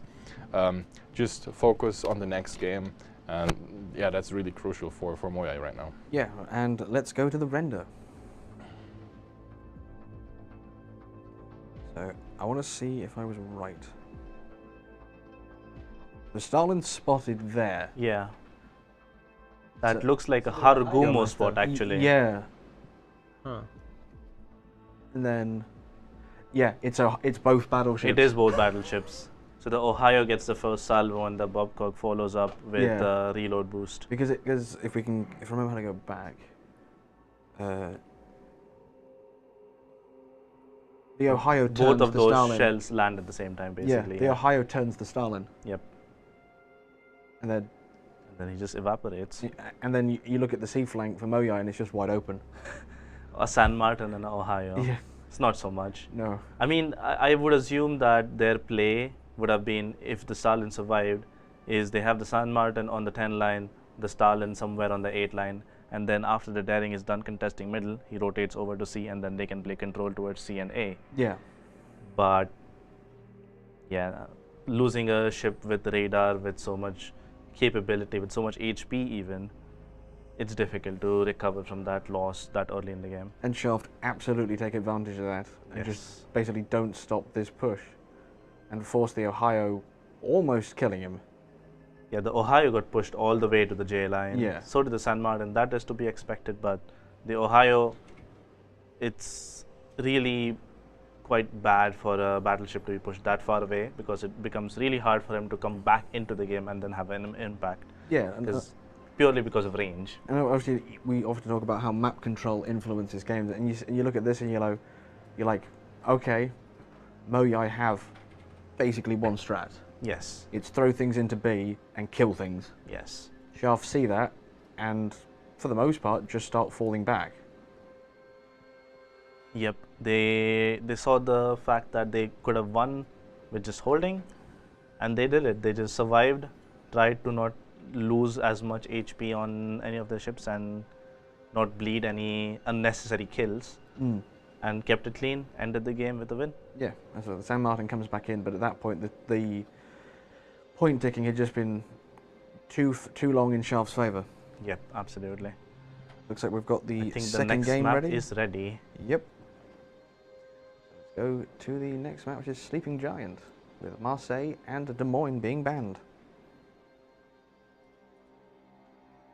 Cool. I think we should go to the map introduction screen because the teams are waiting for us. Yes. A colossal battle between opposing fleets will soon unfold here amongst the waters of the East China Sea. The residents of these islands will shortly bear witness to the thunder and flash of combat, and only one team will sail away victorious. This is Sleeping Giant. Sleeping Giant is a 48 by 48 kilometer domination style map with 3 cap points running in a line from west to east. The A cap is on the left, B is in the center, and C is on the right. Cap A on the left is fraught with danger. Previously located in the Thunderdome, the new cap location has an island on the left side that provides limited protection for both teams, while on the right side, the Thunderdome can provide cover for radar cruisers. Any team looking to take the cap will now have to gain control of both sets of islands in order to hold it. In the center, capture area B is just as perilous, as it is now smaller than it used to be. Completely open with plenty of places for radar cruisers to hide nearby without being spotted, it's commonly left uncaptured until the mid and late game. Cap C on the right may be the most treacherous. Originally centered on the set of 4 islands to the left of the cap, which provided some cover for a daring destroyer player, the now wide open cap will be challenging for even the most skilled of teams to contest and hold, unless they gain control of the island chain near the center or the ocean of the 10 line. 18 ships, 2 teams, 1 victor. It's time to play Sleeping Giant. All right, welcome back. We're heading into game 2 in the series Moyai versus Shaft. Shaft currently 1 up, and Moyai again trying to mentally reset and potentially getting a victory out of this game here. What do we think about the lineups? I'm thinking for once we're going to see Daring versus Gdansk instead of Daring versus Daring. Oh yeah, into the B side of things. A bit of a change. I don't see a massive difference into the lineups right now. We kind of see, I mean, a double Harugumo on Shaft side could be really interesting. Obviously, they will be running, let me just check here really quickly. The legendary upgrade, that's correct for one of the Harugumo, and obviously probably the same for the second one, yes. Oh, but the Gdansk actually does not go where we expected. He will not have full radar range of B. Yeah, maybe it's some sort of hybrid position where he wants to be able to radar B cap and then also quickly be able to go towards C cap and support this. That could be a reason as to why he's placing himself into that island channel. Yeah, I mean, Moyai, if you just look at it, I think they really want to push on C side, because the only reason why you would want to pick a Napoli together with the Minotaur is because you smoke the Minotaur first to get some sort of control, and then you might be able to read the situation and just send the Napoli in. Maybe also expecting another smoked up Minotaur on the C side, and then potentially getting an overmatch onto the Minnow. I think the strat here from Shaft with the Stalingrad Gdansk here is to just, the moment that Daring tries to get into Bravo, Stalingrad burns the radar, Gdansk is able to contest with actual guns, because spotting a ship is one thing. Yes. Shooting at it is another one, and you have to do both when you pull this stress out. So exactly. Petro is also slotting into a position where he's going to point towards Bravo. Although actually, I'm sorry, he's actually pointing towards Alpha. But nevertheless, the Petro in this position can also influence B, because he radars, meaning Daring can get spotted again, Gdansk can trade into the Daring. But the Gdansk is spotted. He's not using the radar right now. The Daring knows this from Moyai and does not go into Bravo. So he probably saved a lot of HP right now, not doing this. Yeah, and also Shaft Gdansk using the smokescreen immediately here. I don't know if this was necessary. Maybe he just didn't want to lose any HP. Perhaps. Because Moscow could have been able to shoot at him, but no, I mean, this will certainly give Silverlick a giveaway that, hey, maybe I shouldn't force B-cap right here because the Gdansk is just waiting for me. Yes. Smoke train coming from Shaft. Medusko here just smoking up the San Martin. To what effect? Of course, they don't know what's going on at A right now. They don't know that there's no destroyers in play, just the San Martin backed up by the Ohio on Moyai side. So far, it looks like it's starting off very passive. We can see Moyai just trying to take it a little bit more easy this time. Trying to maybe conserve HP early game and waiting for Shaft to make their move, because right now, like, ships haven't really been spotted yet. Yeah, I mean, if you look at it, we have seen this kind of deployment before that Moyai is using, well, or something similar rather. San Martin and Battleship just kiting on like 1-2-3 flank, I mean, seemed to be very efficient when 3X was doing it, so I think you know, they've also, Moyai also found out that this is a great way of playing this map, so they're just doing something that also just works, right? Yes, we can see that like there's a bit of a shyness on going around Charlie right now. Of course, there's both smokes being deployed on each side, torpedoes being traded, radars being burned from Shaft here, picking up essentially nothing, because Moyai is playing very conservatively. And this actually might go against Shaft's favor here, because the Minotaur will burn the only way to spot Charlie. Moyai doesn't know that, of course, but they're going to be able to put the gearing in A. Which he is already going. Yeah, right? Completely uncontested. So we might see an early cap from Moyai here on the C side of things. I mean, it's a good way to start things off for them, I believe. Maybe Gdansk can move over in time, or Stalingrad can, you know, go forward. But I don't believe that's happening. So we might see Moyai just taking the Charlie cap here. There's a bit of an answer as well from Moyai on that Gdansk Stalingrad situation. They moved the Moskva all the way there to try to help deal with that Gdansk if he stays around that area next to B to prevent the daring from capping it.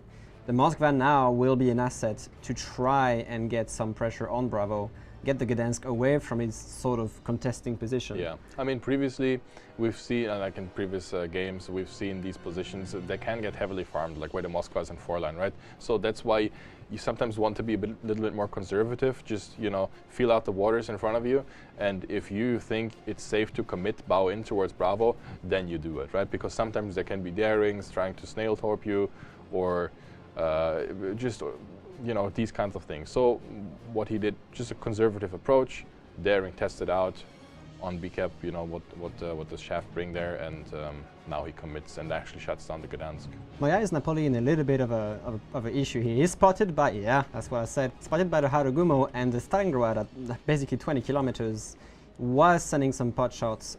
It's a bit scary, like even at this range, Stalingrad guns will hurt you. Yeah. I don't think there's any range where they won't. But the Napoli is safe. On the other side, Shaft is making a play on A now with the Harugumo. And if you look at Bravo Cap right now, Silver League is actually contesting it again. And Shaft doesn't have any good way of actually resetting him, because Petro is obviously pushing towards A Cap. They would have to hope for maybe like Montana to maybe shoot him across the map. And even then, it's a bit of a gamble. Because Gdansk was like... he's doing it. The Montana from Shaft is actually firing. Now it's a matter of if he can reset before the daring caps it. Oh, it's a close one. No. Oh, he doesn't get it. Close enough, though. Plus enough. 1 for effort, definitely. Yeah, definitely. So, yeah, I mean, Gdansk kind of a little bit stuck right now. This Vermont reversed actually very, very far. I mean, he's not really getting pressured. Okay. Stalingrad armor working as intended this time from Shaft. The Vermont salvo completely bounced on the belt.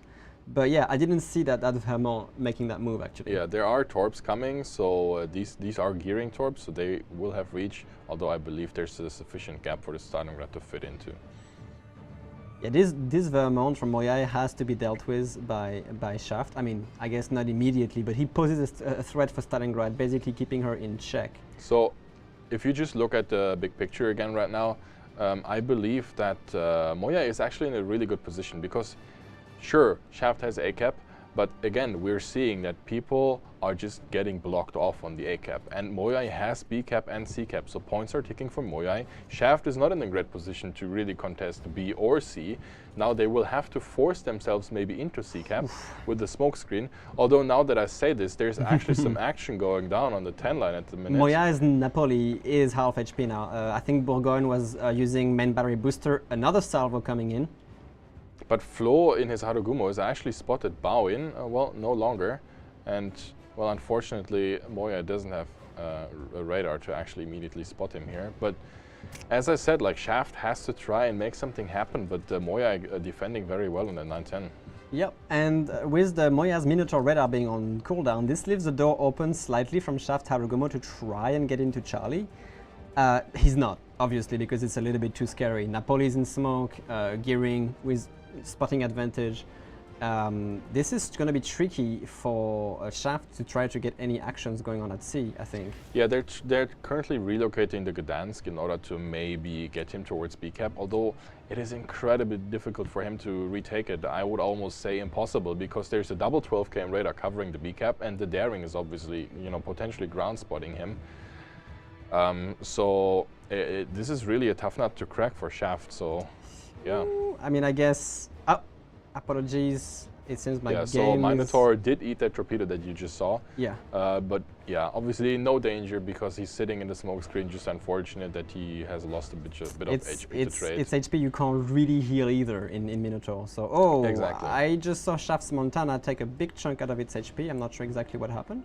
probably crossfired by Ohio? Ohio, yeah. Has to be. The way he's angled, that makes sense. Although also Vermont is in a spot where he could have potentially shot him. Yeah, that Vermont spot from Moya is actually really interesting. I mean, he's making some weird moves, but I respect it. Like, he's putting himself into positions where you wouldn't really expect a battleship to be. He has crossfires as well on A if it turns the guns on the San Martin potentially, the Petropavlovsk.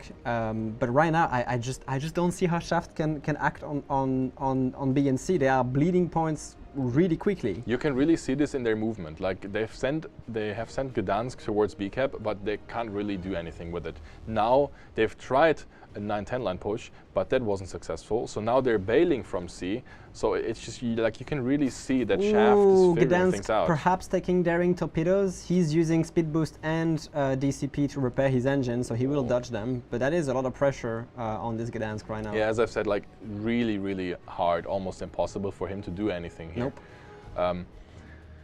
And they keep pulling ships towards the center of the map here, Shaft is. So, yeah, just trying to find an opening in the center, but Moya is doing a great job of just staying where they are, controlling BC, and they know very well we just have to sit here and defend these 2 capture points, and we will get the victory here. Yeah, I don't see how Shaft can do it. They're gonna have to do basically what they forced Moya to do on the previous game, is just to send ships in there and try to get something done. Exactly. But they have to do it now. They will try to find opportunities to trade HP away on ships that are sitting around the B cap.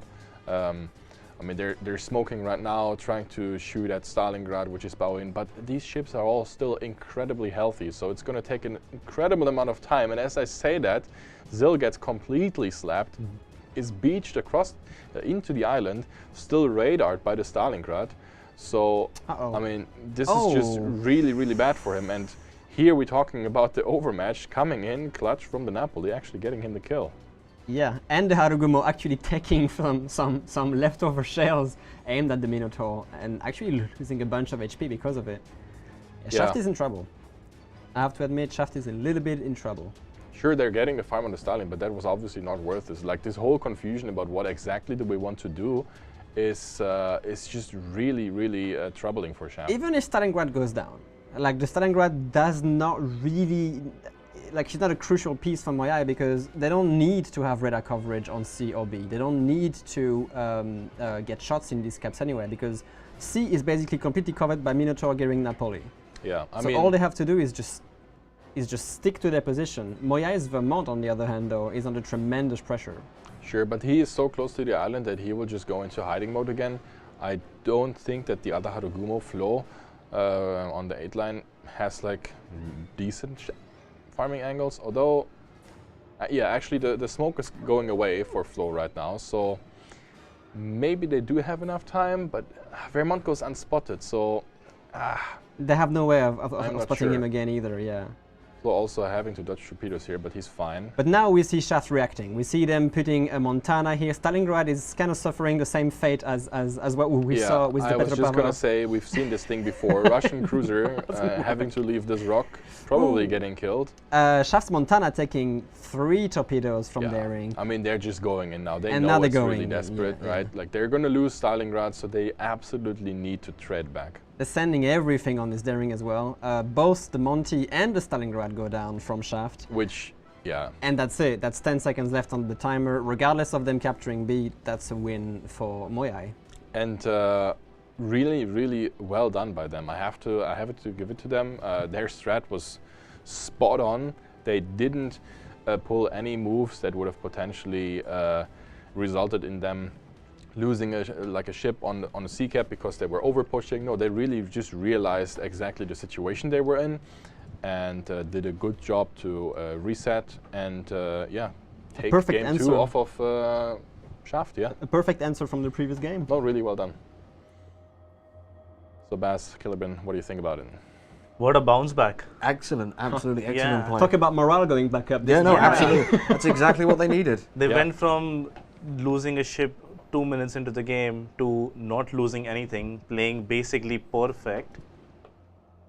I can't point out any mistakes, honestly. It was well played. The battleship in middle from Shaft getting chunked was also quite impressive. He lost over 40k in that one salvo, and I believe it was actually the Vermont, which is, the Vermont was in interesting positions, as Blood said, but he was in crucial positions. Yes, no, absolutely. He positioned himself in positions that had impact. He was, you know, having an influence, and that's what you hope for a good battleship player to do. You position well, have some impact in the random fights, and overall have a massive impact on the outcome of the game, because you can essentially just dictate how trades work. And having a battleship in like a Minotaur 1v1 or something, Yeah, what do no, you do? Exactly. Moyai's DDs played basically every cap perfectly. Mm-hmm. Like, they let Shaft take that one cap because they didn't need to worry about it. Yeah. They just got into the positions they needed to be in, played their exchanges as absolutely spotlessly, and forced Shaft to just go for a Hail Mary Yeah, absolutely. into a intense crossfire that sealed the win for them. So absolutely, that was as close to a perfect game as I've ever seen. Absolutely, yeah. I have no complaints. That one, like, I believe Shaft could have played it probably better, but I think this was just a matter of their strat was just better. Yes, no. But no. And not making mistakes when you have a good strat usually leads to a victory. Yes. Maybe not as convincing one as this one. However, what can you say other than, wow, good job? Absolutely. What a bounce back. Exactly. Like we genuinely not a lot to say because there's not a lot to talk about because it just went how they wanted. Like, Shaft struggled due to how, like on the 10 line, they tried to push, didn't really work. With the Vermont just kind of hanging around, sort of, not in the middle per se, but close enough to the middle of the map where those guns could influence either side. Yes. And Vermont is not a battleship that you want to run a risk of running its guns, especially if you're in something like a Minotaur. So we've should have the render pretty soon. We'll quickly go through it. Like I said, we won't have an awful lot to talk about. Yeah.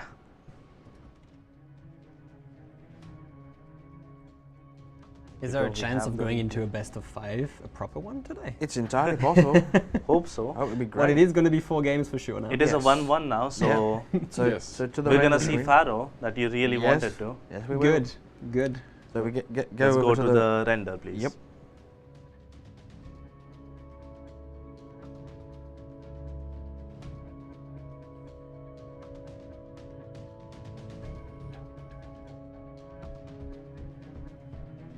Do you think the Gdansk there should have taken a fight with the Daring?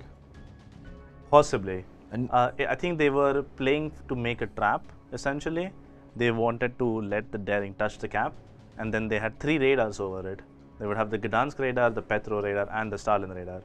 However, the Daring can obviously leave that range. yeah, So it's a matter of actually making him feel safe enough to go all the way into B, and then doing enough damage before he leaves the range.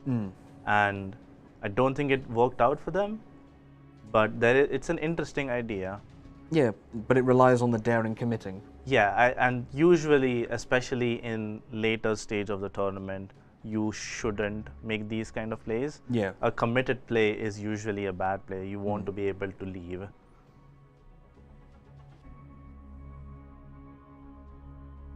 Again, the San Martin on the 1 line, demonstrating like it didn't do a lot of damage, but it took a lot of fire in return, so they were pretty quickly able to determine what was over there. Yes. And the San Martin can just heal and just drop back. But the Gdansk gets stuck in there, and then like obviously the Vermont just starts doing circles Yes, literally. on the 7 line, and that's not where you expect a Vermont to go. No. But the Vermont can stay there, it can influence both flanks. Oh yeah, there was the Vermont salvo on the Montana that did 40k. Yeah. So like he's just playing his ship incredibly well. Mino runs aground, which is obviously not something you want. No, definitely not. That was unfortunate from the Mino, but he was probably running out of space given the way they smoked. Yeah. It was likely a call that the Minnow made where he was like, I need a smoke right now. And the Haru was like, I could do it better, But since I was told to smoke right now, he just popped it and went with it. And as a result, they both ended up in front of the island, stuck. And then also there's this Hail Mary attempt to do something, but it's just not enough. The points were too far gone. And the game goes there. So yeah, so 1-1. We will see Faroe Island. I might go all the way to 5. So let's jump to the next map screen. So the next map is Warrior's Path, and the banned ships are Marseille and San Martin. Surprised to see a San Martin ban? Yes, it is. Usually teams are more than happy to play them or have them played against you. Yeah. And very strange, honestly, when you could ban a disruptive ship, essentially. Yeah, unless the idea is by banning San Martin, whatever is replacing it is more likely to stand and fight and therefore can be killed. I guess. However, there is obviously more than enough ships that are able to fulfill that role of just kiting a flank and just defending, essentially. It'd be interesting to see what they I feel they could just replace that with a Hindenburg. I think that'd be the first if there is any ship that could do it, that is like out of the ordinary completely, you could do even like a Hindenburg. Right, and so both teams are ready, so let's jump to the video. With more coastline than any country in the world, the nooks and crannies of the shores of northern Canada set the stage for a showdown between opposing fleets. Amidst the barren rocks and snow-capped peaks, only one team will remain unvanquished. This is Warrior's Path. Warrior's Path is a 48 by 48 kilometer domination-style map with 3 cap points running in a line from west to east. The A cap is on the extreme left, B is in the center, and C is on the far right. Given how the caps are arranged and how risky entering the B cap is in the early game, the most action is commonly found along the 1, 2, and 9, 10 lines. To the west, Cap A now no longer can be safely controlled with radars from nearby islands. Teams will have to rely on smokescreens and additional fire support to gain the upper hand in the battle for this capture point. Capture Area B is a difficult and challenging place to be in the early goings of a game. While the capture point was moved to a more central position, nearby islands still provide plenty of cover for radar cruisers, making this point exceptionally challenging to capture. Off to the east, the C cap offers solid cover for cruisers along the northwestern and southwestern edges, but precious little cover inside the cap itself. The long, narrow channel to the east that connects C to B is a frequent place to see pushes occur in the mid to late game, depending on the board positions of each team. Warrior's Path has a long and storied history within the tournament, having produced many close and competitive games. It begs the question, what memorable plays and matches will result this time around? 18 ships, 2 teams, 1 victor. It's time to play Warrior's Path. All right, we're heading into game number 3, Moyai versus Shaft, currently 1-1, and Warrior's Path is getting played. So, yeah, I mean, you already spotted a very interesting lineup feed, Robin. I just have to ask, misclick on Moyai's side, laying down a very, very early smoke screen. That's okay. Harugumo has, I think, a couple more, but this potentially might bite them in the rear later on. But yeah, in terms of lineups, mirrored, except for the battleships. Shaft went with double Vermont. Moyai took a little bit more, I guess, I'm losing my words already, but a little bit of a different flair with the Montana and the Schlieffen, which can offer some different things than Vermont. Otherwise, same ships on both sides. Double Des Moines, double Harugumo, Moskva, Daring, and Gdansk. So this is actually very interesting. Yeah, that both teams managed to get almost the same lineup. For sure, and too bad for Moyai that he fat-fingered probably the speed boost button a little bit and actually smoked instead, because this, I mean, obviously this, you know, gives away which way smoke's going. Okay, it's Warrior's Path, so you can expect smokes on both sides, but obviously they don't have to smoke from Harugumo now, so this is a bit of a bummer. Nevertheless, we have our standard, you know, Darings reversing towards B cap, so nothing really changed. They're also both backed up by Moscow. So, as you would suggest, with a lineup that is very, very similar, yeah, you'll see these engagements also being similar. Just looking at ACAP here, who technically has the speed and engagement advantage here. Because I mean, obviously both of them, Gdansk and Harugumo, Backed both up by sides, Des Moines. yeah, they will try to fight for this cap early. So I think this is exactly where like early engagements will happen. Like some Gdansk might radar, and then like Shaft is definitely in a better position in terms of trading, just because Harugumo is closer to the Gdansk. Meanwhile, Moyai has to wait for Brody. Which I think they're aware of, because the Gdansk is slowing it down, already putting himself into a position where he's kiting away. This might be risky because Gdansk does not have hydrocaustic, and he is sitting in the path of very fast counter Gdansk torpedoes. Is he gonna take? Is he gonna take some? He might have to. He's taking. He's taking. Yeah, he might just have to take one, unless he can pull off an awesome What a dodge. dodge! Get it! Oh, he would have actually gotten hit by that, but yeah, Torps ran out. Beautiful. Luck and skill combined, I guess. Talk about DDs being lucky on Warrior's Path. I Yeah. think we've had this before. Get out of here, Gdansk. Your luck is already depleted for this match right here. I mean, sure, okay, now the speed advantage isn't there anymore. Both teams have established themselves around the A-cap, although I do expect Medusco to like reverse towards A-cap here and eventually maybe get radared or radar something. The patience here on Moyai is daring. They know, of course, what's going to counter them. No caps is taken uncontested. Yeah. So he's just chilling, waiting for the game to develop, waiting for more intel. Or, actually, maybe I ran my mouth too quickly. He's going to poke the cap to trigger a radar, perhaps? Yeah, as you do, like standard way of doing things, I think, on B-cap. I mean, there's no way he's getting away with it. Moskva's just waiting, you know, to get radar, like asking, you know, does everyone have shots? Is my daring ready to trade into him? And yeah, there we go. Radar gets popped, and Now Moyai is going to have to run. daring smokes, and Sirfelik will And have to run. engages. I mean, classic engagements, of course. Running the risk of hitting the island and getting stationary is a bit rough. But right now, I mean, I guess Moyai's Moskva is holding on her own radar just to wait for the counter daring push into B. Yeah, of course. I mean, There's it's no just point in running it's it. just a standard standoff. Yeah. What's interesting right now on the 10 line, 9-10 line, Shaft smoked already because they had the timing advantage, since you know Moya's Harugumo Of course, didn't have the misclicked. smoke. He misclicked. It's interesting if this might turn into a disadvantage for them or not, because sometimes if you smoke very early, this gives another team the advantage in terms of smoking into you. So and the cycling pulling of it smoke is going to be offbeat for one of the teams. yeah, exactly. actually. So, but I don't think they will be doing this particular move here from Moyai, because they're playing a very defensive flank. And But Schlieffen reversing I mean, into C. That is very interesting. it's really also questionable. Like this smoke, okay, I mean, I get it. He was probably spotted and he wanted to damage mitigate. That's and a he's lot of damage not being poured managing on. to do is that quite. a lot.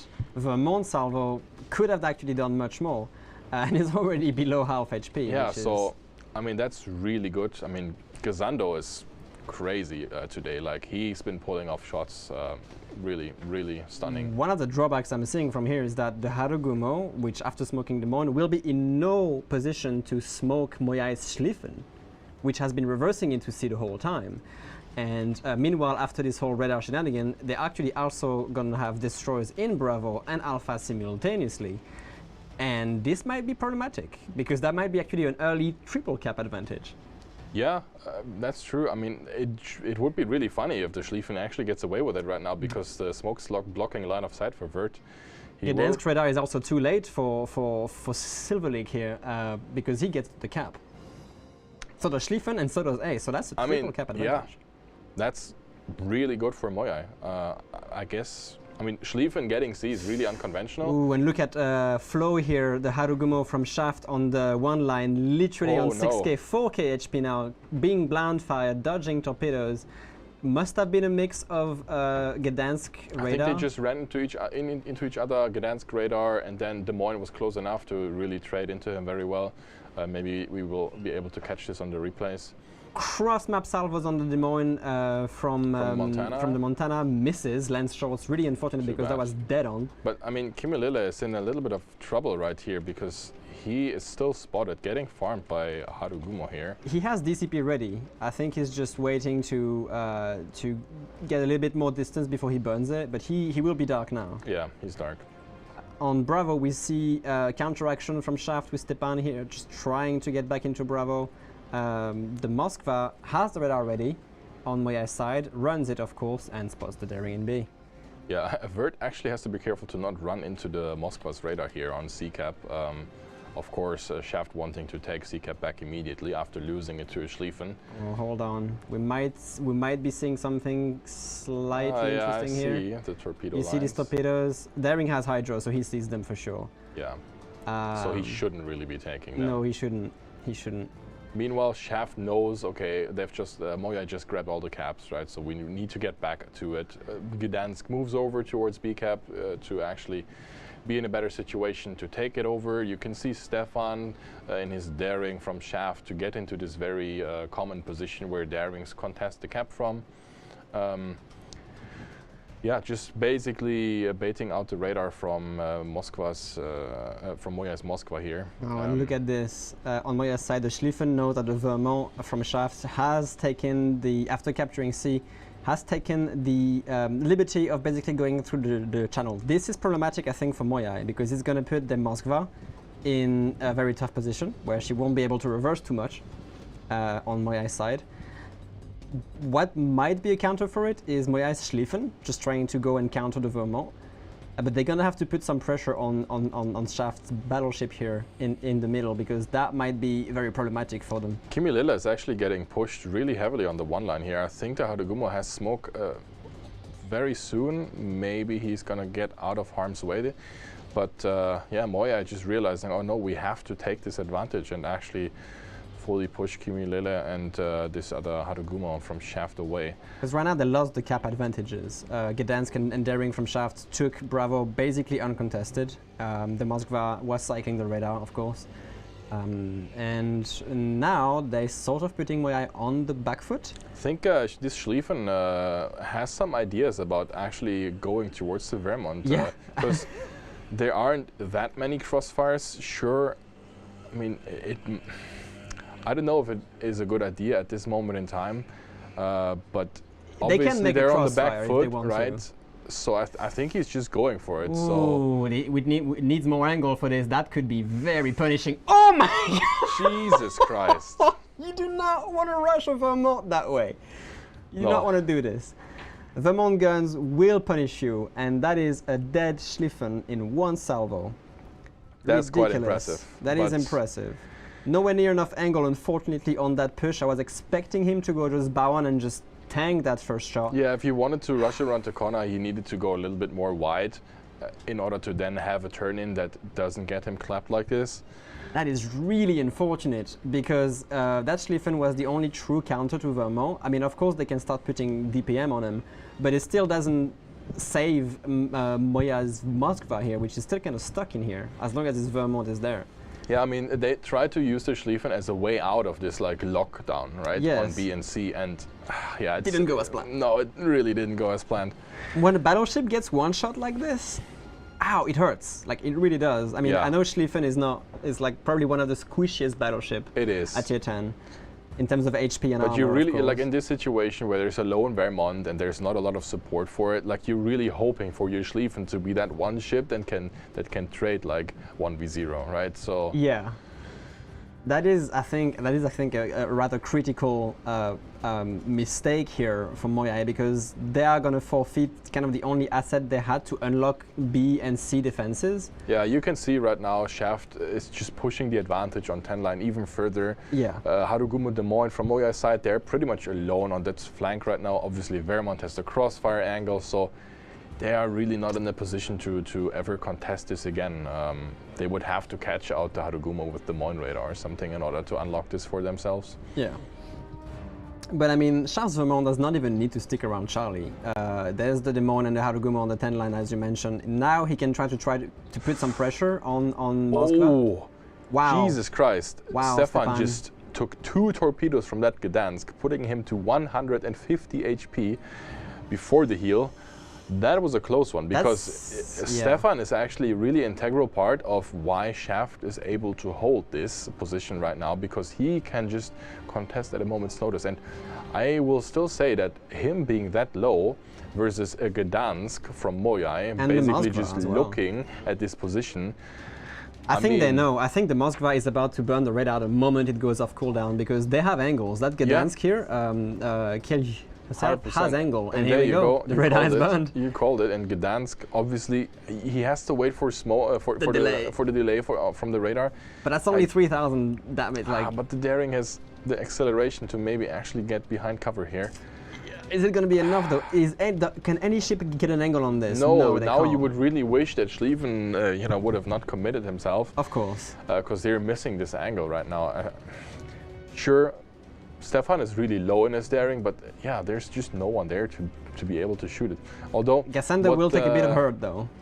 Yeah. Capital torpedoes. I mean, torpedoes it is Daring. That's going to be maybe 2, 3. Looks like 2. Maybe he can make it 1 with the acceleration. He's not taking really. 2. Not critical, but still not a good thing to take when you're going to be in the middle, prone to getting, HE, DPM fires. You will see Moyai now just basically trying to throw DDs into Bravo Cap, because they really have no option. Like Shaft is sitting at 800 points.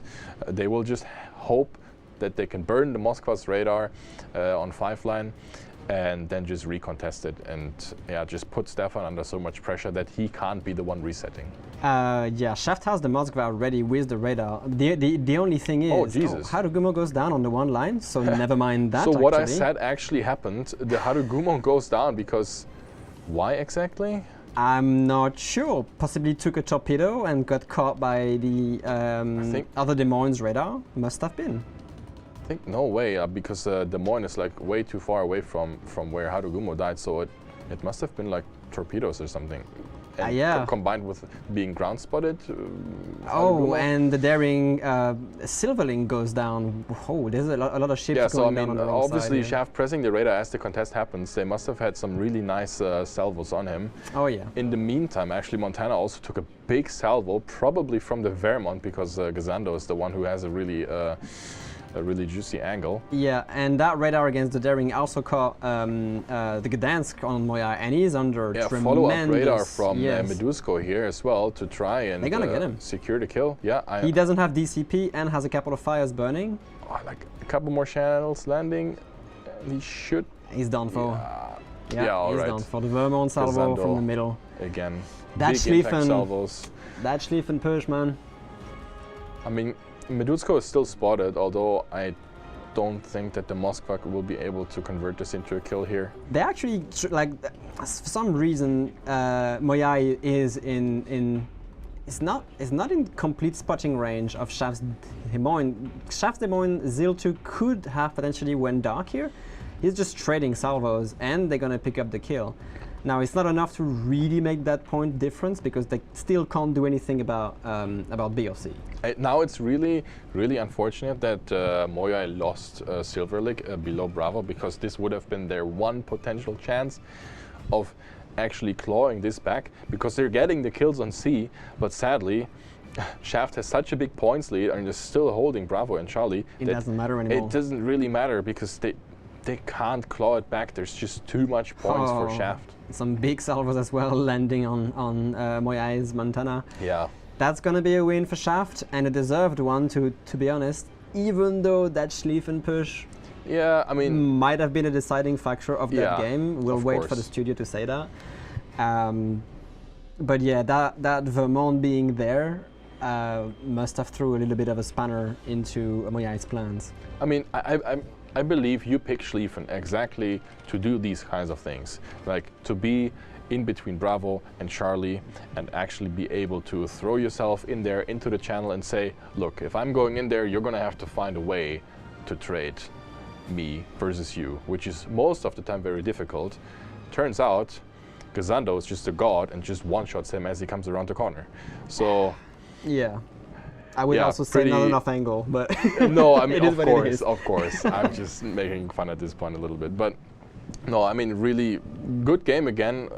I've had some hopes that this might be a game that Moya can claw back again, especially with the mistakes that Shaft did on the sea side of things. I think that was unnecessary to lose the Harugumo and the Des Moines there. But overall, well played from both teams, I would say. And let's see what Bas and Kilibrin have to say. Well, let's address the elephant in the room first. That dev strike. That's two so far. He went from 100% to 0. It's like, I don't know. I'd love to know who was more surprised, the Schlieffen or the Vermont, because that's not a common thing to pull off on a Schlieffen. No, it has a turtle back. Yeah. It's not a foolproof turtle back, but it does have one. Going from actually full HP to being out of the game is rare. In a COTS tournament, approaching end of the tournament, getting dev struck in a battleship, not to torps, to guns, it's rare. Yeah, absolutely. But yeah, otherwise I think he played that relatively well. He actually got the cap for them at the start of the game, which was very helpful. They were unable to contest any other way. So he played that well, and then the play he was going for, pushing a Vermont in a Schlieffen, most of the time the Schlieffen is winning that one. Absolutely. Unless things like that happen. But you can't predict that. No, not at all. So That's such a rare incident to occur. Yeah. Like, okay, you probably expect the Schlieffen comes around the corner, takes 20, 30k. Yeah. Like, it hurts. That's reasonable. It hurts, and the Vermont would probably look at that and go, it's a decent volley. Yeah. But then the Schlieffen's on top. Yes. And you're done for. Yeah, because the Schlieffen has torps, secondaries. You don't even need to shoot your guns. You will kill a Vermont just with your secondaries. And torps, yeah. Yeah, so it's fine. But he got a bit unlucky, and as a result, the strat kind of fell apart. But it was a good attempt regardless. Shaft played very well, regardless of the dev strike. I think even though the dev strike was quite influential in the overall game, it didn't dictate who was going to win or lose the game. No, and Shaft did get a little greedy near the end with the Des Moines and the Harrow. They did. And it's like, I am curious to how the Haru died. I have a assumption that he ate Haru tops and got surface spotted simultaneously and just died. Right. Yeah, because obviously we weren't. We'll see soon in the render. Because at that point of the match, you see those two ships, and you're like, they're just going to hold the cap. There's no need for them to commit in. Yes. So a death there was certainly a surprise. Yes. But it was a game where both sides were fighting for it throughout. Yes, definitely. Excellent games as usual. Yeah, the middle control plays from the Daring and the Gdansk, the radar coordination, the Moskva radar, all of those things were well done, and overall Shaft looked way more decisive with their plays, and it was just a good game from them. No, absolutely, absolutely. I think Gazando can sleep easily tonight. Yes. With how he has played. Absolutely. Very well played. So just waiting on the teams to get ready for the fourth game on Faroe Islands. So if we can bring up that map screen, please. So Shaft is obviously up 2-1 now. Yep. And if they win this map, they will win the series and will be going forward and facing Rain tomorrow. Yes, so a rematch for Shaft.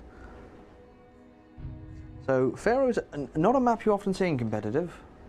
Not really, no, but it is an interesting map. Yeah. I have played a bunch of it as of late, and I do actually enjoy it. It is quite a different map to how most maps would be played. Yes. However, it adds some, it has a loop type of flavor with 2 home caps.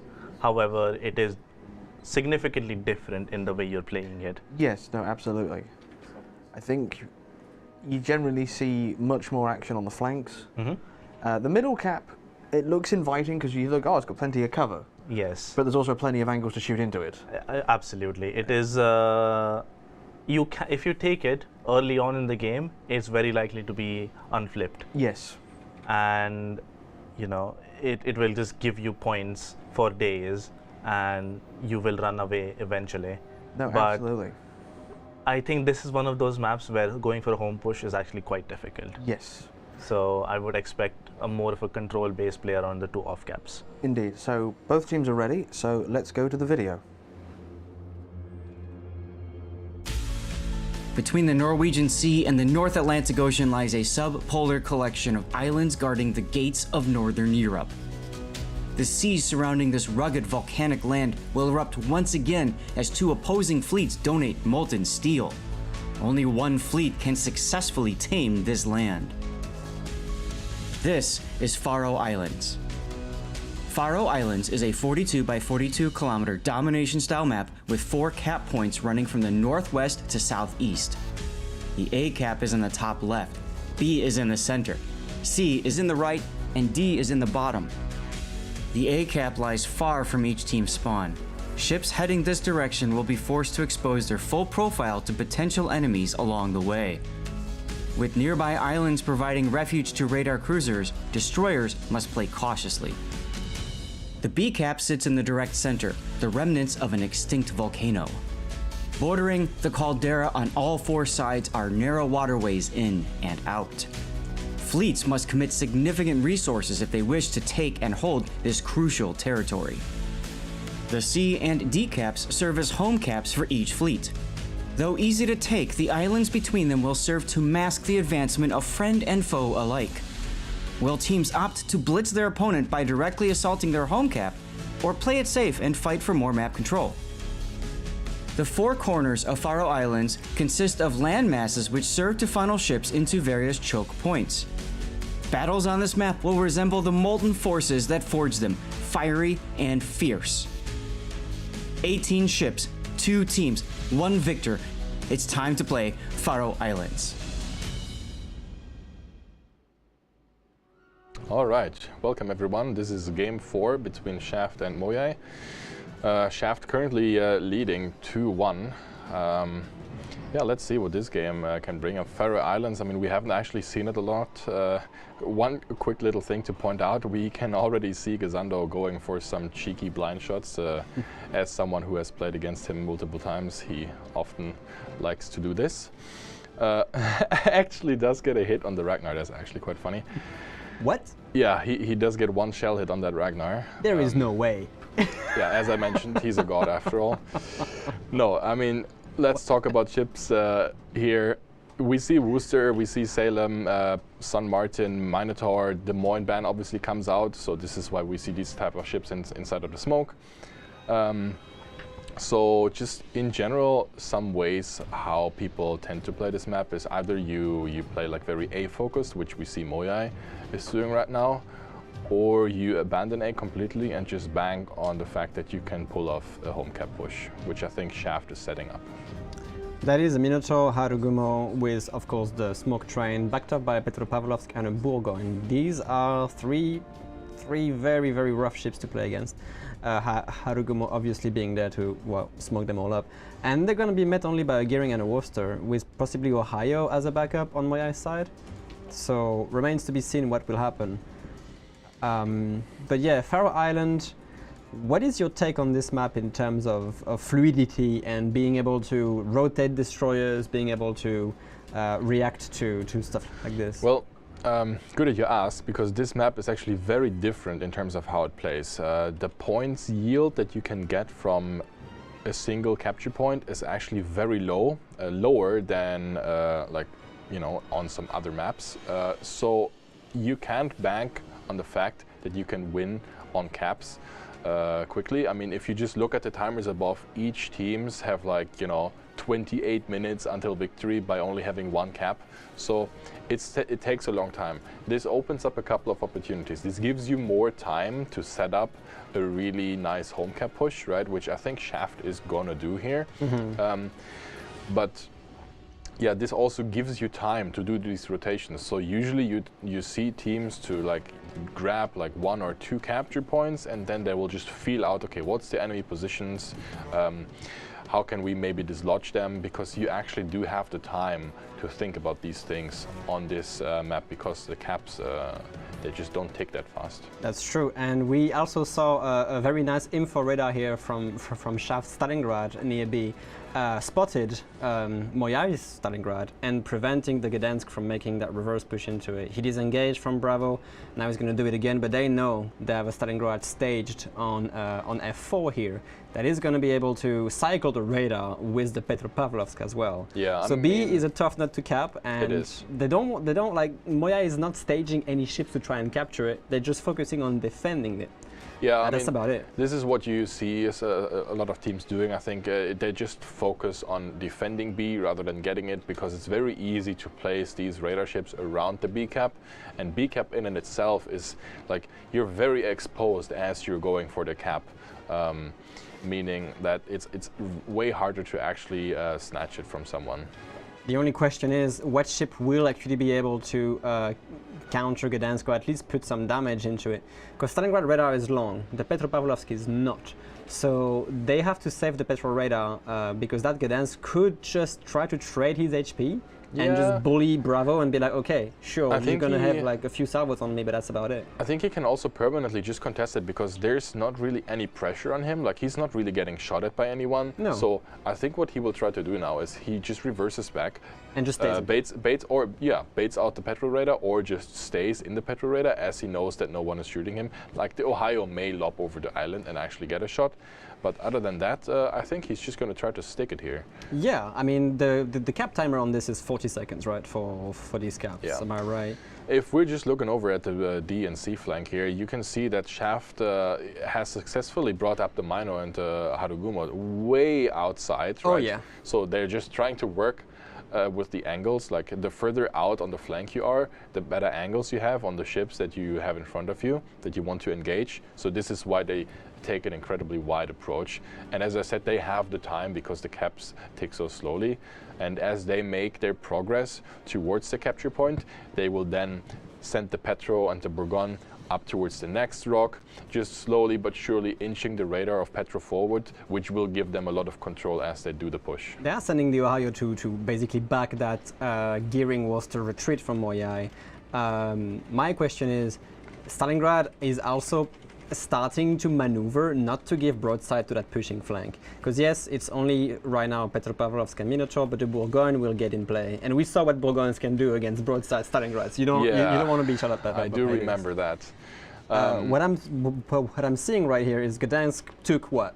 1k HP damage, is going to capture Bravo. Yeah, exactly. Now they're out of radars, and Gdansk just sticks the cap and gets it, which is, I mean, gives them exactly the objective that Shaft is actually looking for, because for them, best case scenario is they can now go and defend B cap and take C cap from Moyai, and then they have 3 caps, which, I mean, that's quite comfortable to sit on, even though the cap rate is low. What is really interesting to me is that Moyai actually hasn't grabbed A cap until maybe in 26 seconds. San Martin was blocking with radar until he had to disengage. But considering the amount of ships they have, they had the 2 DDs there. That's why I'm saying, like, I'm surprised that it took so long. Maybe Moyai was actually just setting up a way to get Salem to this position, being very careful with a smoke screen potentially. They are cycling the Ragnar back to Bravo though, to try perhaps to get it back from Shaft, because they know they don't have double radar if they move the Gdansk away, which is currently happening, right? The Gdansk, I think,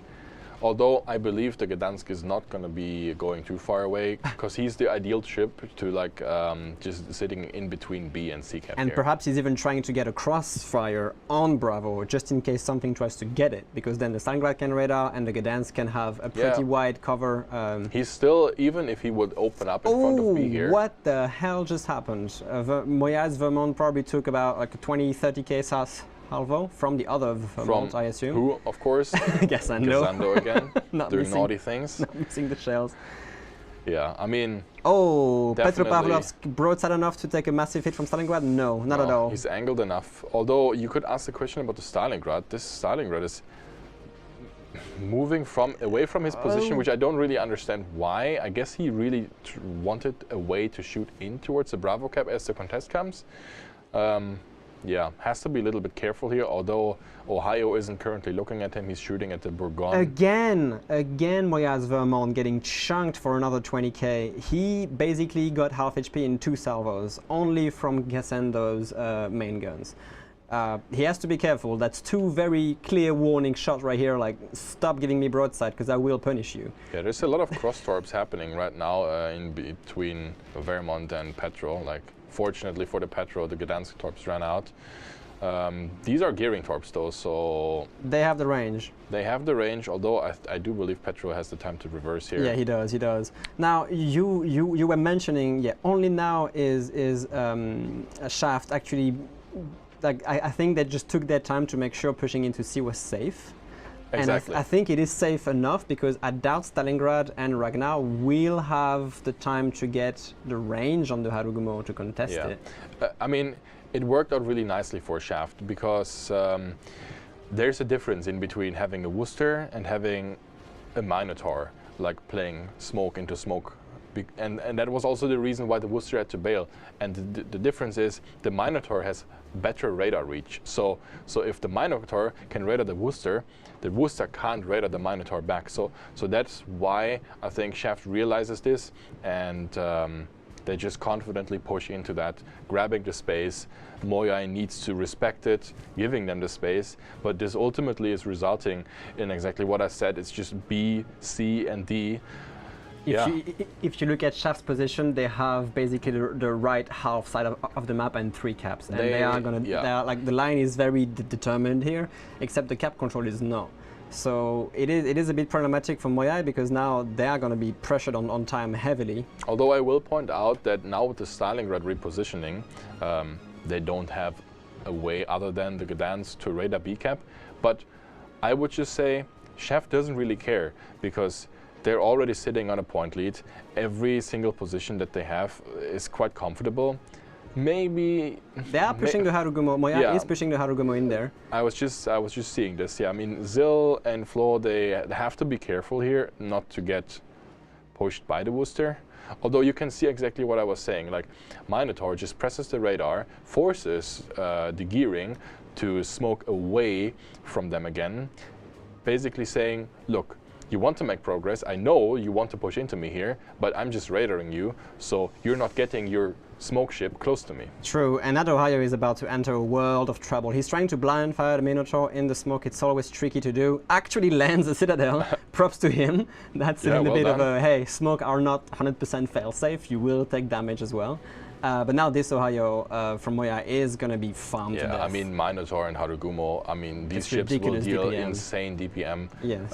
Of course, Shaft, I mean, the Shaft's still taking another torpedo, so he has to be a little bit careful. Obviously, if he leaves the smoke in a bad way, he could potentially get ground spotted. Also, I'm not sure what fine. I'm not sure what happened, but Moya's Harugumo was trying to capture B, got denied by the Stalingrad from Shaft, pushing back with a radar and a vengeance. They back the Vermont kill with Gdank's torpedoes. Ohio will definitely go down here. That was just way too much firepower on him. Yeah. There was no way he was getting that to work. I mean, he can go to get to one heal, but second heal, I don't think that's happening. is going down. We knew this already, but they lost. Moyai lost the only chance to capture Bravo. I thought they would have time before Gdansk and Stalingrad would come back and raid out a cap or contest them, but now it's just In the end, this repositioning of the Stalingrad actually worked out pretty well for them because now they got the Stalingrad in a spot where he can actually have guns on B cap, which probably forced off this Harugumo.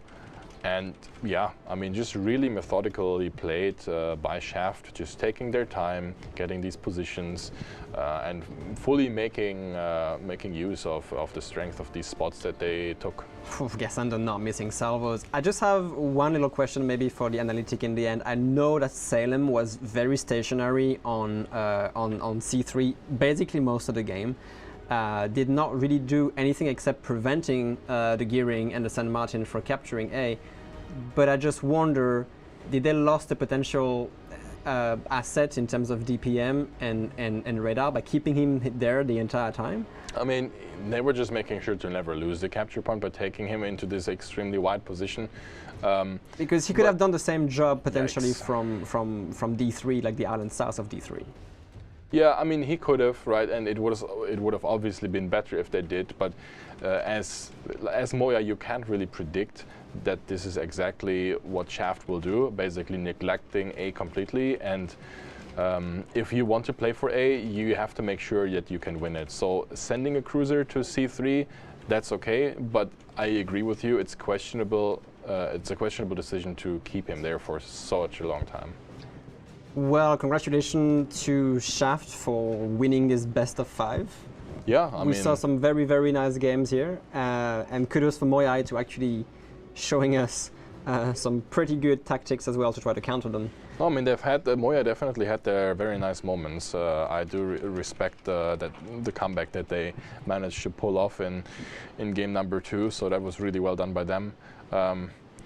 Yeah, I guess the better team just clawed out the victory in the end. So you can't deny that Shaft maybe they had a little bit of a hiccup in game number 2. They seemed a bit lost then, but they also managed to come back from this rather unsatisfying game. And yeah, kudos to them. Well done. I think this means that Rain Shaft is happening again, so potentially a very interesting rematch. Let's see what Bas and Killerburn have to say about this. I don't know. That one was honestly, again, well played by Shaft. I have to give them props. They really stepped up their game in these last 2 maps. They've played very well throughout the entire series. Maybe the second game wasn't as clean, but first game and these next 2 games have been very well played. They had a plan and they executed it well. I said at the start, before the game started, that maybe pushing home is going to be difficult, but they definitely proved me wrong. They had a good strategy. The minnow against the Worcester, obviously the minnow is favored in that engagement because of the 10-kilometer radar. And then they pushed in well. They pushed away the Moyai ships all the way back and very comfortably and safely took the cap, and then held on to all the map control that they had from the start of the game without really trading negatively ever. Oh no, it was a very methodical push. Yes. They would go forward, basically see what was what, and then go, yep, we can move forward. And as we said, also taking the center cap. Yes. They took it, and Moyai couldn't really get in. Yeah, they couldn't get into it because it's you can control the entrances. And so they had those points ticking, and again, Gassando in the Vermont doing the work. As usual. Yep. We keep bringing him up, as well as the Burgoyne player. They were both of the Shaft battleships played really well throughout the entire Absolutely, series. yes. They were crucial in making game-deciding salvos, essentially. Yes, no, absolutely. And yeah, it was just pleasure to watch. They didn't make any unnecessary, unforced errors. And as a result, with the strat that they had clearly prepared and put a lot of time and effort into, and absolutely, won. and they now go through to tomorrow, where, as we said, they play Rain again. Yes, that should be definitely an interesting match to watch. Since Indeed. now it will be a best of 5. Yes, and rematches are always interesting. absolutely. Since now not only I'm sure they have trained against each other, but now they have played against each other in this current tournament. So it's going to be an interesting rematch. I'm definitely looking forward to it. Oh, absolutely. Indeed. No, well played to both teams. Excellent displays of playing. And we should hopefully now be able to go through to an interview with Kimberly from Shaft. Excellent. Let's jump into that one. Yes.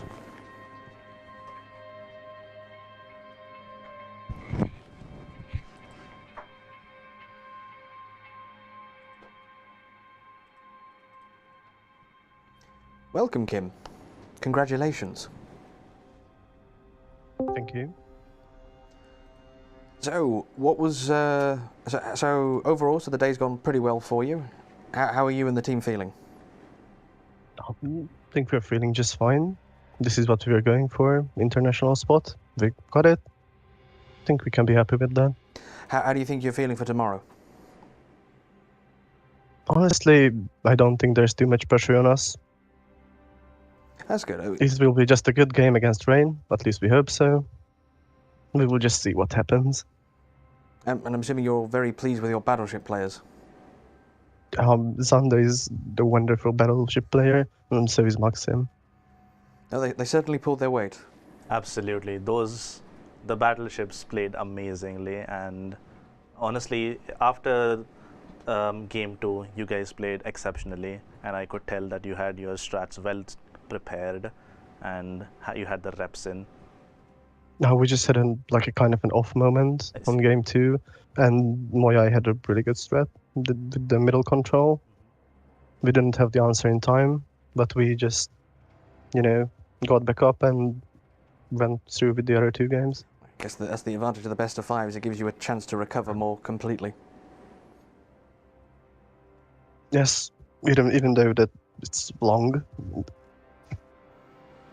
Yeah, it can get going when you've had a full day. I can relate to that. Not overall, I don't think any of us can be sad about the day. So. No, not at all. No, you should be very proud. You have been excellent throughout the tournament, and now you are top 4 on EO. Isn't it top 3 already? Oh yeah, you are in top 3 now. I think. Yeah, you are in top 3. You're right. So congratulations. I can't say how well you have played this tournament so far, especially after all of the roster shuffles that you guys have gone through. And I hope you continue to perform just as well as you have now. And I hope you do well against Rain tomorrow. And I hope it's a great series. Thank you. Absolutely.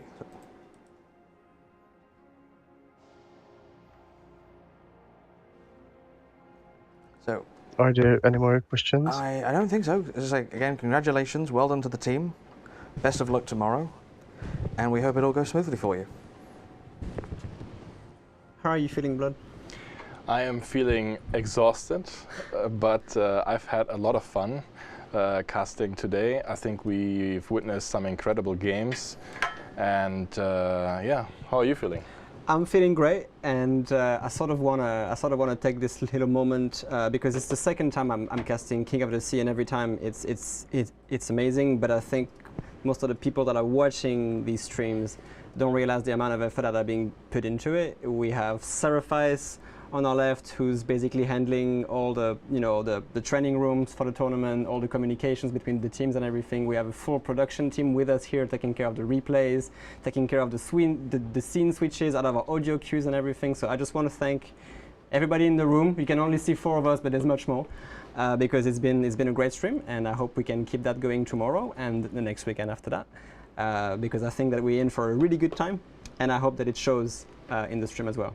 That's my take. Absolutely. Can't thank the production team enough for all the setup that's here. It's really, really good. Though it is really, really warm in here. It is hot today, yeah, in this room. But yeah, so we're almost finished. So as we can see on the bracket, so that's all the games that have played today. So Rain Shaft is best of 5 tomorrow, play for 3rd place, and then the winner will play 3x to determine who wins the European regionals of COTS, and also going through to the international stages next weekend. And so the schedule for tomorrow is pretty simple. That these are best of 5s. So Rain versus Shaft first, and then 3x versus whoever wins. So obviously note what time zone the times are in, just so you don't miss it. And also make sure with NA COTS starting up soon, the drops will continue. So if you haven't got the drops quite yet, that's what you can get out of them. Bunch of some very useful things: Marceau, Mines, Borodino, some of the nice space-style camouflages, all very valuable stuff. I'd like to have some of them because I don't have them all either. And so, and that's the prizes. So as we can see, what the teams tomorrow will be playing for. A lot of steel, doubloons, camos and such, and then next week they'll be playing for real money. So it adds that extra level of tension, which tends to make the games that bit more exciting. Absolutely. And last of all, if you want to buy WoW's COTS shirt, there's the link, $25, and it's a good quality t-shirt. They are nice, comfy. And NA COTS should be starting pretty soon.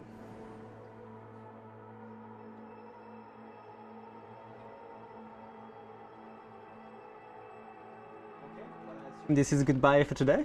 Yep. Thank everybody for tuning in to the stream. I hope you had fun. And we'll see you tomorrow. Yep. Yes, Thank you for absolutely. watching. You've been epic. Goodbye. Good night.